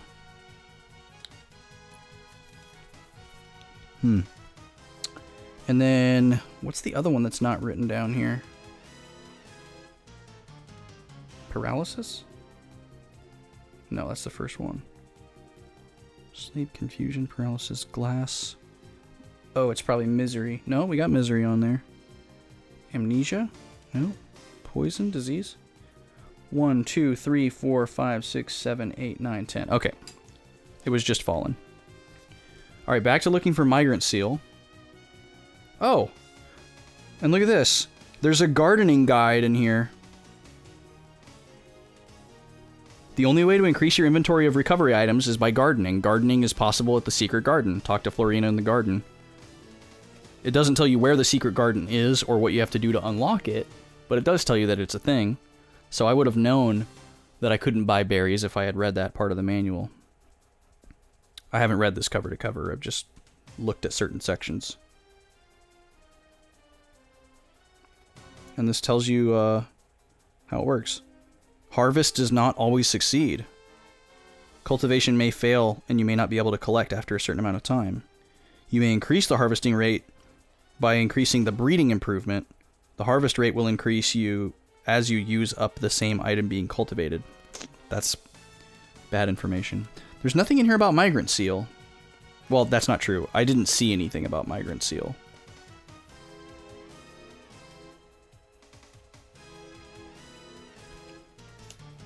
Let me check this page again here. It's about exploring.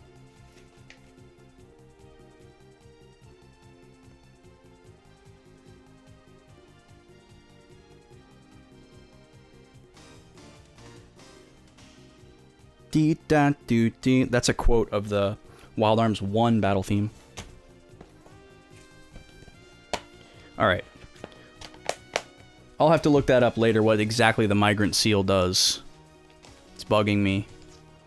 Because I should know. Mushusu and Helter Skelter. Well, I'm going to guess that neither of these guys are weak against fire. I'm going to throw out a summon here. That seems like the best call.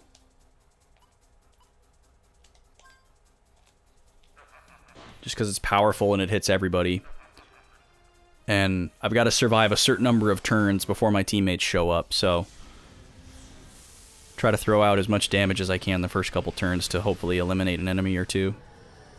Hopefully they don't absorb fire. Sometimes Undead's weak against fire, so we might luck out. Yeah, they took a decent amount. These dragon guys look like they resist fire, though. I think they were gray numbers.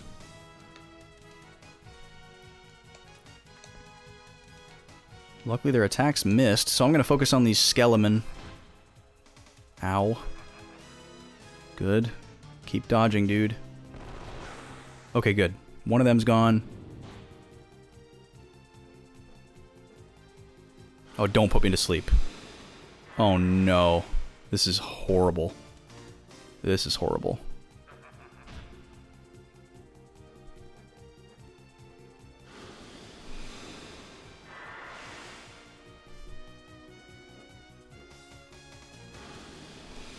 Yo, welcome back, man. No, this ain't it. Yay, my comrades are here. Perfect timing. Oh my god. Okay. Don't need to do a mystic, but we do need to heal this young man. And then let's just start shooting.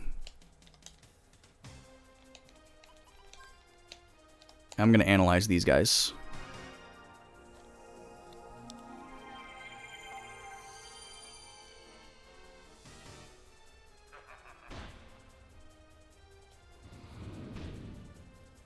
Don't attack Jet. Haha, you can't put him to sleep. So, because these guys inflict sleep, we can assume that they probably drop the alarm clock. Oh, you're getting points again. Alright, good.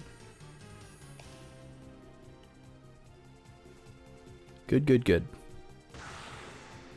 Whew, that was a strong attack. So these guys are weak against ice. Alright, so that tracks.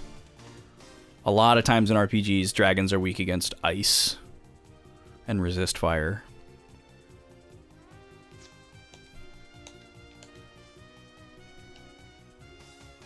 Boom, boom. Resist fire, resist fire. I gotta switch my turn order back to what it was. That's really confusing me. I'm expecting my first person to be Gallows, and he's last. It's throwing me off.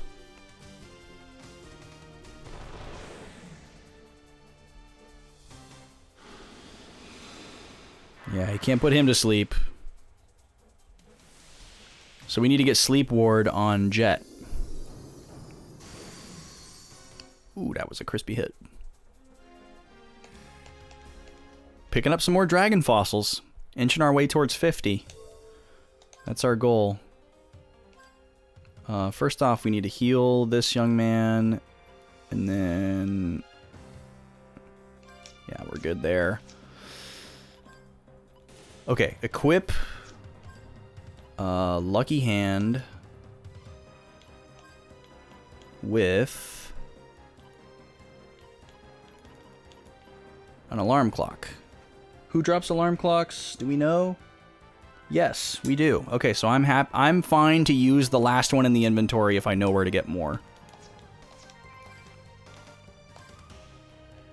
And let's get some points into that bad boy. It looks like we're not going to be able to max it out. I guess I could... no, I'm not going to take away the crit. It's not that important. But yeah, we'll get 2 points into the Sleep Ward there, just to give ourselves a little more defense. Oh, actually, Virginia doesn't have Sleep Ward either. But she's got immunity to like 5 other status effects, so...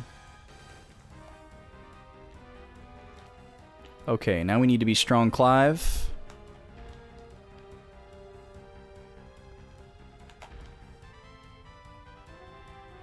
Oh, this is an interesting puzzle. Okay. So we got to get the other block into place first.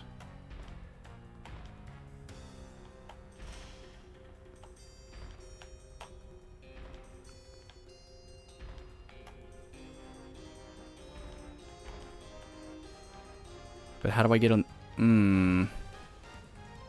Oh. Right.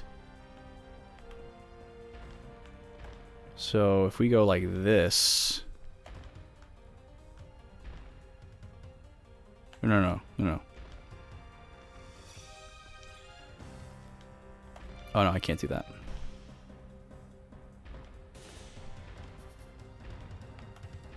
There we go. Alright. That's a surprisingly interesting puzzle mechanic.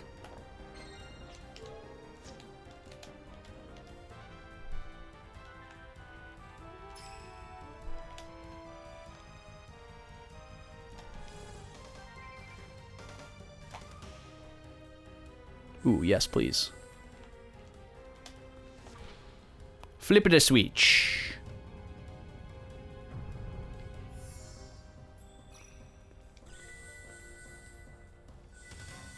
What is this? Oh, I see. We need to go somewhere else and light up the other one. But how do we get over there? It's been a linear path so far. Don't tell me I can just blow this up. Okay. We haven't seen any branching paths here. Dragon fossils are like a unit of currency in this game that you use to upgrade your sand ship that we use to sail across the sand ocean. And when we have 50 of them, we can upgrade to the highest level engine, which is one of the like 4 or 5 components of the ship. And we've decided that that one is the next most important. So that's the one we're going to upgrade next. We haven't analyzed these guys yet, huh? I bet you they're weak against light magic. Let's throw out a summon. Why not? If it's not super effective, it should be at least neutral. But I wouldn't be surprised if this is what they're weak against. Because they weren't weak against fire. So this has got to be it.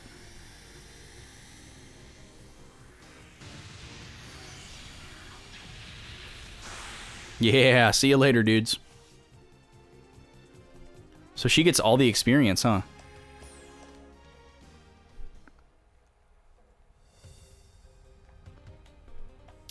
Alright, where did we miss a branching path?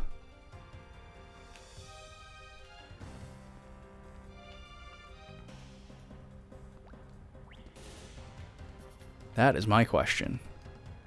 Because I don't recall any.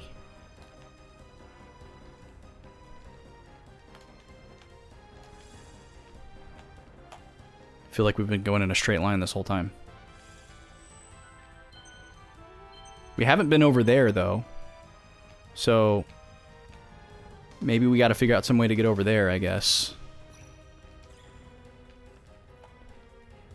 Or, yeah, we definitely have to figure out some way to get over there. I was just assuming that that was where we get to go when that door opens. But that may not be the case. That's the door we came out of from the optional secret door.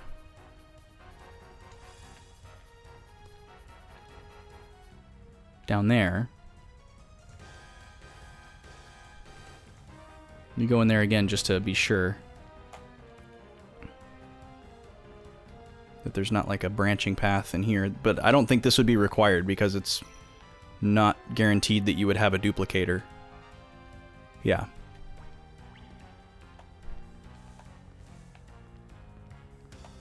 Okay, let's go back further.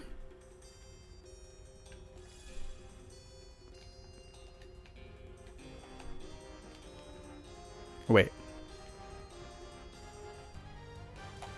Wrong way.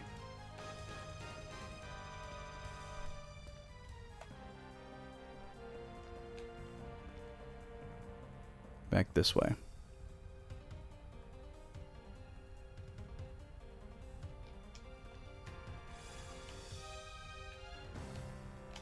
Nothing in here.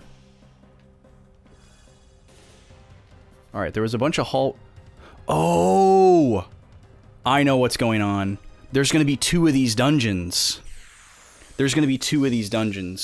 So we're going to have to completely leave here and find another really similar dungeon on the other side of the continent, and they're going to meet in the middle. That's what's going to happen. Amdusius.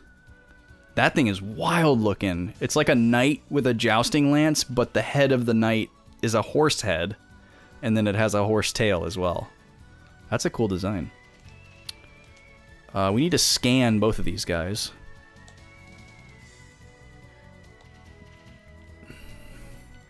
For the compendium. Even though it doesn't actually exist. Let's scan Helter Skelter first.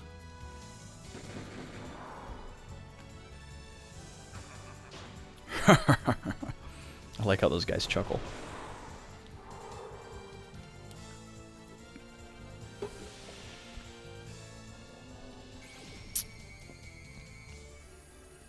Oh wow, he resists a bunch of stuff. He resists everything except for light. That's pretty significant. Half damage from all elements. Resists dark.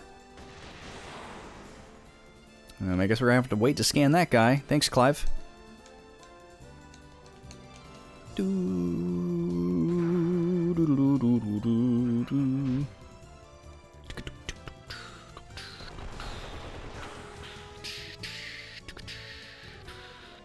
Another dragon fossil. Let's go.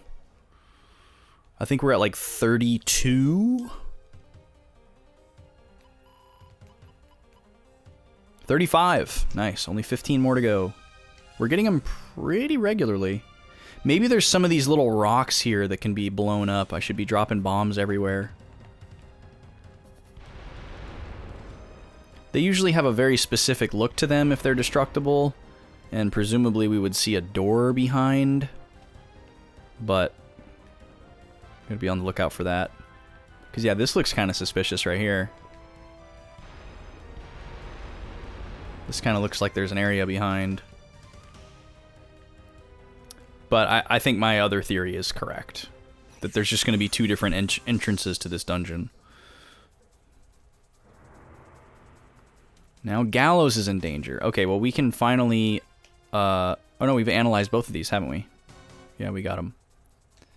Well, I'm not worried about Gallows. Gallows is the perfect person for this challenge. 580 health. 485. We go after the skellies. They do more damage, and they have less health.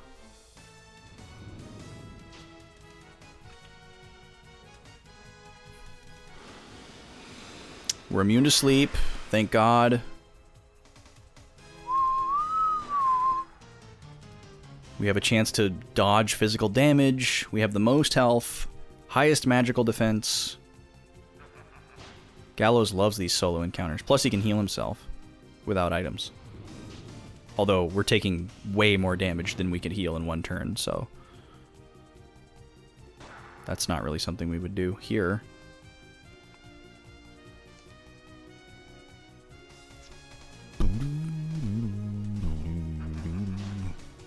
I'm very curious if the number of turns it takes your party to show up is fixed or not. I haven't been paying attention to that. It usually seems to be around 3 or 4, but I haven't actually been counting. This is turn number 3, though. I'm counting this time. Alright, there they are after 3 turns. So it might be a fixed 3 turns. That feels pretty consistent.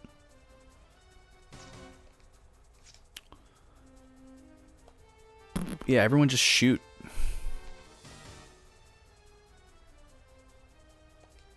I'll have, we'll do ice on the dragons. Yeah, it is like Dragon Quest grouping. That was a question last week, I believe. Now we know the answer. So extension only works on enemies within a group. It doesn't just hit all.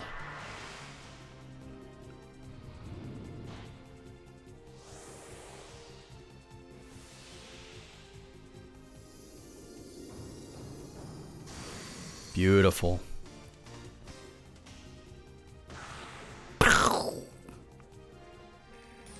Okay. All right, let's get out of here. And now we're going to go to the other side of this continent. Which is where we just were. You can see that explored area in the top left on the other side of the little pinch in the land is literally where we were not too long ago.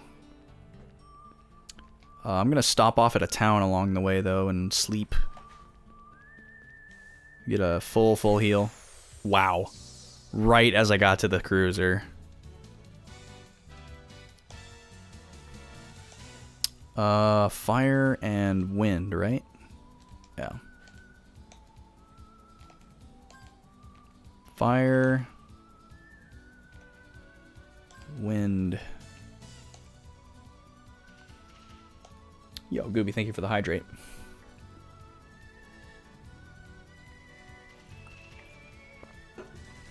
Big gulp.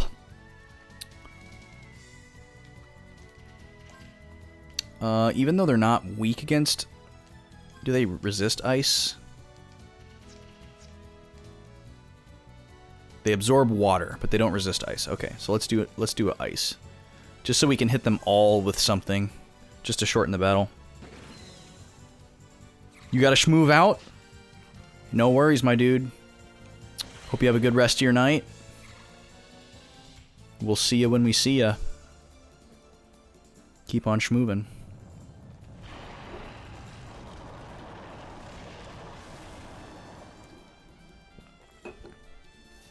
It's weird that it zooms in on those guys after that attack.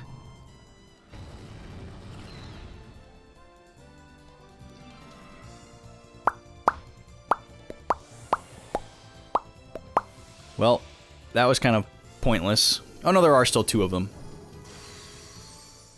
Alright, we take that.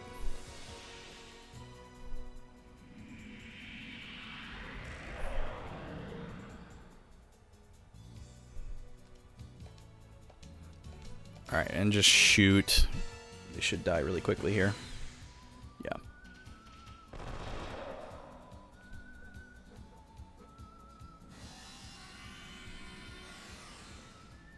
That attack is so weird. I wonder if it has a random chance to do like a buttload of damage, but usually does hardly any. Because that has been our experience so far. Where like it usually does garbage damage, super negligible.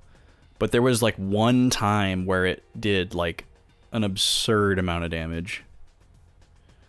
Alright, what's the quickest way for us to get there? It might actually be to warp back to Jolly Roger and sail south. Because here we'd have to go all the way out of this continent the way we came in and then go around up. Gob's hideout and... What is this up there? Survey point 17. Yeah, we don't have a way to fast travel there, so... Yeah, let's just do it. Go to Jolly Roger here. Grab a sleep at the inn. Oh, come on. Yes, I can. Let me off. Let me disembark. Alright. So we're going to rest up at the inn here.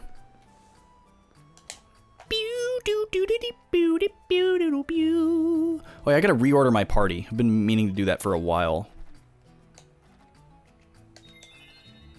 The ship disappeared a little ways south of here on the other side of the continent in the northeastern straits. This might be another clue about the Balalquo Naga. But it could be something else. So I don't remember this. So I'm going to assume it's new information. South of Jolly Roger continent.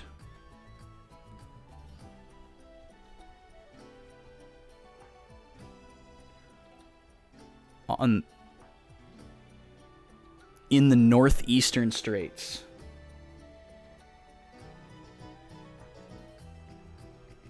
Okay. It seems that place is infested with monsters so horrible even the most daring sailors avoid it like a plague. If you're headed into the dunes, keep a sharp eye out and stay away from those sands.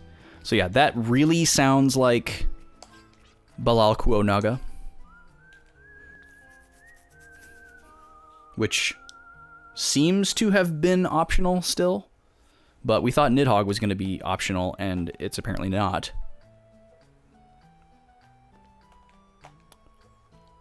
The fact that there are certain side quests that only pop up after a certain period of time is kind of daunting. Because it makes me think that there are, like, missable side quests.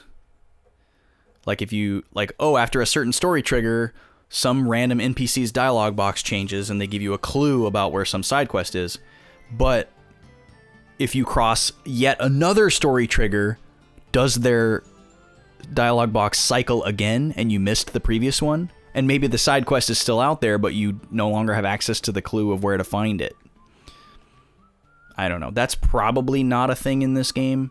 I would imagine that they, like, smartly distributed all the different clues amongst the NPCs so that if you just go around and talk to every single character, you'll eventually find everything.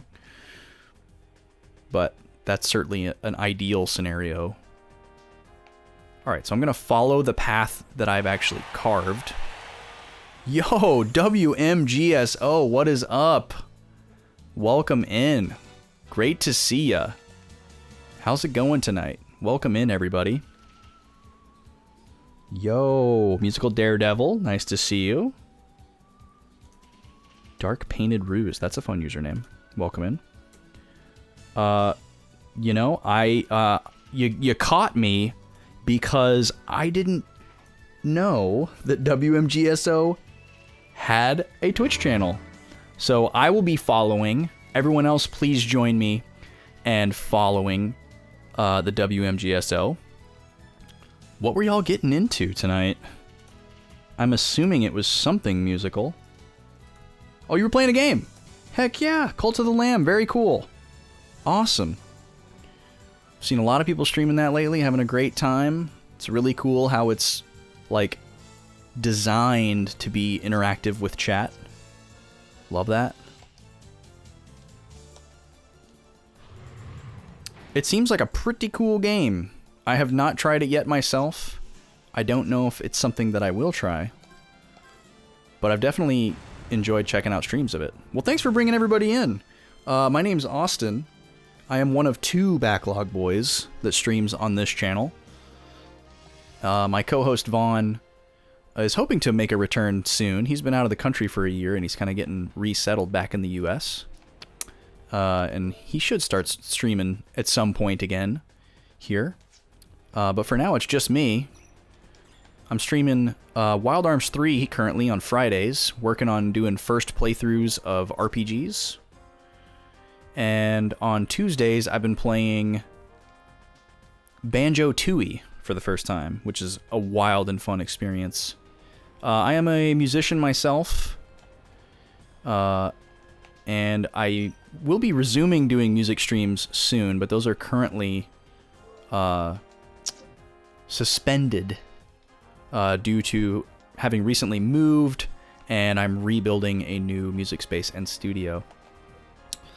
But I do multi-instrument VGM request streams, guitar, bass, keys, and I will be newly incorporating drums as well, which I'm very excited about. But it's going to be a little bit until my new music space is ready. So you'll have to wait a little bit longer for that. But it's in the works. But yeah, we keep it super chill here. It's a lot of fun. Things are about to shake up next week because the new Pokemon game is coming out, and I'm going to be streaming that day 1. Oh, I didn't mean to land here. But yes, the way I know Musical Daredevil and WMGSO is actually through a little event called VGMCon, which I am on the board of directors for. So if you're familiar with WMGSO, you probably already know about VGMCon. But for anyone else that doesn't know, it is a video game and music convention, as the title might imply. Taking place in April this year, mid-April, in Minneapolis. And it is a celebration of all things video games and music, and it is a blast. And I book all the bands and panelists for it. That's kind of my role. And I do love it. And even if you're not in the Midwest area, we will have online content as well for anyone that's interested in participating and contributing their talents. Got your VIP registration in? Nice. Love to hear it. Me too. Okay, so we're pretty confident that this other Nidhogg dungeon's going to be up here. We came up here earlier and we really thought we were going to find something because this area seems super significant. But we just hadn't hit the story trigger yet. There we go. My theory was right. The other side of the Nidhogg Pass. I still haven't changed my turn order, so let me fix that. Okay, so we want Gallows first, then Virginia, then Jet, then Clive. There we go. I don't know how that got flipped around. When did that happen? Okay. Let's drop another save here. I'm assuming we're about to fight another Nidhogg. It seems weird that it would have only been on one side. I feel like that's going to be like the twist to the Nidhogg story, is that there was actually two of them. We'll see.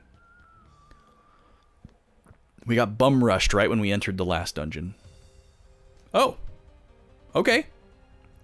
So maybe it just is coded so that you get attacked by it the first time you enter whichever one you go to first, because you could probably do these in either order. And thank you for that follow, by the way. Whoever that was. I keep my follows anonymous, just in case people don't want to be perceived. But always feel free to say hello. Oh, here he is. Okay. Here's the Nidhogg. So maybe we just got bum rushed last time because we just like triggered the encounter on the first possible frame. We're going to do the same exact gambit that we did last time. Fragile and decelerate. And then we're going to pop off our insanely powerful gravity spell that absolutely decimated this guy last time. So glad we stumbled upon that. I never use, like, Demi in Final Fantasy games, because I always feel like it just doesn't work. Okay, Gallows is confused, so we're going to have to get rid of that. There's a chance that he won't take this action. We're going to use clearance on him. We're going to put him on the clearance rack. Did Fragile go off? It sure did. Okay. Now Clive can do lock on. This guy will be dead in like 3 turns. Oh, cool. Okay, Virginia still went first. So when we change the formation, it changes the order that we choose the actions, but it doesn't actually change the order that they take place in. That's still based on the speed stat. I was confused on that before. Okay, it does have a chance to miss. We just got super lucky last time. I wonder if we can lower his evasion? I don't think we can. I think we can only increase our own. Obviously, we're going to keep going for it, though, because it does massive damage if it lands. Once again, clearance.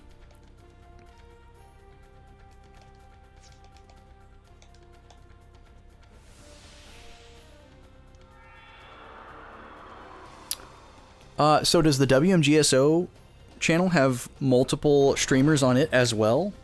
I would have to imagine. Or is it typically always you, Musical Daredevil? Dang, we must have got super lucky last time with that gravity spell. I wonder if it's harder for it to land the higher their HP is? That would be an interesting mechanic. Oh, this guy can inflict misery as well. Wow. I think that's like silence.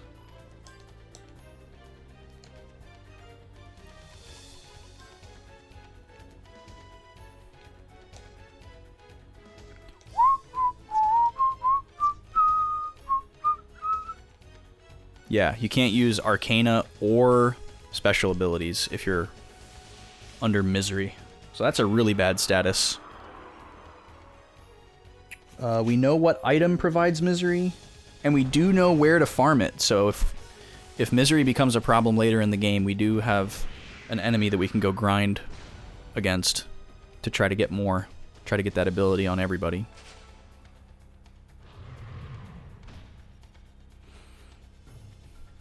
Come on, Gravity, we need ya. We need ya. I guess I should be using this light magic every chance I get.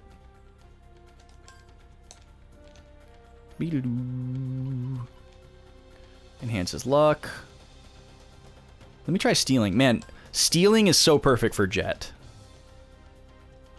He's definitely where he belongs now. That like belonged to him all along. We should have never put it on Clive.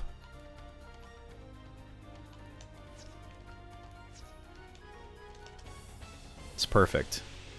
Match made in heaven. Fire and luck-based abilities is so perfect for Jet. How did we not see it before? Nidhogg doesn't have anything. Okay, I super appreciate when a steal ability is very clear like that.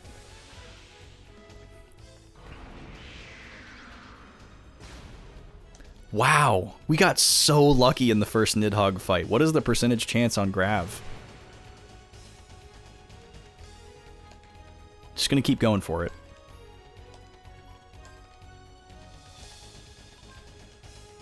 Oh, we gotta do Fragile again. His defense is back to normal. Hold off on doing Lock On.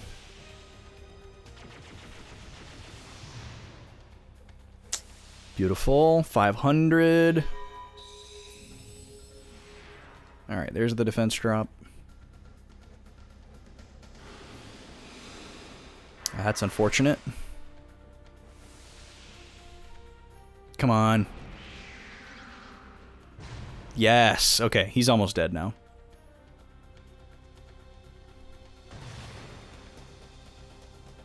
We would probably kill him this turn, actually. Instead of doing Gravity, I'm going to go for a regular thing that I know will hit. Clearance on Jet. Oh, I can't queue up his ability even though I'm going to heal it before he gets to go. Okay, that stinks. I won't be able to do Gatling, but we'll still be able to do Lock On. It still might be enough to kill him.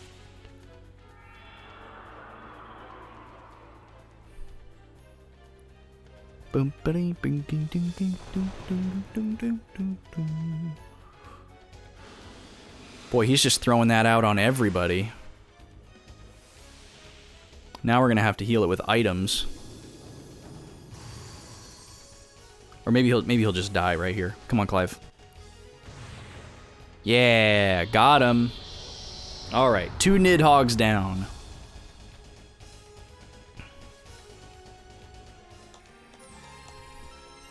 And misery persists after battle as well. That really sucks.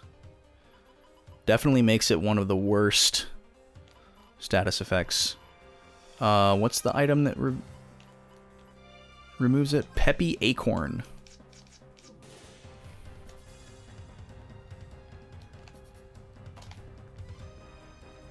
Okay. So I gotta imagine this dungeon's gonna be very symmetrical. A device is keeping the door shut. Oh, look at that. How are we supposed to hit that, though? Because all of our projectiles are a fixed altitude.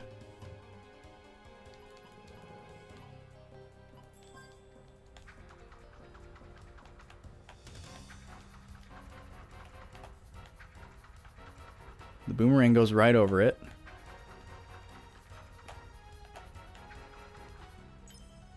Oh. Wow. Okay, so you had to hit the wall and then it falls down. I didn't even know that was possible. I just assumed that its hitbox disappeared after it hit something. That was so lucky.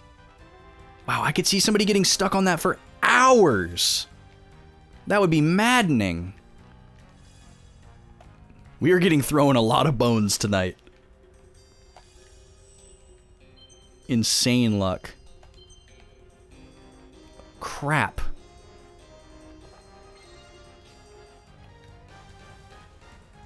Oh no, we're fine, we're fine, we're fine.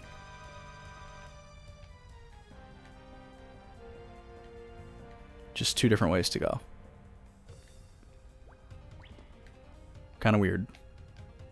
Is this a pit or is this... Is there something down here? I can't tell. No, it's a pit. At least now we know for sure. Okay. Oh, this is not the way we want to go. So this is like weirdly a puzzle. Because our characters can't jump.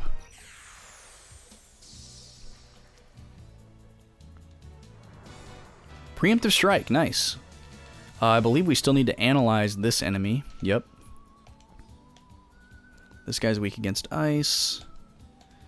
We'll just have everybody shoot him.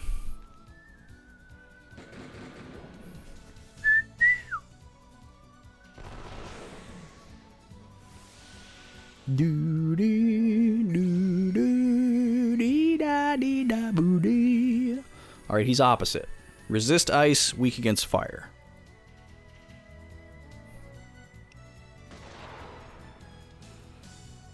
Those guys are cool looking. It could almost be a Pokemon. Oh, we got rid of the guy who's weak against ice already.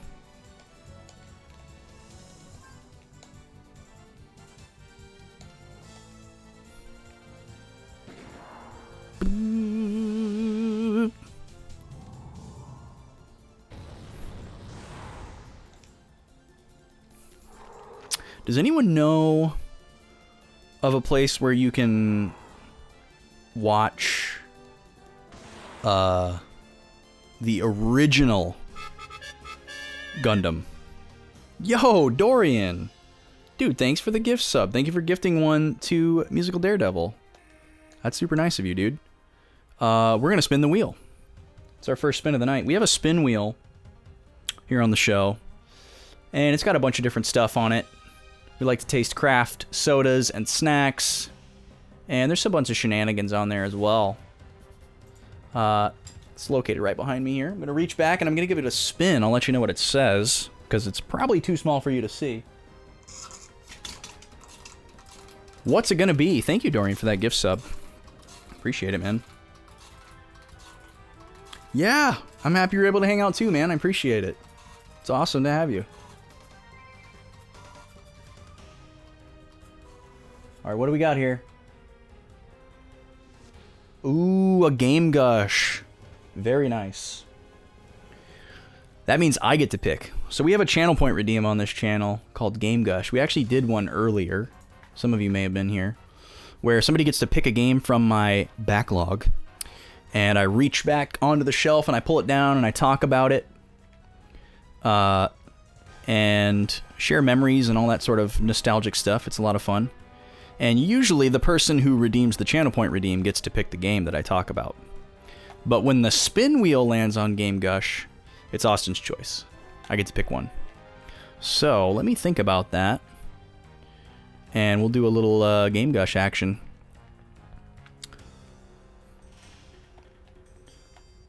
Onimar says Crunchyroll or Hulu. Now, I'm talking about the original 1979... Mobile Suit Gundam. Not Gundam Wing from like 1995. Is that one on there? I felt like I found it on Crunchyroll Premium, but not the free version. I need to look on desktop though, because Crunchyroll Mobile is totally different, and that was the only one that I checked. Alright, we got a duplicator door down here.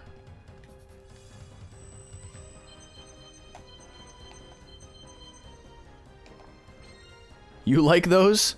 What, Game Gushes? Oh, is this a mimic? 3 of them. Great. These guys suck. But I can hit him with an all magic. So let's get him wet. Hit him with some Wowda. Everybody's full health. That's good. Whoa, Clive and Jet have identical HP. That's really weird. That has not happened before.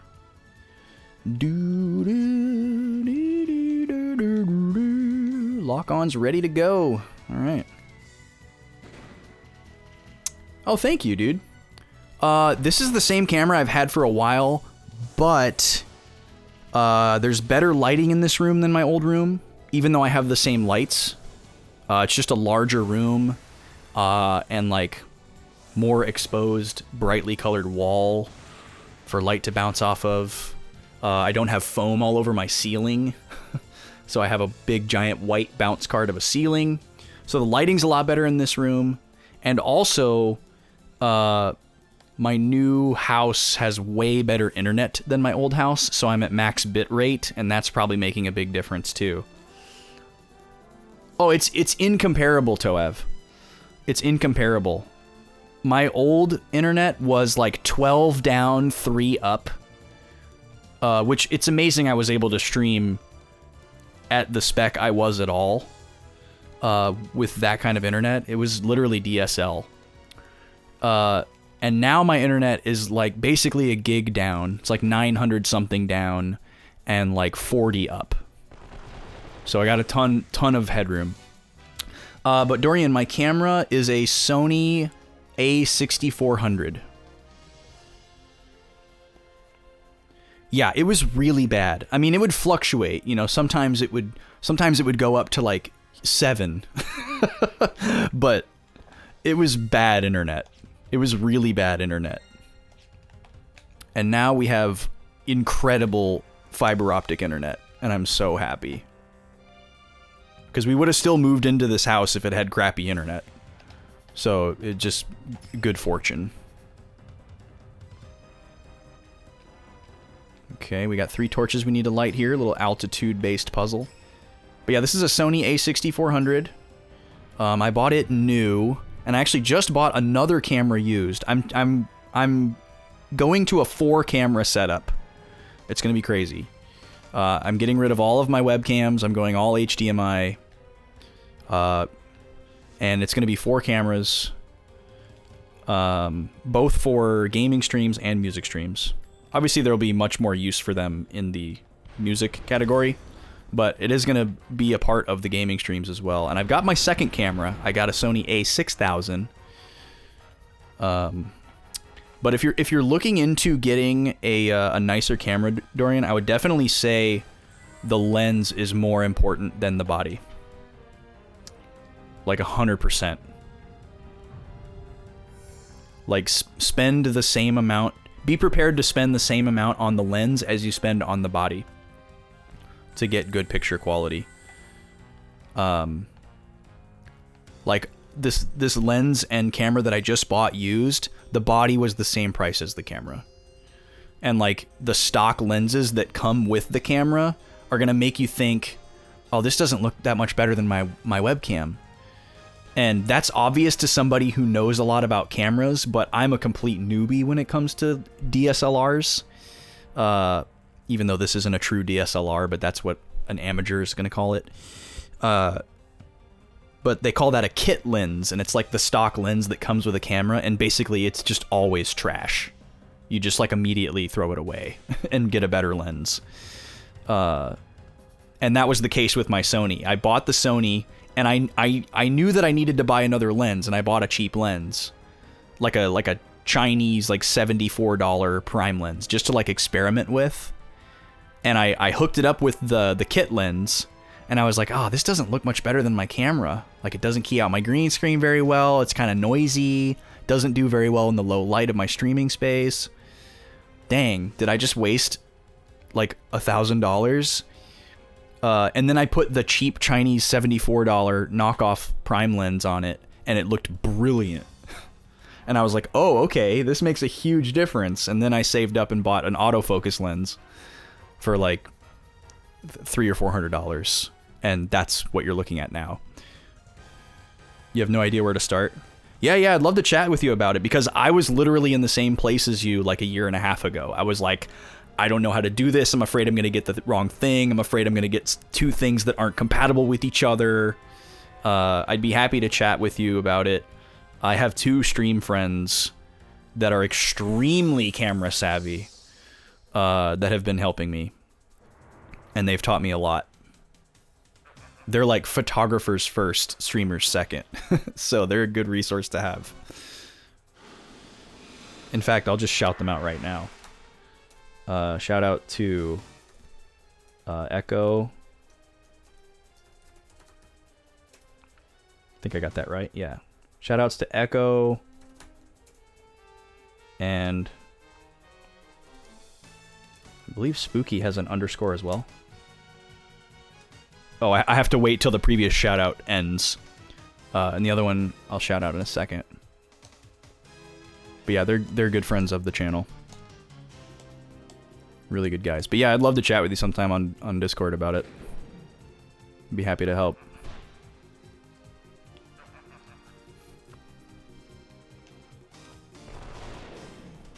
I'm slowly learning more with those 2 guys' help.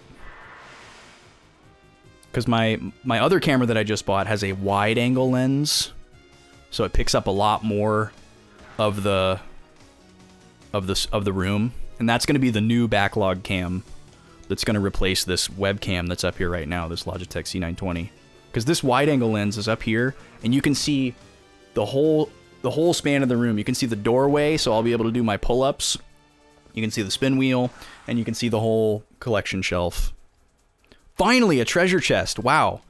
We have not had an opportunity since we maxed out our probabilities. We got it. A breath mint. I think that's just a status cure item. I don't think that's a rare drop. Yeah, that's just a status cure. Okay, we've cleared both sides, and now we're into the presumably last leg of the dungeon here. Okay, now I can do this other shout out for Spooky.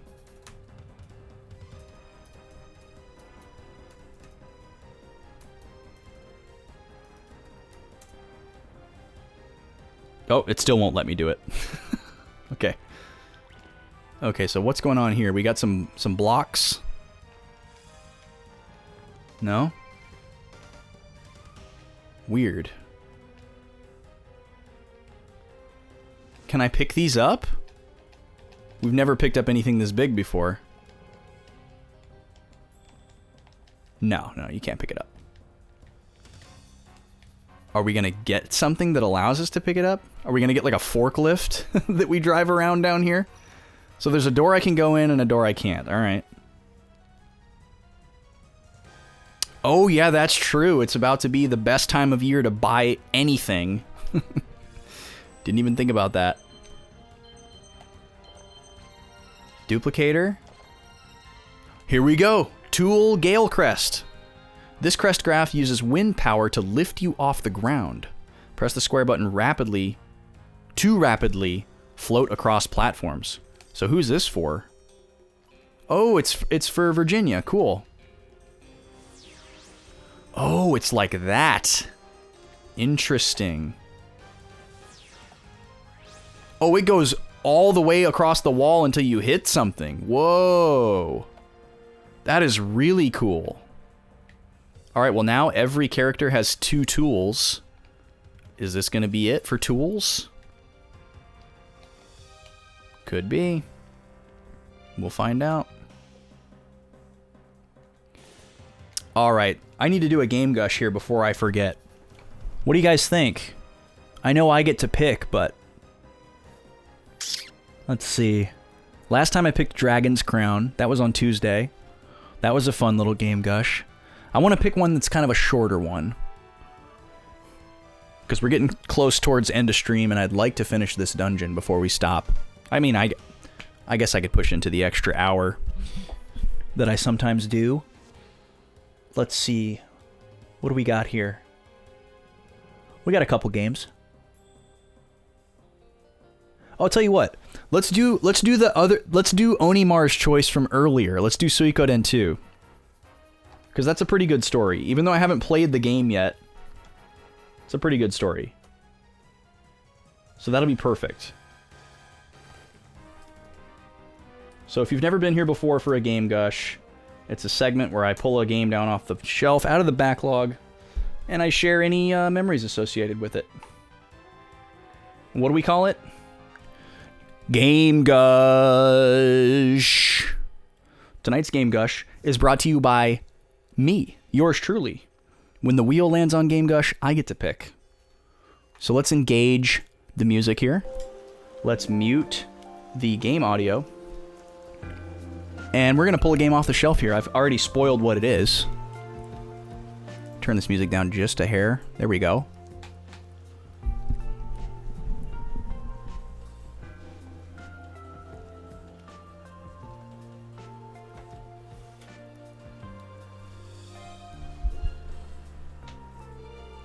All right.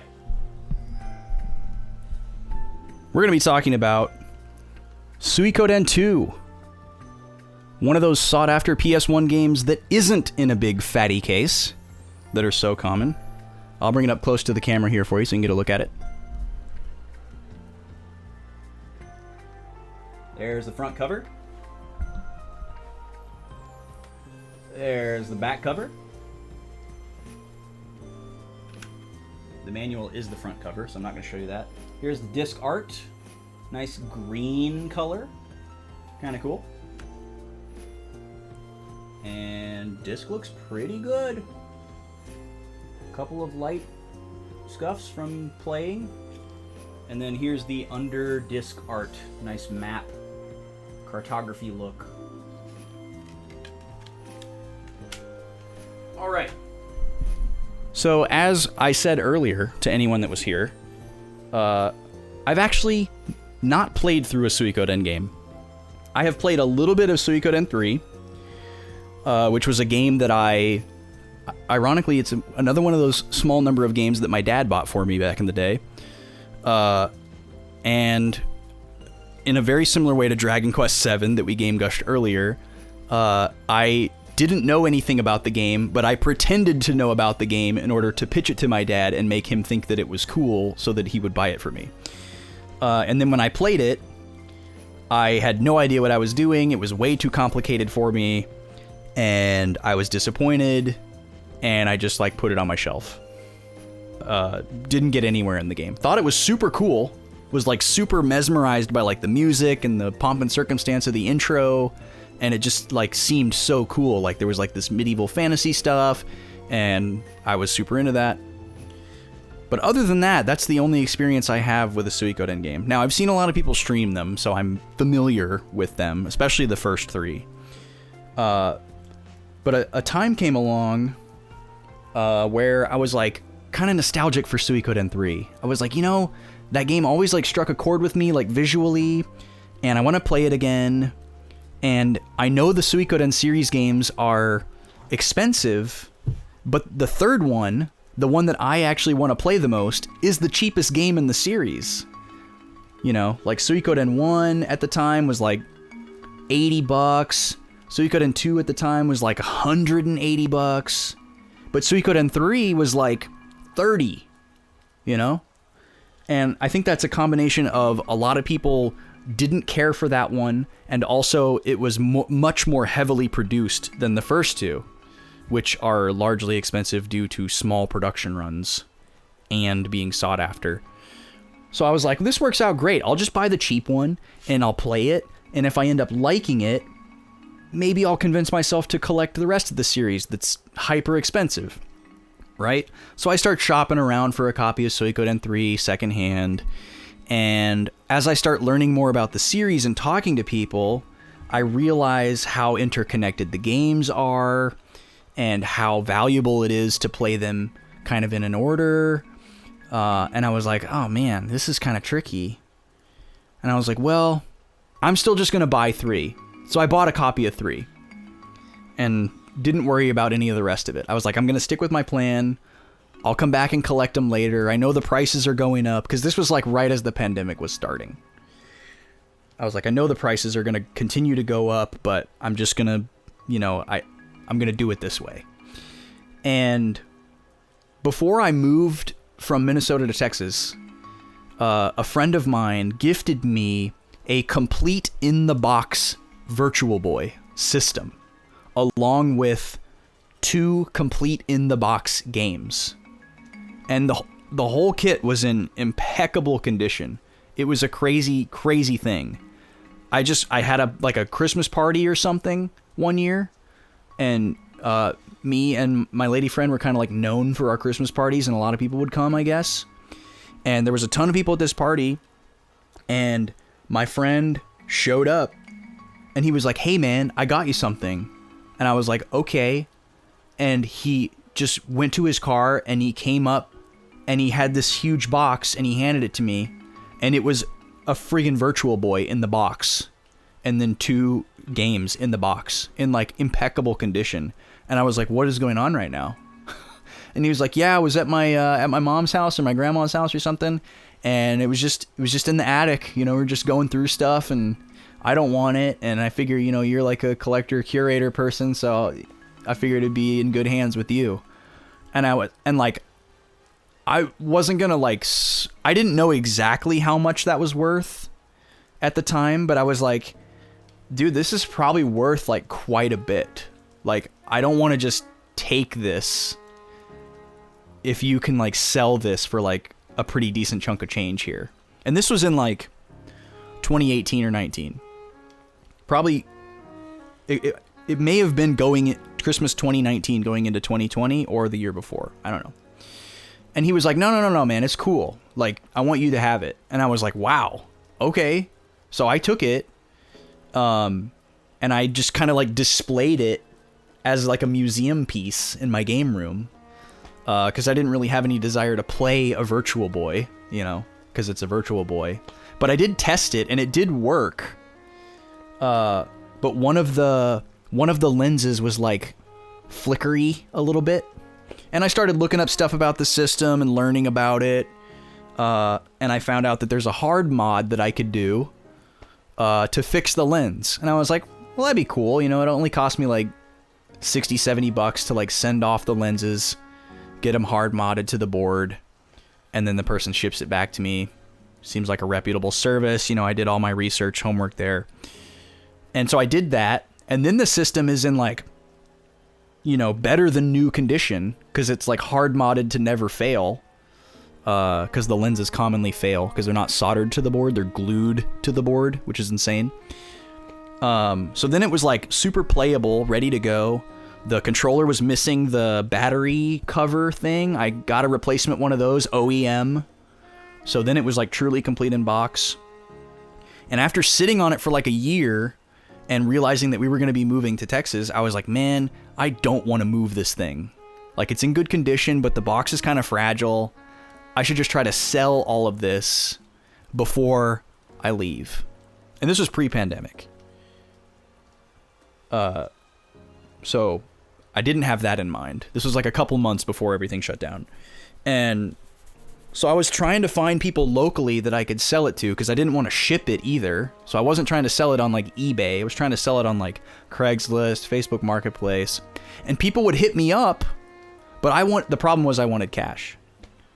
And I was asking for a lot because it was worth a lot. And everybody was like, "Hey man, do you take trades?" And I'm like, you know, like I really wanted money because I was about to move. And so finally, after nobody would give me cash and they were all offering trades, I was like, okay. I put a little list together. I was like, here's what I'm looking for. And nobody had any of that stuff, because I'm looking for like really specific nerdy stuff, not like common stuff. So I was just striking out. And then eventually I had to just resign myself to move with it. And I was really upset about it. I was worried it was going to get messed up. It took up a lot of space because it needed to be like protected. And it's a big thing, but I moved with it. And then when I got down here, I, after a while, was like, I'm going to try again. I'm going to try again to sell it. Because once again, I had even less space. I didn't have anywhere to display it. And I tried to sell it. And finally, I got a hit from a guy who was like, "Hey, do you take trades?" Of course. I was still trying to get the cash, but I was entertaining trades. And I was like, "Here's my list." And I was ready for him to be like, sorry, I don't have any of that. And the guy said, "You know what? I think I have most of the stuff on your list." And at the time, I did not have the Suikoden games on my list, because that wasn't even on my radar as something that I wanted. It was just a bunch of random other stuff. And he was like, he sent me a picture of like this cabinet that had a bunch of stuff in it, and he was like, yeah, this is at my mom's, so I gotta like go to her place next weekend and like look and see, but you can like take a look at this picture that I took like a month ago at some of the stuff that I have and see what you want.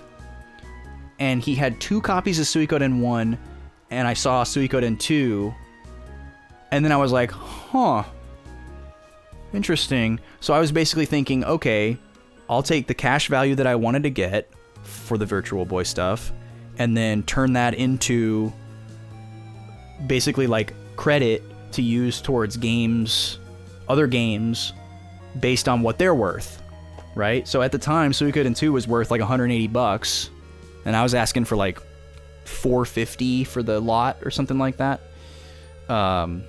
which was an insanely good deal, by the way, for the 2 games in-box and the system in-box with the hard mod and everything else original.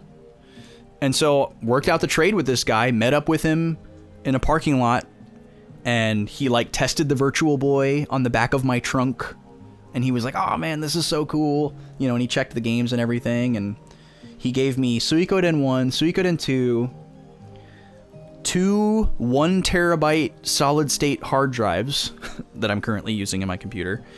He gave me like $80 cash, and then like 3 random N64 games that I was looking for. It was like a Game Shark, Yoshi's Story, Kirby 64, I think. It was an insane trade. It was an insane deal for me. And that's how I got Suikoden 2. And I'm super thankful for it, because the prices just continued to go up. It just continues to get rarer and more expensive. And I still haven't played it yet, but now I have the luxury of being able to. And footnote to that story, a couple of months later, a really good lot came across my radar of Suikoden 3, 4, 5. Because I was like, well, I have 1, 2, 3 now. Maybe I'll collect 4 and 5. So I have all of them. And a lot came across for 3, 4, 5. And I was like, well, I already have 3.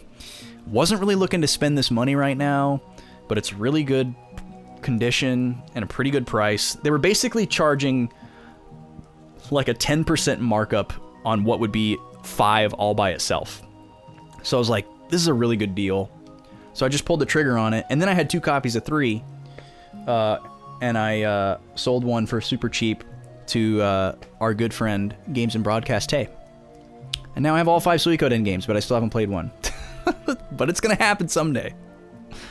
If you have 25k channel points, you can put it in the next poll. How about that? Alright, I'm done.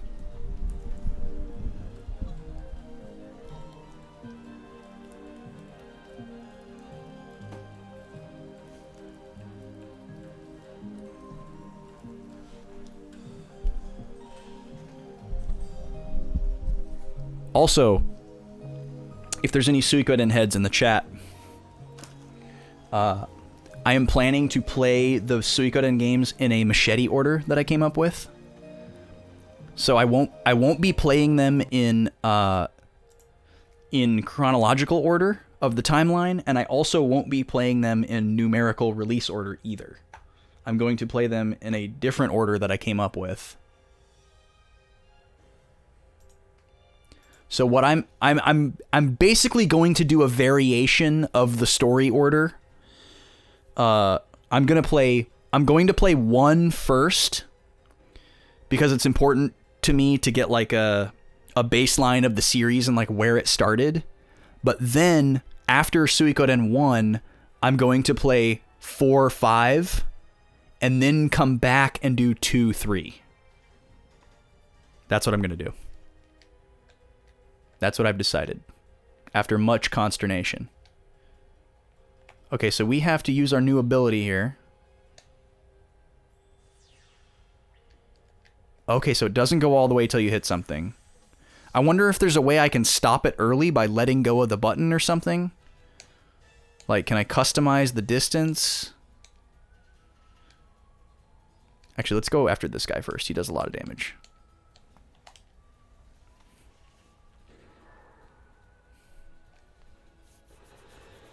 There's a remaster for PC and Switch of 1 and 2.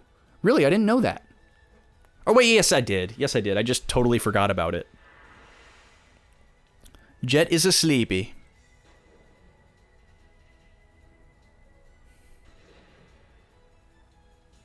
Yeah, I also found out that one of the copies of Suikoden 1 that guy had was like, it must have been like a bootleg or something. Because it had alternate cover art. And when he sent me the picture, before we ever met up or anything, I noticed the two copies of Suikoden 1 with different cover art. And I'm not super familiar with the game, so I'm like, what's going on here, you know? Are there two versions or whatever? And I figured out which one was the real one. Ooh, yes, a chest. Oh, Jet can't do it because he's asleep. Come on, man. Just nudge him. Wake him up. Come on, Gallows. Yes. Attaboy. Another breath mint. Does his sleep go away? It does. It just persists to that post phase. 8,500 Gela, my god.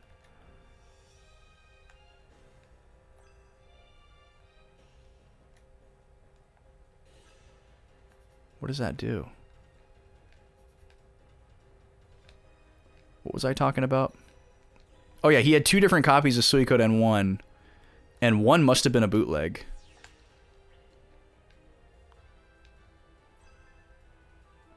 Because it had alternate cover art, and everything that I could find was pretty unclear. Wait, what? That was weird. Let's try this. Nope.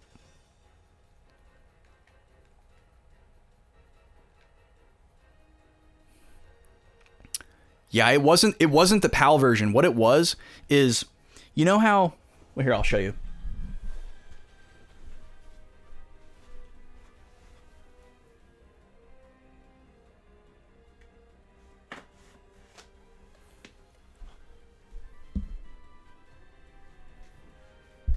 So Suikoden 1 has this weird kind of awful cover art that looks very like early 90s Sega or something, that doesn't really stylistically look like the rest of the series. It's like, it looks more Western and it doesn't look anime.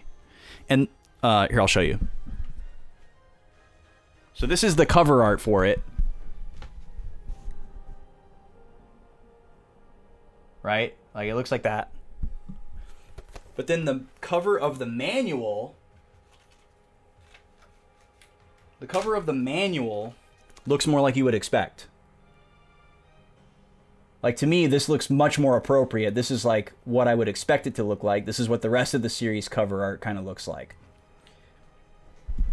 And the other copy that this guy had this as the cover art. The manual cover. And I found like one article online when I was trying to figure out what was going on with it, where it said that some people like scanned that artwork or something and used it as the cover art instead. And it was unclear if it was just done because people thought it looked better, or I don't know. But I don't know where the guy got that. But it, like, everything about it looked exactly the same as this, except it had the manual art right here instead. And I never saw it or I did see it in person, because he brought both of them with him and let me pick. Even though I knew before that I was going to take this one. But I don't know where he got that. He didn't know that it was a bootleg or say anything about it, and he definitely wasn't trying to like swindle me or anything. Like, you know, somebody might have like swindled him, I don't know. But he was like a super sweet guy. There was no way he was trying to like pull one over on somebody. It was really bizarre though. Okay, so you have to be passing over another block. This is kind of frustrating.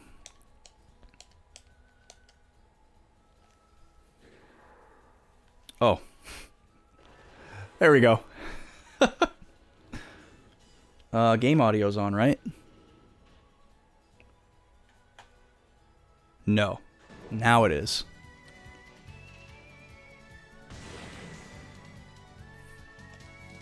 I need to change this button to be like more indicative of whether or not the game audio is muted, like I have for my microphone. There's so many things I have on my list to like fix on my Stream Deck, and I just always forget to make time for it because my to-do list is a mile long. Yo, we are getting a lot of these. Nice. We're not getting the rare drop though. I'd really love to see an alarm clock.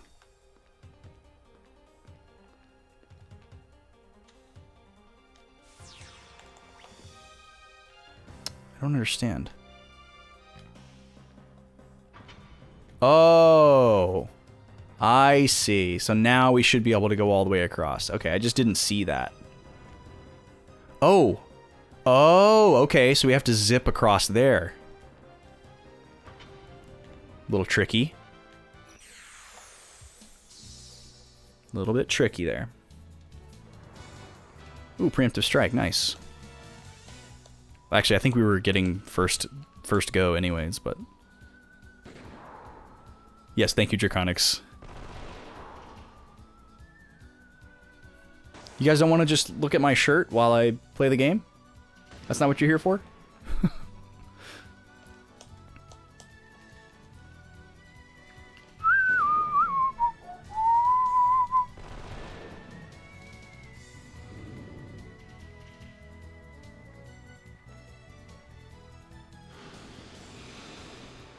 And Clive is asleepy. Just don't do it to Jet. I want an alarm clock. Come on, you little dragons. Yes, give me the alarm clock. Come on. Come on. Oh, I'll take a dragon fossil. We're pushing 40 now. Okay. So we go like this. Yeah. Alright, so we don't hit the switch.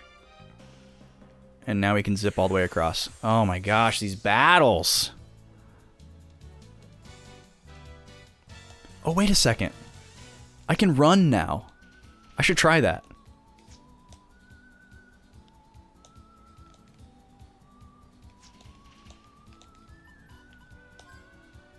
Wonder what the escape rate is. Like, does it just always work, or can it fail? It's nice that it doesn't take everybody's turn. Like, if you try to run an Octopath.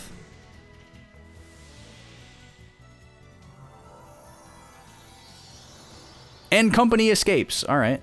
So, yeah, there must be some kind of chance associated with it. Oh, we still got experience for the thing that we killed? That's pretty cool. Wait, did that go off, Draconics? I did not see it or hear it.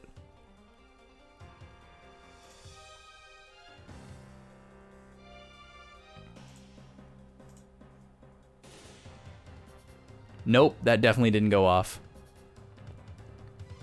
I wonder if my bot lost connection when the stream went down. Give me a sec.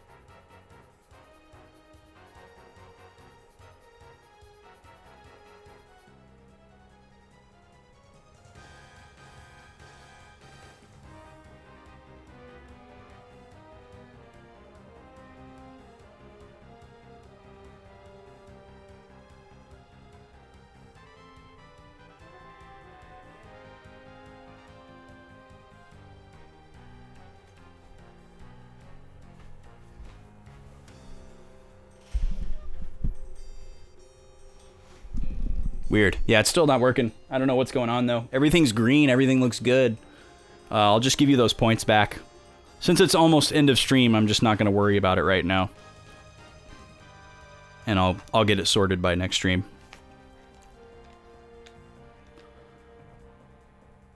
Okay, now we can go across. Boom, Shki. Thanks for coming.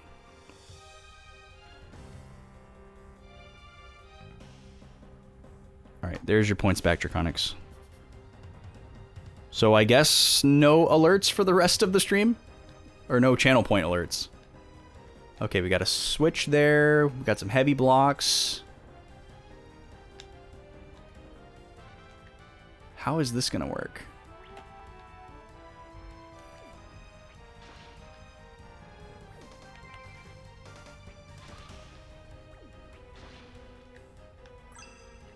So what does this do? That opens the door. Don't have to put a block on it. Oh, okay, this is gonna be super easy. So we're gonna be Clive. And go like this. Yeah, and then we just walk over here. Get in another battle.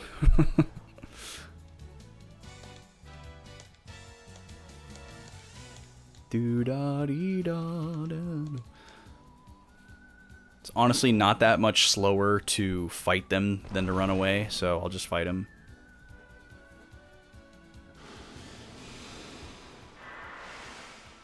No sleep for me! Actually, there will be sleep for me. Alright, Clive apparently is allowed to sleep.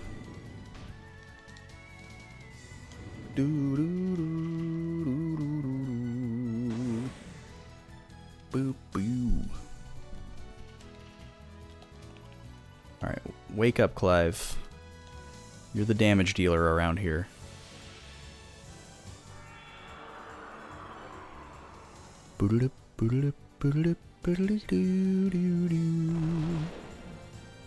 Hey, Nima. What's up, puppy girl? What you doing? What are you thinking about? You want to come up here for a little bit?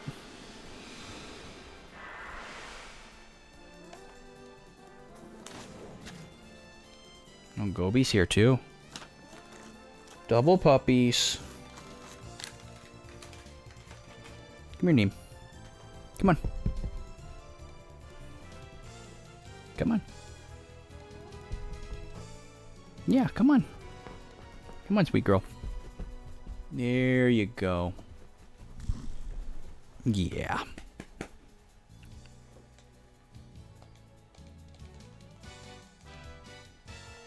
Sorry, Gobi. She was first. She was here first. I'll cuddle with you later.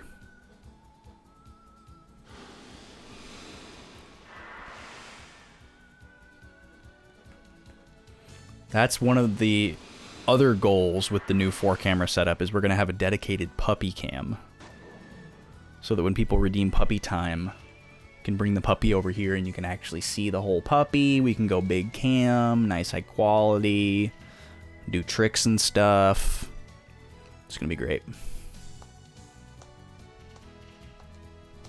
Instead of me holding them up to the camera and then you just see their cute faces, but they don't really do anything. Which is, you know, it's great in its own right. But I like showing off all their skills and commands. My forehead is very itchy tonight.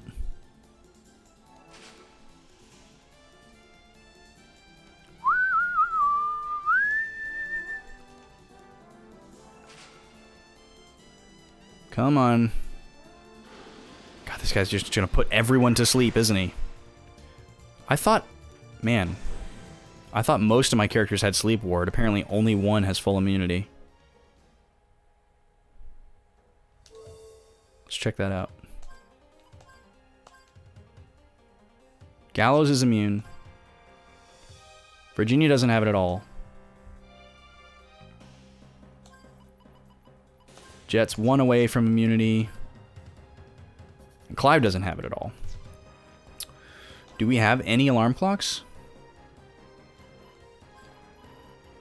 No, we don't. So yeah, we desperately need some alarm clocks. And then we just do this. Right through the door. Cool. Okay, I'm guessing these break. Yeah, and I don't see anything below. So I think we want to just go all the way across here on the first try. Ooh, an amulet. Nice. Okay, so I bet we can just do this. Nope, that didn't work. Alright. Man, this is a really good way to dodge encounters. Alright, there's the door.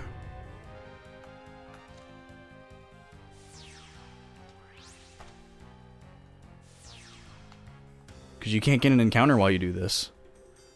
So you're going to make me hit that switch again because I left the room?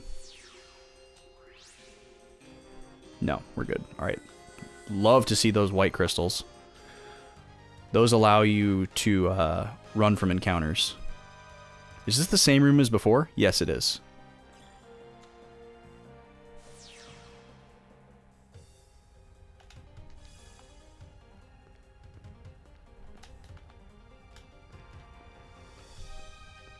Okay, more vitality, that's good.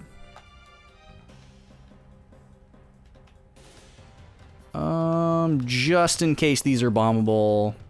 I'm gonna check. I don't think they are, though. No. But we like to be Henry David. Oh, okay, we got an ice block in this puzzle.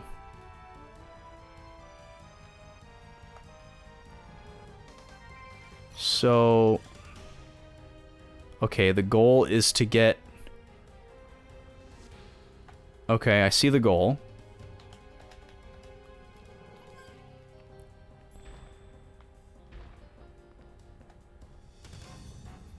So this one's a slidey.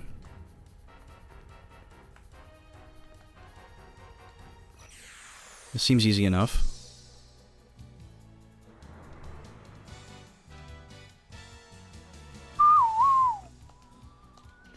Alright, these guys are really annoying, actually. What are they weak against? Ice. So let's get Gallows doing an ice spell. Forgot about this. We should have been doing this from the beginning. And then everybody else shoot. And hopefully we can get them out of here before they can put everybody to sleep. Let them have it, Gallows. Man, there is some loud music happening somewhere nearby me, which is not normal. Okay, here we go. Come on, Jet. Alarm clock. Nope.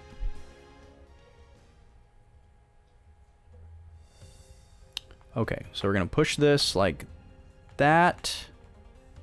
Oh, the ice block can't... oh, well, this shouldn't be a problem. Can it go this way?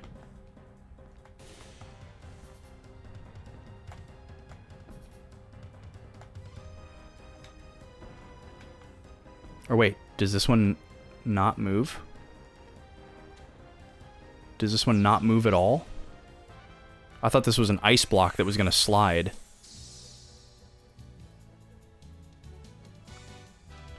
Oh, these battles are so annoying, dude.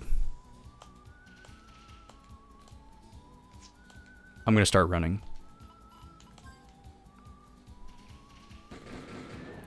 No skin off our back if we don't run.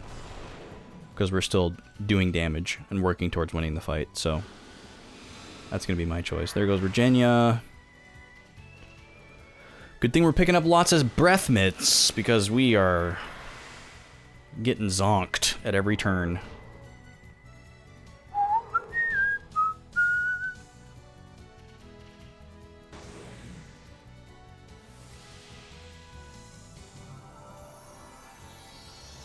Couldn't escape, alright. I wonder what the success rate is based on. Like if it's just a straight, like, dice roll, or if it has anything to do with like the level of the enemies.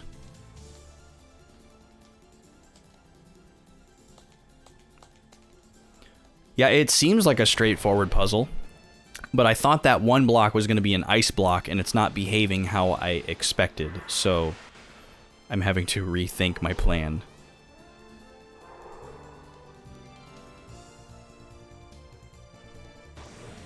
But either way, I can tell what I need to do. I just didn't expect... I also didn't expect that it wasn't going to let me move that one block into that particular spot, so... Yeah, I just gotta rethink here. Beep, beep, beep, oh, Virginia's dead. I thought she was asleep. How did that happen? Okay. So we can't move this block, apparently. That's really weird. So how...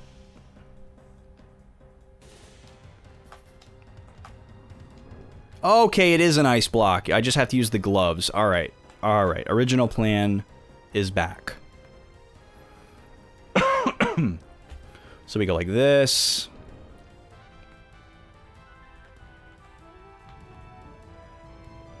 And then we go over here. Oh. Oh yeah, this is fine. I just gotta finagle this a little bit.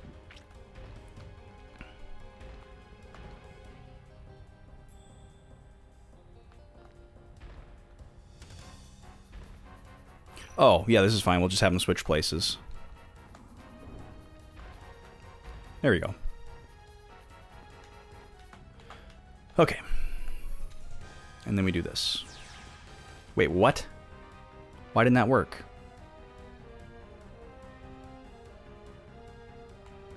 It's too many units away.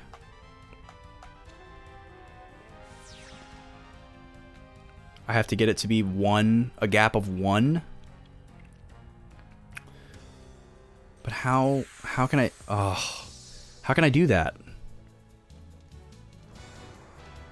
Oh, preemptive strike. I wonder if that guarantees flee. Usually it does in a game.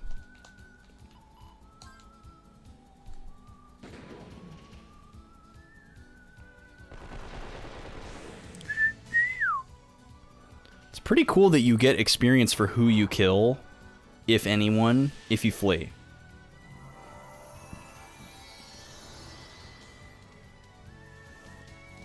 So, like, we still get experience for that one enemy we killed, which is, you know, a pittance, but it's still just kind of cool. All right, let me reset this room again. Because if I put it over here, then it won't stretch far enough.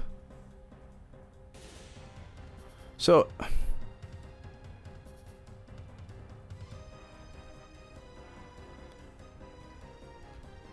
I could move... Oh, okay, I think I know what to do. I think I get what it's expecting me to do now.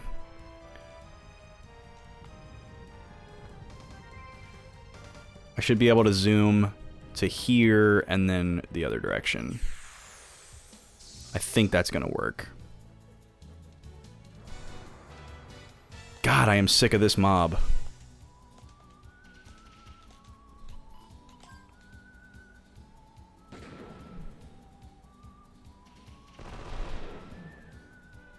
You would think that this configuration wouldn't work because there's still space beyond the third block, but it's not. Okay, preemptive strike does not guarantee flee. That was weird. Thought we were soft locked for a second. Just gonna keep trying it. I don't care. But because it's like an invisible wall, you can most likely do it. So this should work. Good, you chose the right character.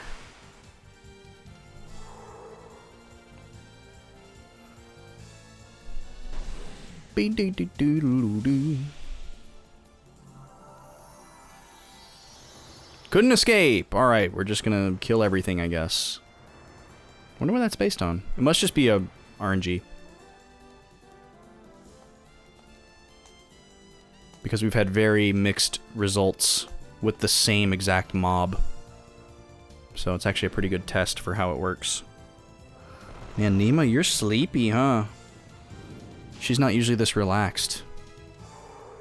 Maybe she's worn out from having a storm day. It's very hard on her anxiety when it rains. So after it kind of calms down, she gets very, very calm. Like she can finally relax after a full day of being on edge. Alright, let's see if this works. Nope. Not even close. What?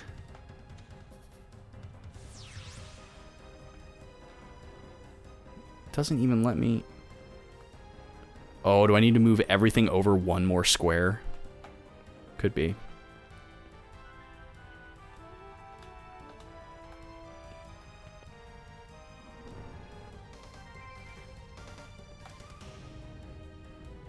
Let's try this.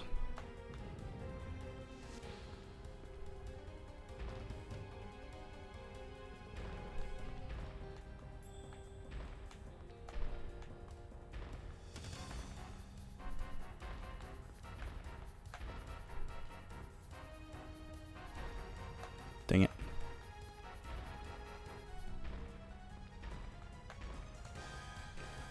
Is it possible to get this on the right unit? My brain is like starting to shut down. Oh my god.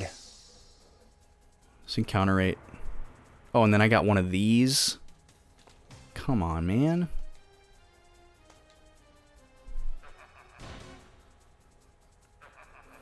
Alright, well I guess I'll figure out if it's a fixed 3 turns or not.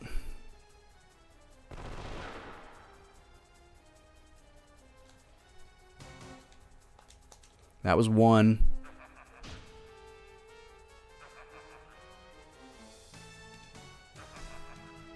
Nice dodges, dude. That's 2.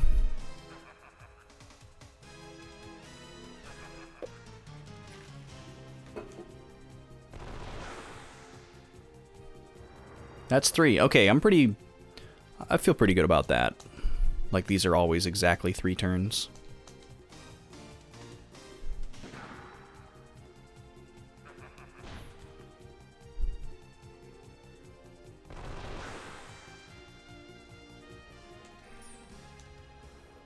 Dee-doo-doo-doo-doo.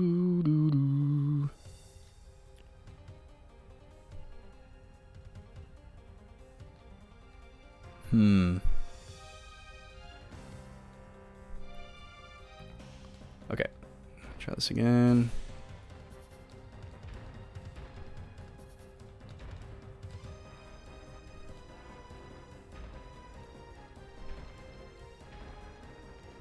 I don't know if this is possible.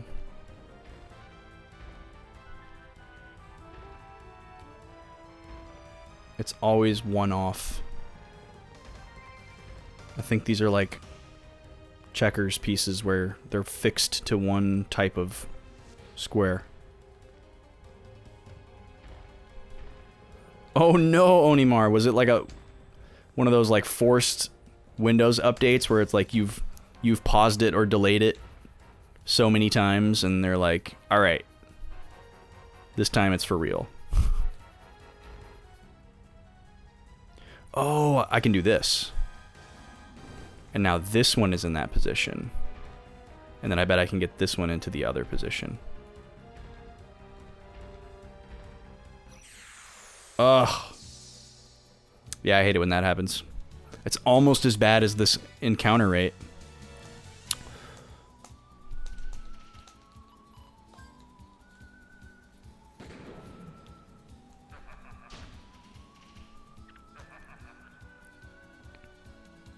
Doo-doo.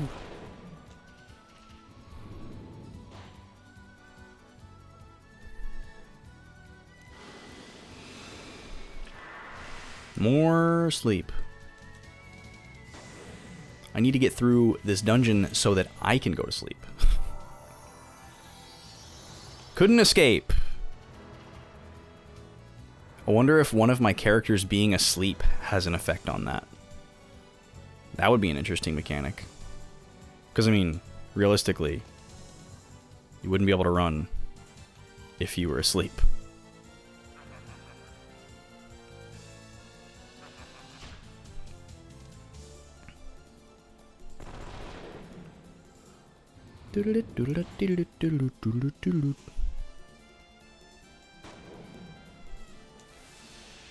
Come on. Oh, this sucks, man. This really sucks.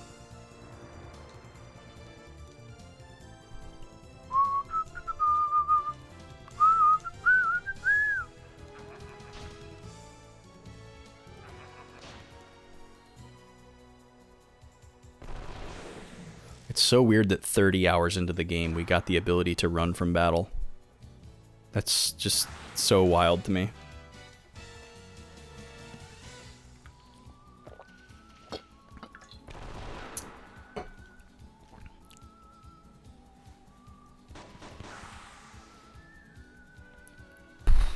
God, please give me an alarm clock.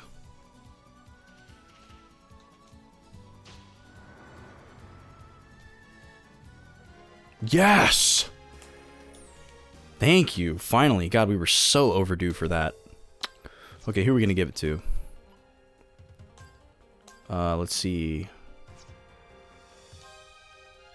Gallows is good. Virginia doesn't have it. Jet has it. Clive doesn't have it.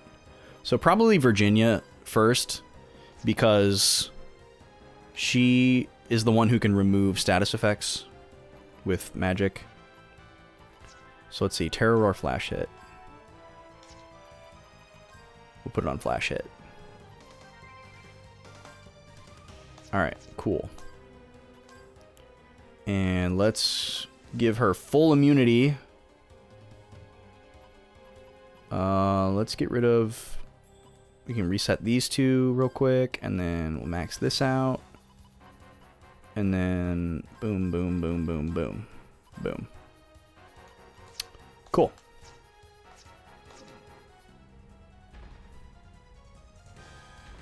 I don't know what to do with this block, because no matter where I put this block, it always ends up on the wrong tile. No matter which of these positions I try to put it in.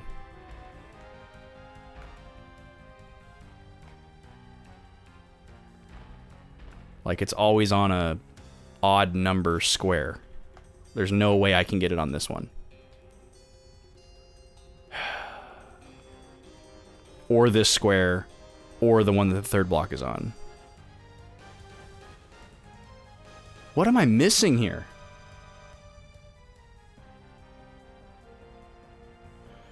Okay, I got one other idea.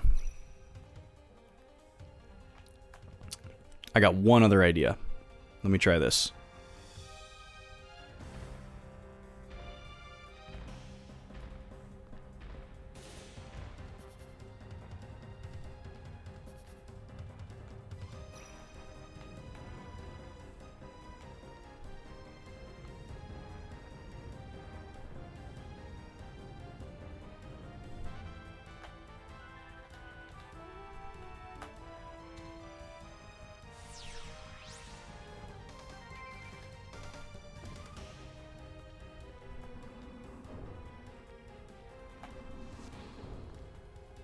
But see, this is still not enough squares. Oh, but can I do... Yeah, I can do this. Okay.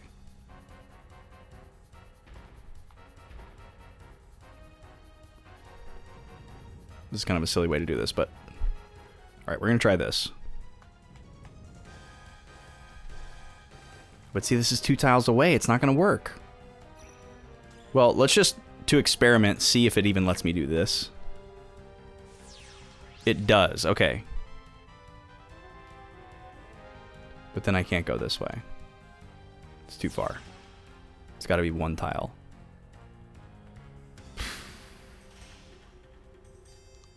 I really want to figure this out.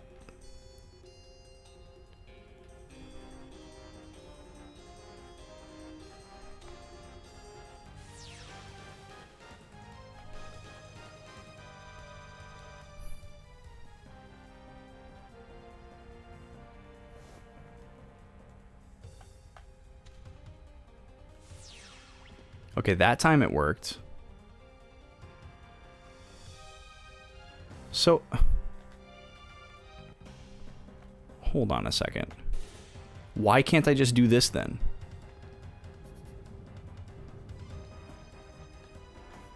Hi, Gobi. My puppy is very jealous that she's not also up here. Why does that suddenly not work? Okay, it does work. But then what? How could you possibly do this? Unless there's a way to stop that dash midway and like time it to like stop on a dime on a particular block.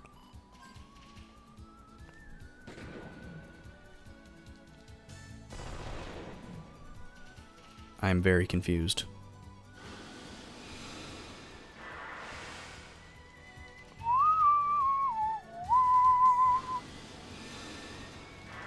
Hi, Gobi. Yeah, are you feeling really dejected right now?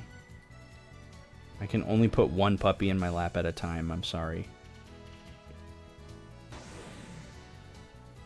Dog is giving me the saddest eyes right now. Like, don't you love me too?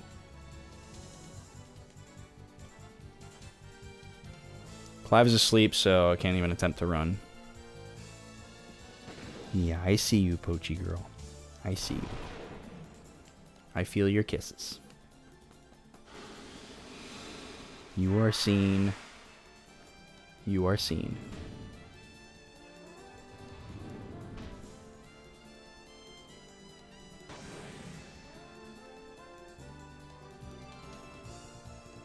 Mm-mm.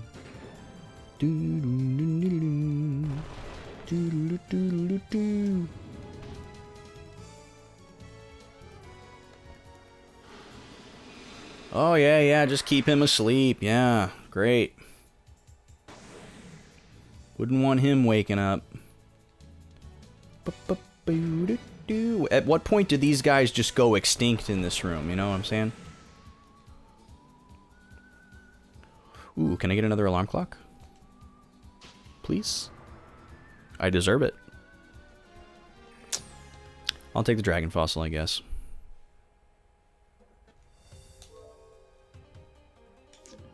Okay.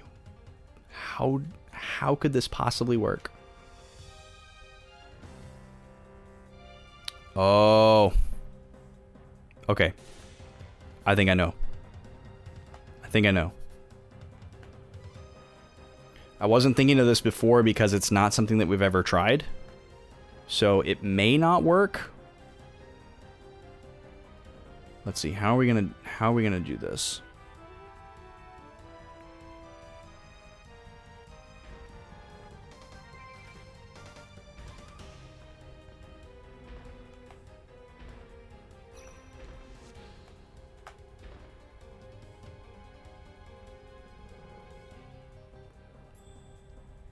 Okay, yep, we can do this.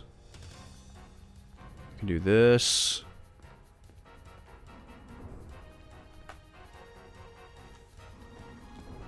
And then I'm gonna go like this.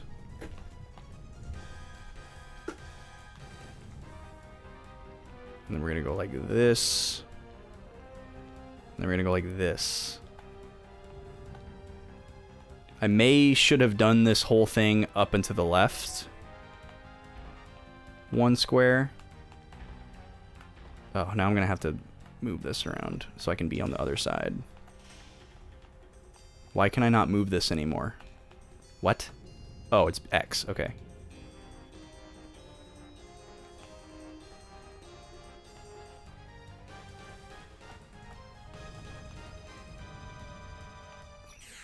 Oh my god, this encounter rate.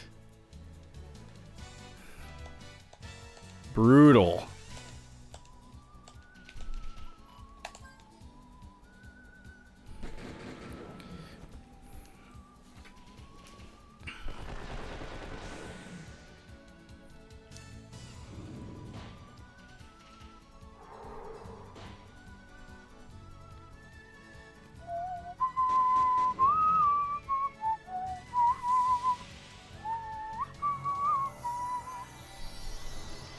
Oh my god.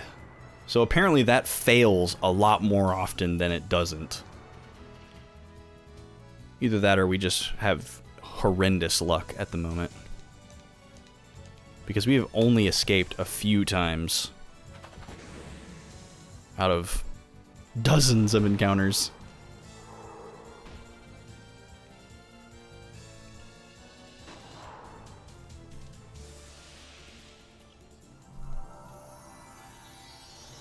Couldn't escape. Boy, that's frustrating. Well, he'll just die this turn. And then it punishes you with that super long screen when you can't get away. Ugh. Dragon fossils, though. We're like accidentally grinding dragon fossils.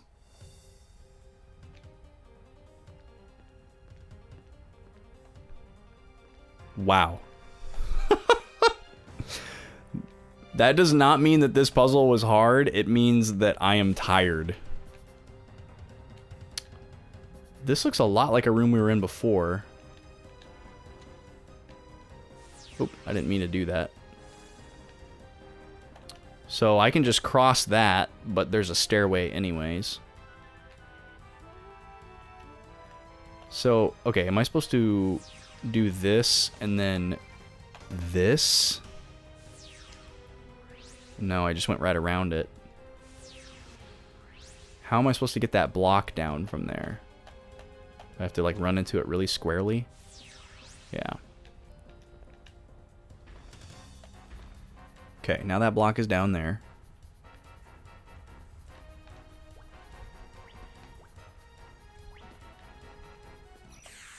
Oh, there's two different ways to go. Is this a room we've been to before? Or at least there's no sleep guys here.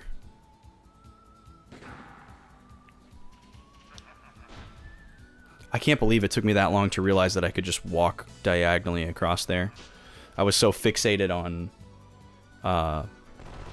having to use the new like straight line hover ability that I immediately was like, okay, how do I trying to big brain it, and my brain is like shutting down. It's a bad combination. Gobi, what are you chewing on?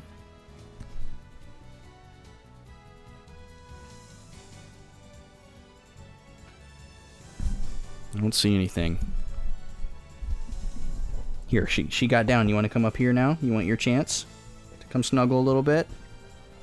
Yeah, there you go. There you go.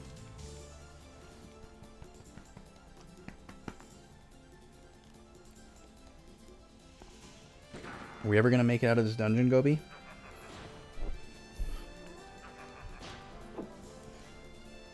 There you go.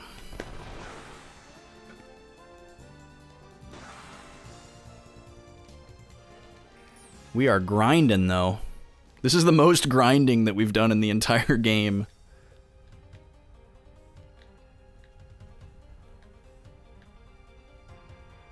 Okay, so we have to...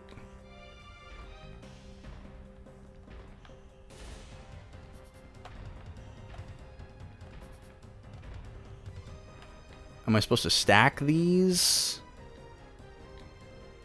Not exactly sure what's expected of me here. Like, I'm thinking that maybe that will work.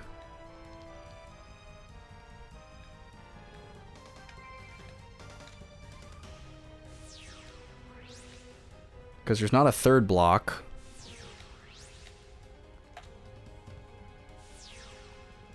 Let's see if this works.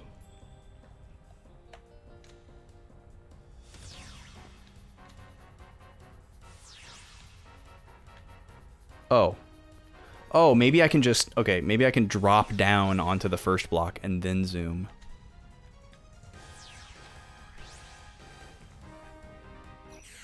Oh my god. I'm so sick of these encounters. And then, of course, I get one where I can't run. Alright, you guys don't resist light. I'm just gonna do a summon.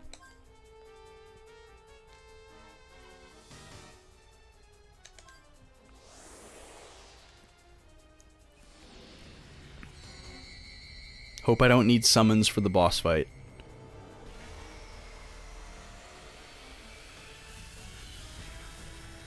Oh wow, I just realized how low my health is too. Great.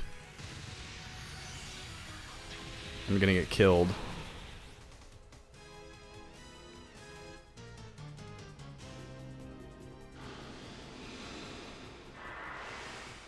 Okay, I'm immune to sleep.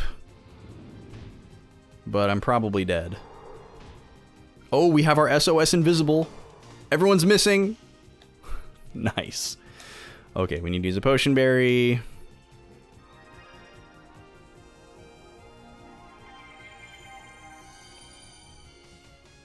Tank a bunch of hits. Or dodge. Can't put me to sleep. Won't work. Thank God we gave it to her.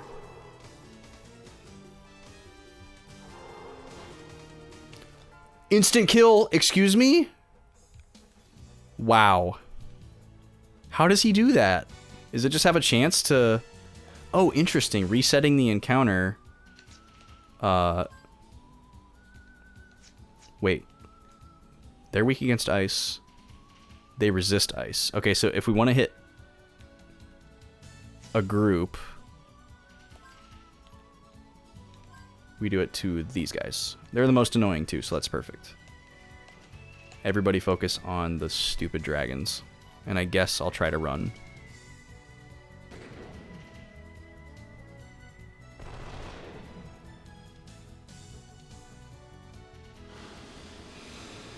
Good. Yeah, she couldn't dodge that one. Yeah, he must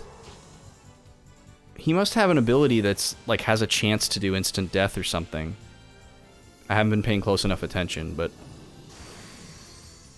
There's no way... Like, the number didn't even come up. She just died. It wasn't like it did 1,200 damage. Oh, and once again, I'm ignoring her health. I need to heal her.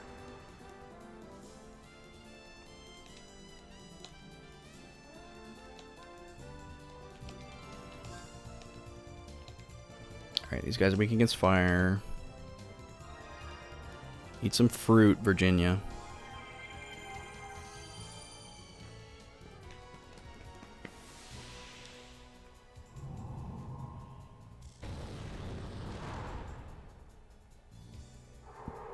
His attack might have done more than 211. That was pretty bad. There it is. Okay, so Lance Thrust is just an instant death move.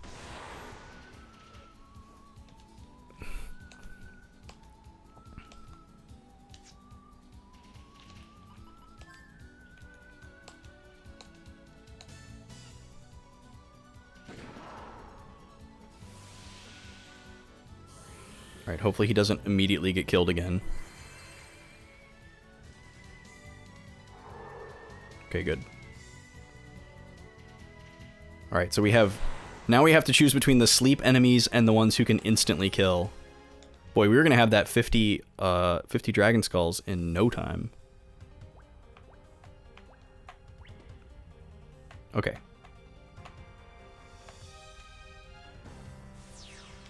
Yay. Oh. Okay. Boss. It's Lehalt.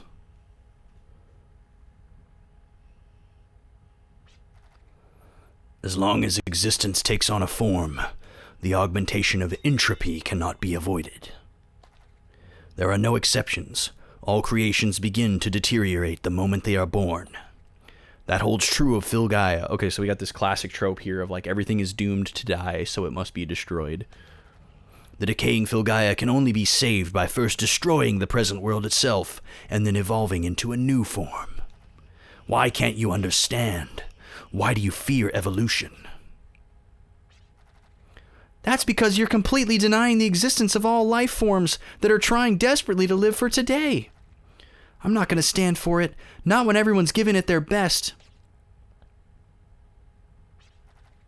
In all ages, high ideals have always been shunned by the cheap morals of fools. However, this fool's paradise is about to come to an end. Okay. This is our first time fighting Leehalt. I'm gonna start off with a party heal here, because we're like on our heels, kinda. I'm just gonna do a potion berry to get everyone to full. This guy's probably pretty strong. Fragile. And we'll take a shot at him.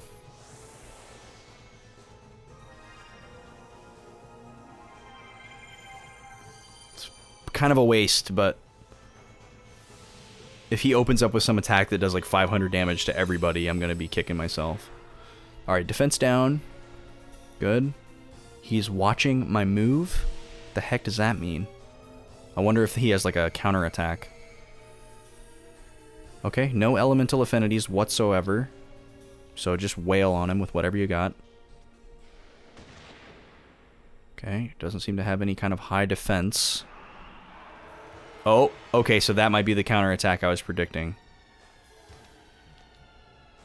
So let's try hitting him with magic and see what he does.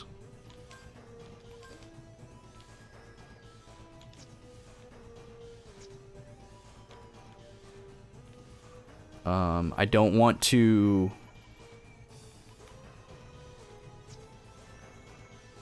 I don't want to attack until I know for sure what's going on. So... yeah, I'm just going to defend.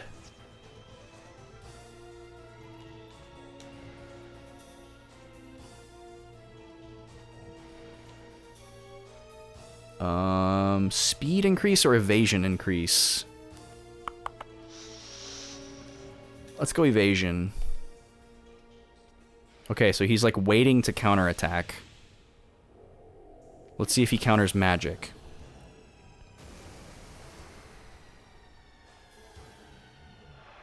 Yes, he does counter magic. Okay, so he's literally just reflecting everything that I do. He's doing the same amount of damage that I'm doing on the reflection as well.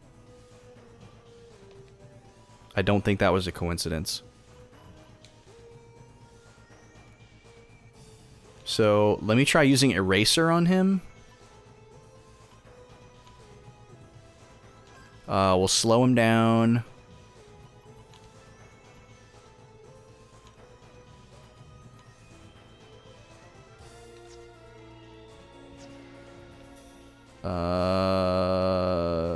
I guess I can try stealing from him, but I bet he doesn't have anything. And then...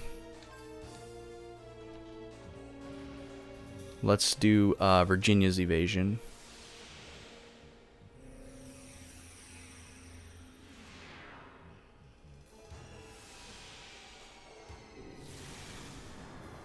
He doesn't have anything, yeah. So I wonder if he's going to, like, do something else, or...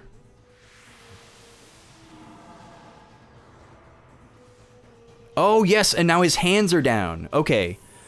So there's a visual cue there. So when his hands are up, he's in the counterattack state. Oh, no, his hands are up again. Okay.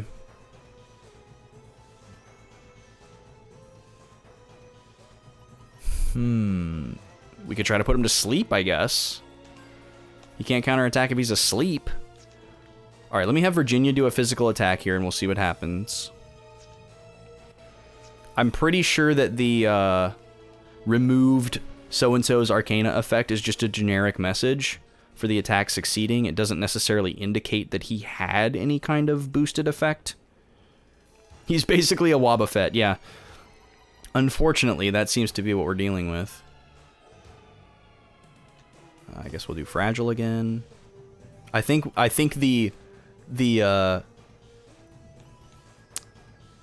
removal thing that I did on him actually got rid of that.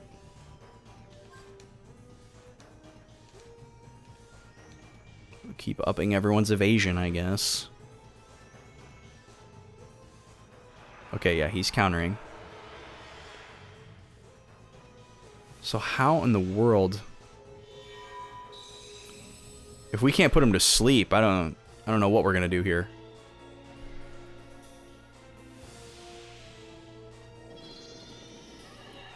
We don't have the ability to poison him.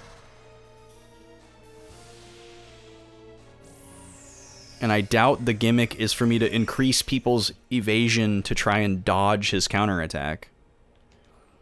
I mean, I guess you could just muscle it. You could just muscle it.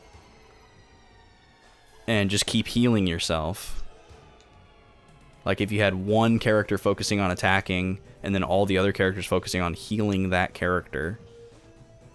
But that's a lot. He probably can't reflect summons. Although it would be horrific to find out that he could. Grav would be hilarious, but I'm not even going to try that. I'm going to keep trying to put him to sleep.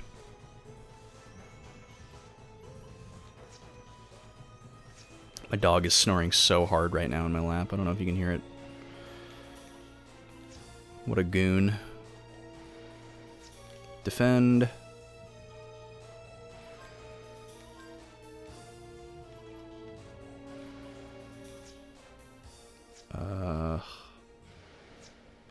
Man, what do we do here?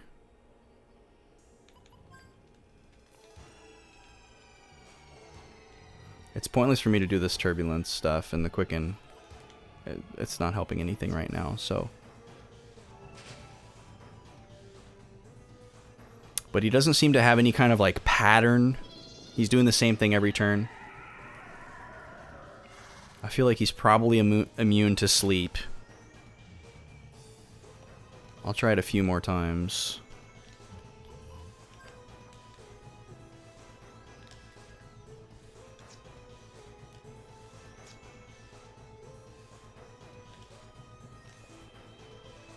Because he's really not doing anything else. He's just waiting for me to attack. But he reflects magic and physical. I guess I could try putting reflect on someone and then seeing if I can double reflect. It's possible. I don't want to lower his magic defense because then the more damage I do to him, the more he counters. Try sleep again. I don't have enough FP to use reflect, so I'm going to have to just shoot him a couple times to gain some FP.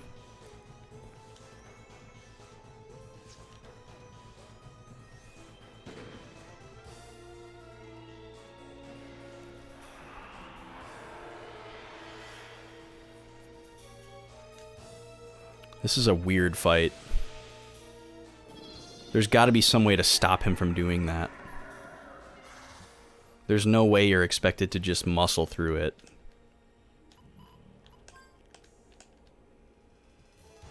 She still doesn't have enough. So we're just going to continue with this strategy until we have enough to try reflect.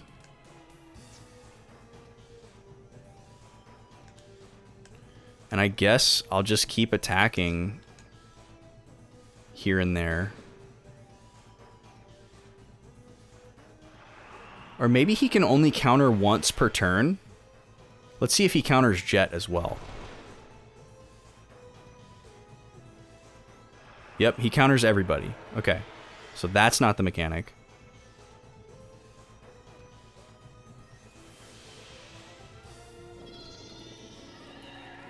Pretty confident he's immune to sleep.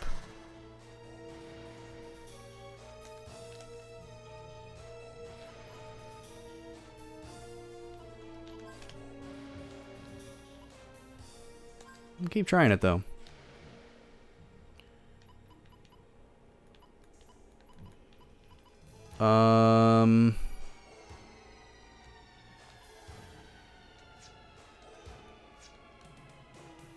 Still not enough to do reflect. So we'll keep shooting. Presumably we can just get free heals when they're needed.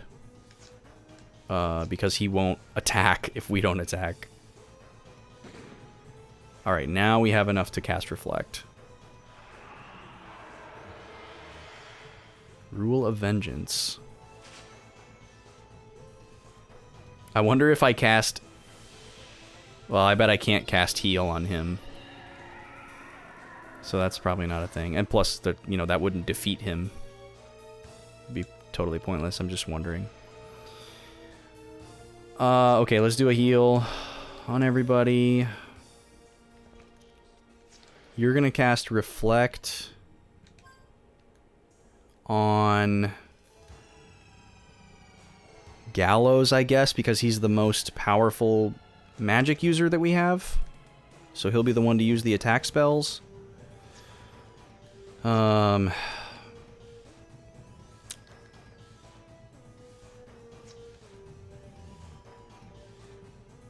And everyone else just chill.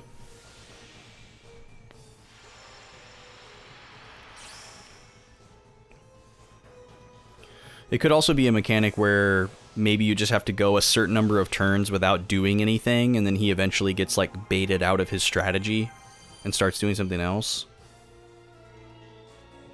That's also possible.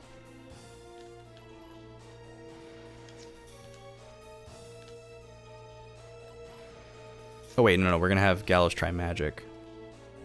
Okay, so let's try casting pressure on him. He's gonna reflect it back. Gallows has reflect on, so let's see what happens. And we can keep putting reflect on people, so maybe if we put reflect on everybody, that's something that will work. Try Clive next. That would be a pretty decent mechanic, I guess. We'll wait till next turn. Till we know what happens. Alright, here we go. So do we get to hit him twice? Like this. He sends it back. Nope, we don't reflect it.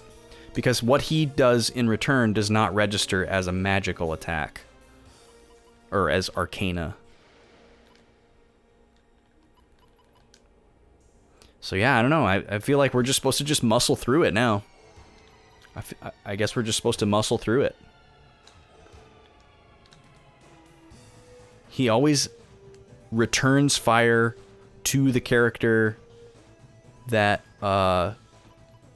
deals the damage. So if we just focus on having one person deal all the damage and then everyone else keeping that character alive, that's all we would have to do. So presumably the best way to do that would be to have Clive shoot him a bunch, because Clive is our biggest physical or period damage dealer. So I guess that's what I'm gonna do. So we're going to I guess we can heal everybody. Let's do a fragile. And then we'll wait one more turn for Clive to shoot. Get him to full health. And then maybe Gallows can alternate between off-healing Clive and then throwing out a magic spell here and there. Alright, so we drop his defense down. We're going to drop his magic defense down as well. Alright. Let's see if we can get a little rhythm going here. So Gallows is going to do Water Spell. Virginia is... I don't think that these, like, barriers are going to help, because I think his reflected thing is, like, strictly a fixed damage. But we'll try it, I guess. We'll put shield on Clive. See if it makes any difference. He's already fragile, right? Okay. We will defend. And then let's have Clive do some big damage here. Let's see what happens.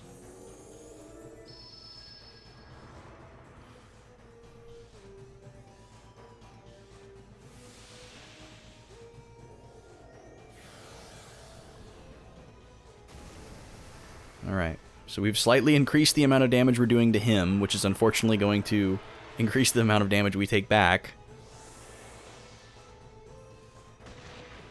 Alright, so Clive's going to get hit really hard here. But now we can just have everybody heal him. And then he doesn't have to attack again this turn. So we're going to do a heal on Clive. And then maybe I'll have Jet attack this turn. Decelerate doesn't really matter because he only acts as often as we act. So that's a waste of time. Man, that sound reminds me of the frickin' Stranger Things sound. Alright, we'll attack with Jet. Just to get some more damage in. Clive is going to... I wonder if there's a chance that his counterattack can miss when we have the boosted evasion. I'm gonna guess no.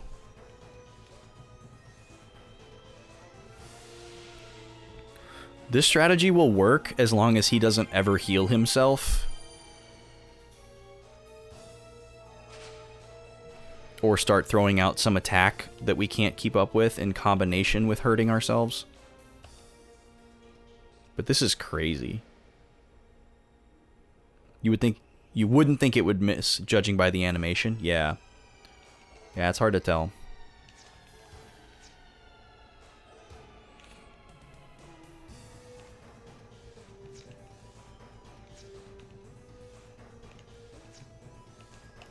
Alright, we'll do a small attack here.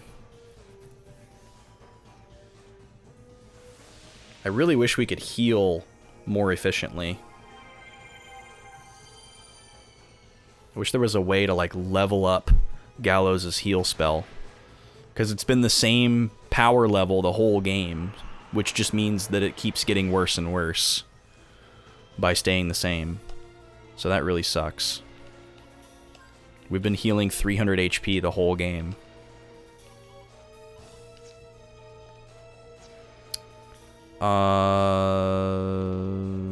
Is he still fragile? Yes, he is. We can do another attack with Jet. Clive is not ready to attack again, though. We got a crit. We beat him! Okay. Wow, that was a good time for a crit. If we had done that at like 2 turns earlier, he might have countered that crit. Which would have been disastrous. It would have been an instant kill. We actually didn't want a crit in that fight, most likely. I retain the power of Hyades, yet I am cursed by Filgaia. I need cleansing in the Panakia fluid. In the eyes of Filgaia, we seem to be alien elements creeping inside its body. Are we one day destined to be expelled? Okay, so this supports the theory that they're not human and that they come from another planet. He thinks that the planet is trying to get rid of them because they're not from here. But it could be something else. No! I will not allow that to happen.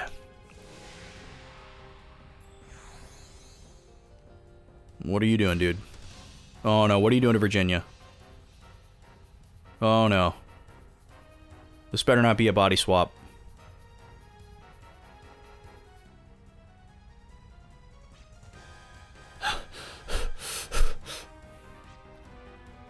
I I have never witnessed symptoms such as this.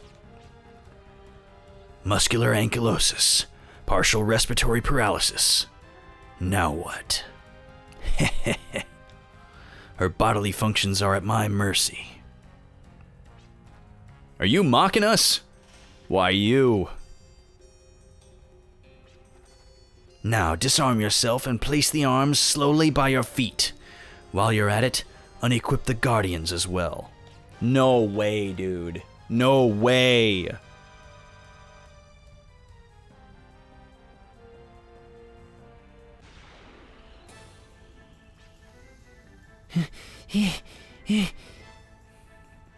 Werner's back. Let's go. I was hoping so, dude. Werner Maxwell. So, you survived the accident too. I am a spirit, as are you. Okay, so they are dead. That was unexpected. There's no way a spirit obsessed by the past can create a future for Filgaia. I never expected this.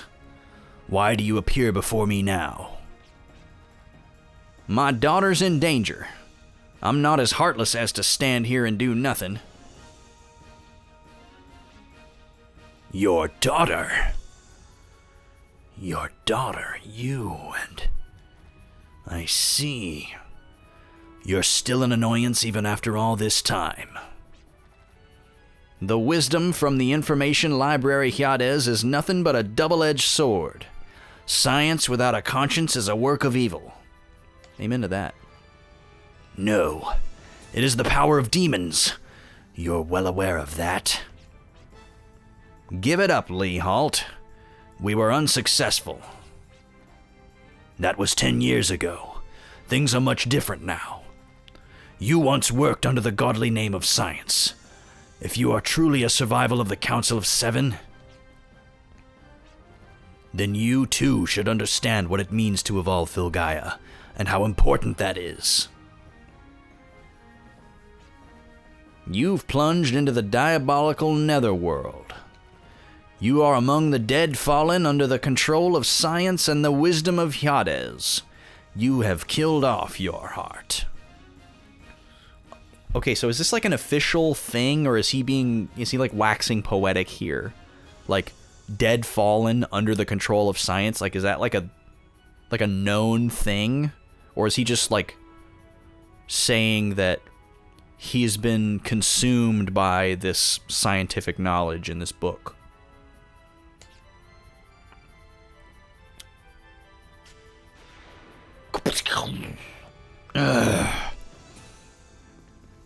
He just runs away after getting shot in the face. I love it.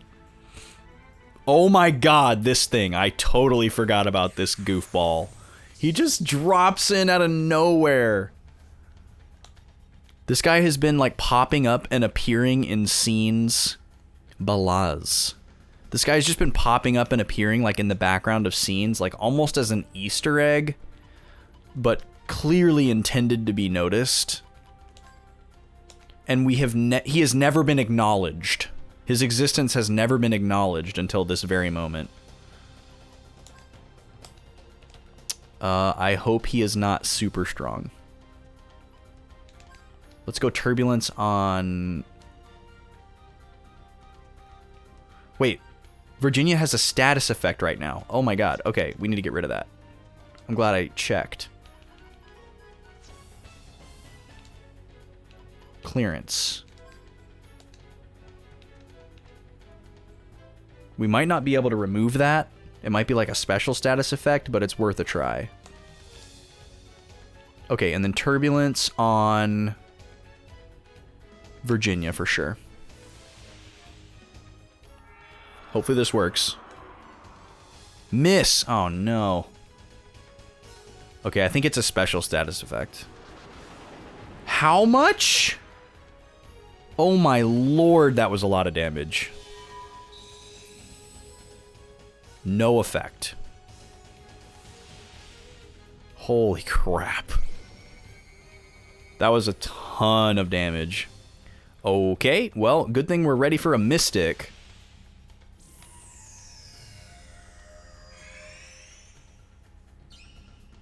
The special ability Outer World makes Balaz invincible for a certain period. The only way to damage Balaz is to attack right after performing an action as the turn changes. After I perform an action or after he performs an action?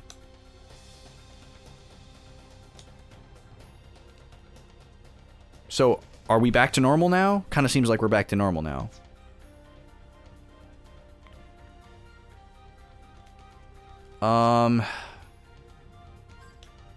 He has no elemental affinities.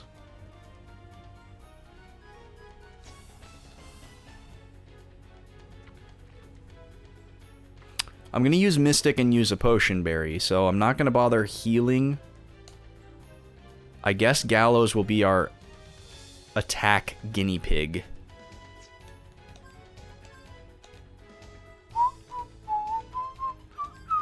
He's not fragile, so we can try that again.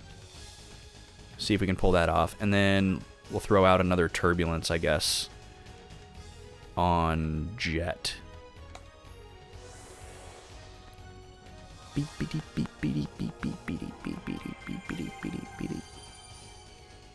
Okay, everyone full health, except for Gallows, which is fine.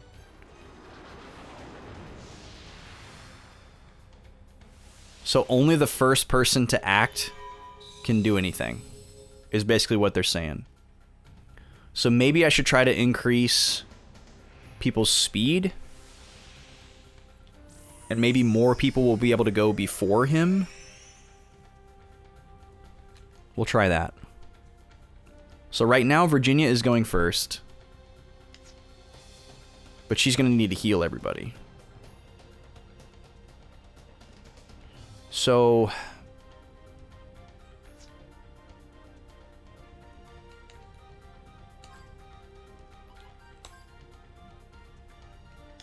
yeah, I don't want to risk this. So let's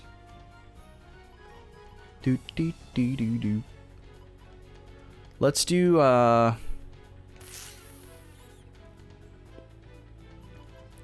let's just do a pocket heal, I guess, on Gallows, because he won't get full health. Oh wait, I can't do Mystic this turn. Okay, I'll take the group heal. So we got ourselves another gimmick fight here. Because I got to assume he's going to use that attack again. Maybe if you hit him, he doesn't do it. I don't know.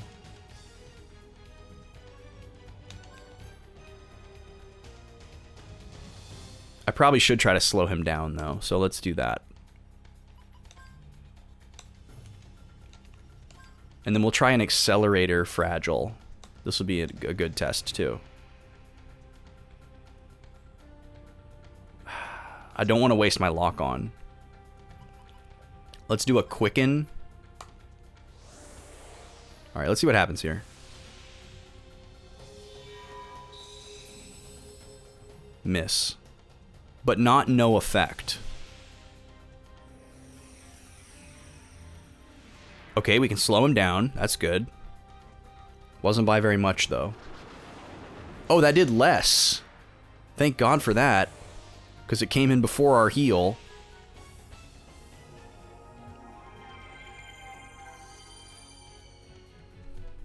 So now might be a good time to find out if we can stack debuffs.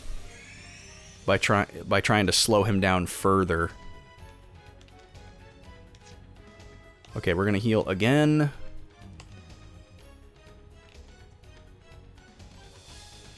So, do we try to slow him down again? Or do we just shoot him? I gotta imagine with this mechanic, he probably has a really low amount of health.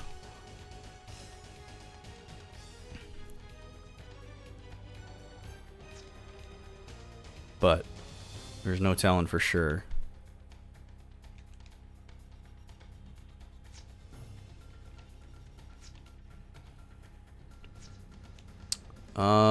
What to do, what to do.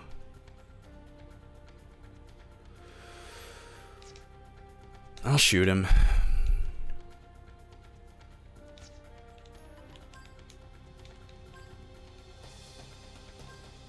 I'll try Fragile one more time. Let's see what happens here. Okay, got damage.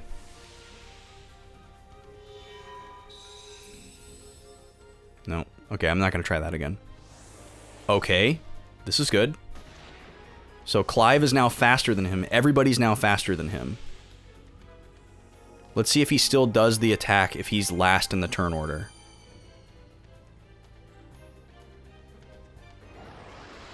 He doesn't. Okay. So is that all we had to do, was just slow him down?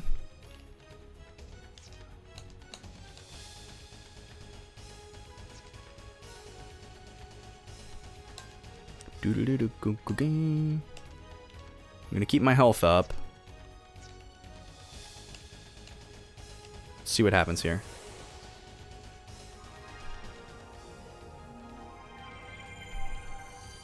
Yeah, so maybe his AI won't go for that move if he's last in the turn order.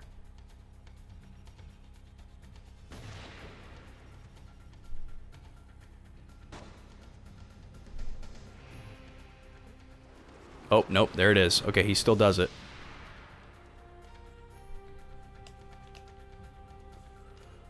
Okay. Now this is scary because we don't have a way to heal everybody here. And if he does that again, it could just be a party wipe.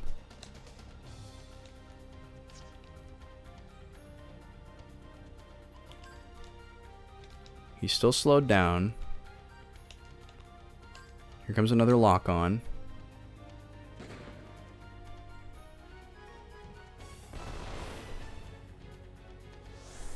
Come on, Clive, give us a crit. Nope. Oh, but we got him. Woo! Oh, and he exploded. Wow, he is gone. Let's hope so.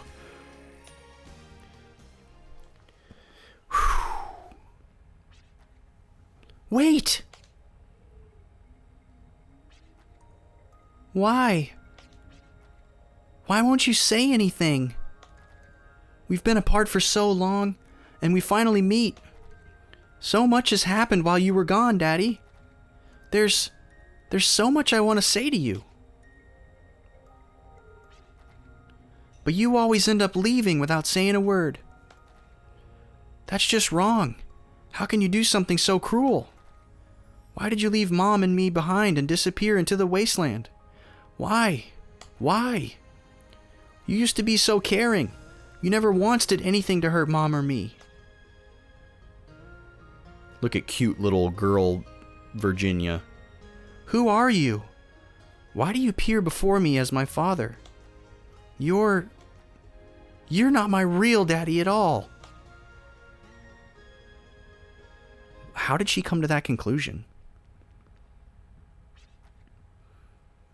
She's burning up. She has been cursed by Lehalt. The nanomachine shot into her system is disrupting her bodily functions. Nanomachines!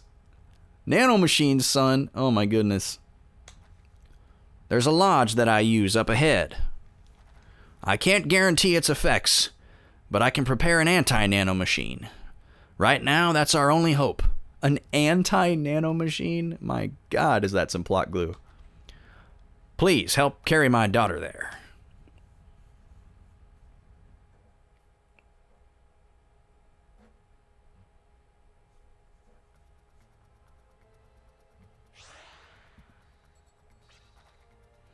How can you just waltz back here without shame? You failed to carry out orders and return empty-handed from Fortune Gear. Furthermore, you failed miserably at the Infinitum, and you lost Asgard. What are you thinking? Something's fishy about your actions lately. I hear you successfully managed to extract the Guardian energy at Fortune Gear, but you absorbed it into yourself. And although it has not been confirmed, I hear you actually lent a hand to those drifters at the Infinitum. If there's anything you would like to admit, explain yourself now. Will you play dumb? Then it is inevitable. We shall ask your body directly then. We shall make use of Geas. Kanda estrata amantos. Kanda estrata amantos. Dang. Resist any longer, and Geas will blow away your body.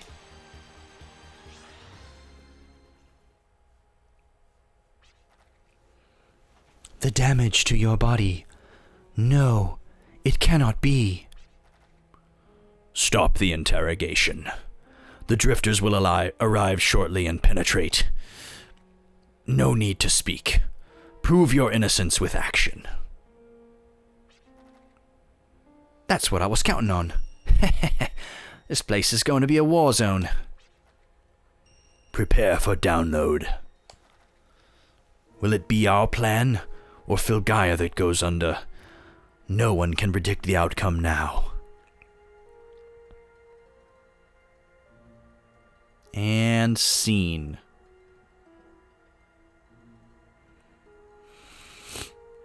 What is that?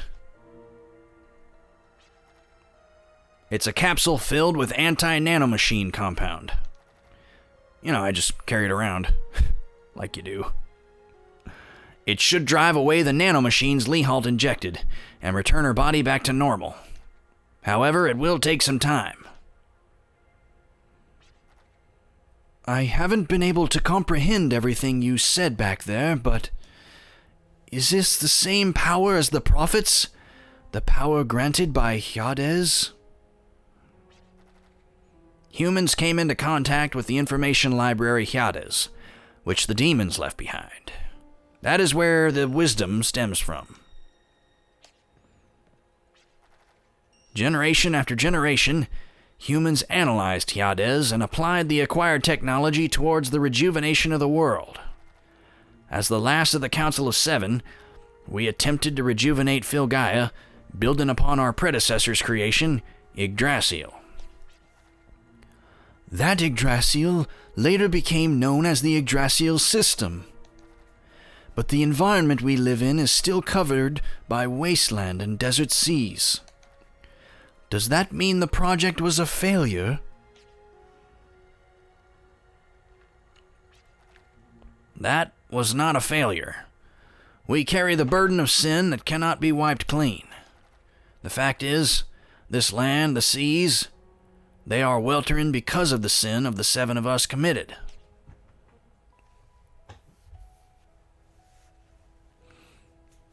Daddy and I played together all the time. He taught me how to handle arms. He would always commend me on my shooting and rub his big hand over my head. His big hand. But one day, Daddy disappeared. That night I cried, and every day thereafter. After Mom died of illness, I promised myself I wouldn't cry anymore. Years passed, and I grew up. And just when I shunned away all my tears, my father suddenly appeared before me. I think I was happy. I think I wanted to jump into his arms. But all I could do was to hurt my father with my cruel words. That's a little extreme, Virginia. Why did I say such things?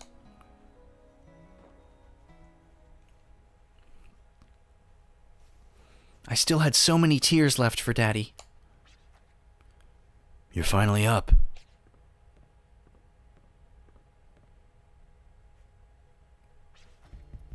You had us worried sick. It has been 3 days since you fell into a coma, but I am glad you are all right. I'm sorry. I'm always holding us back. Is something the matter? Where is he? Your old man left early yesterday morning. Oh.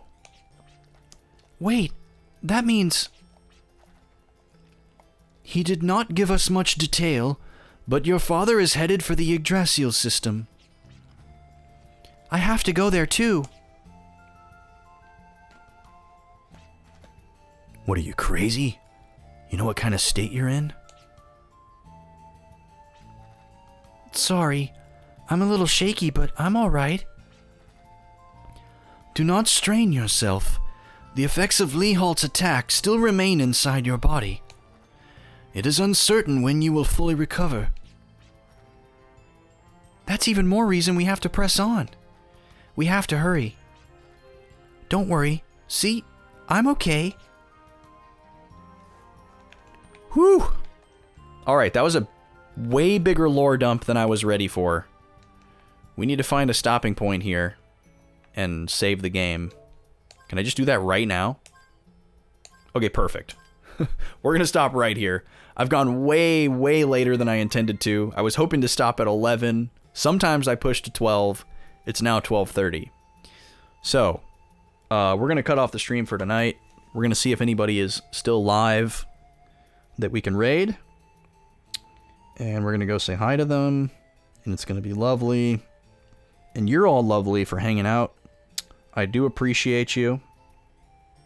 Oh man, we haven't had the ability to raid this person in a long time. Because usually I'm not on late enough. We're going to go give a late night hello to Jamsters. If you're not familiar with Jamsters, please drop a follow. Oh, I misspelled raid. That's beautiful. That's how tired I am.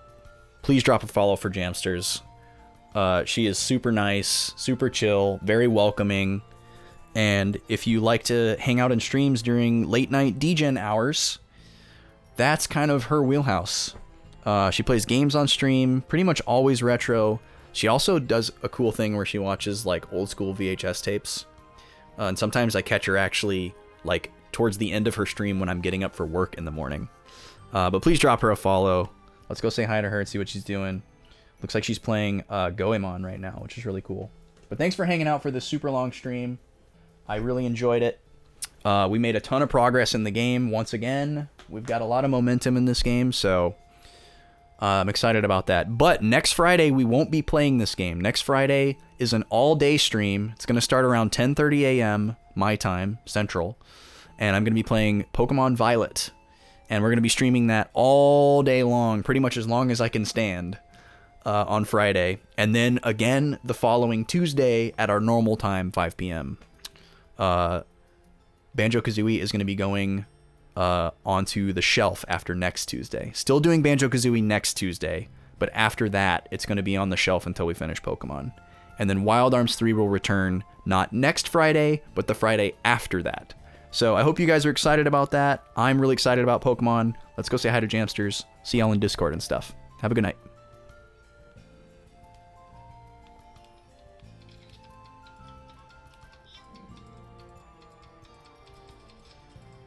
Backlog boys, thank you for the raid. Welcome in everyone. I'm playing Mystical Ninja, and it's my birthday. How was your stream? Wild Arms 3.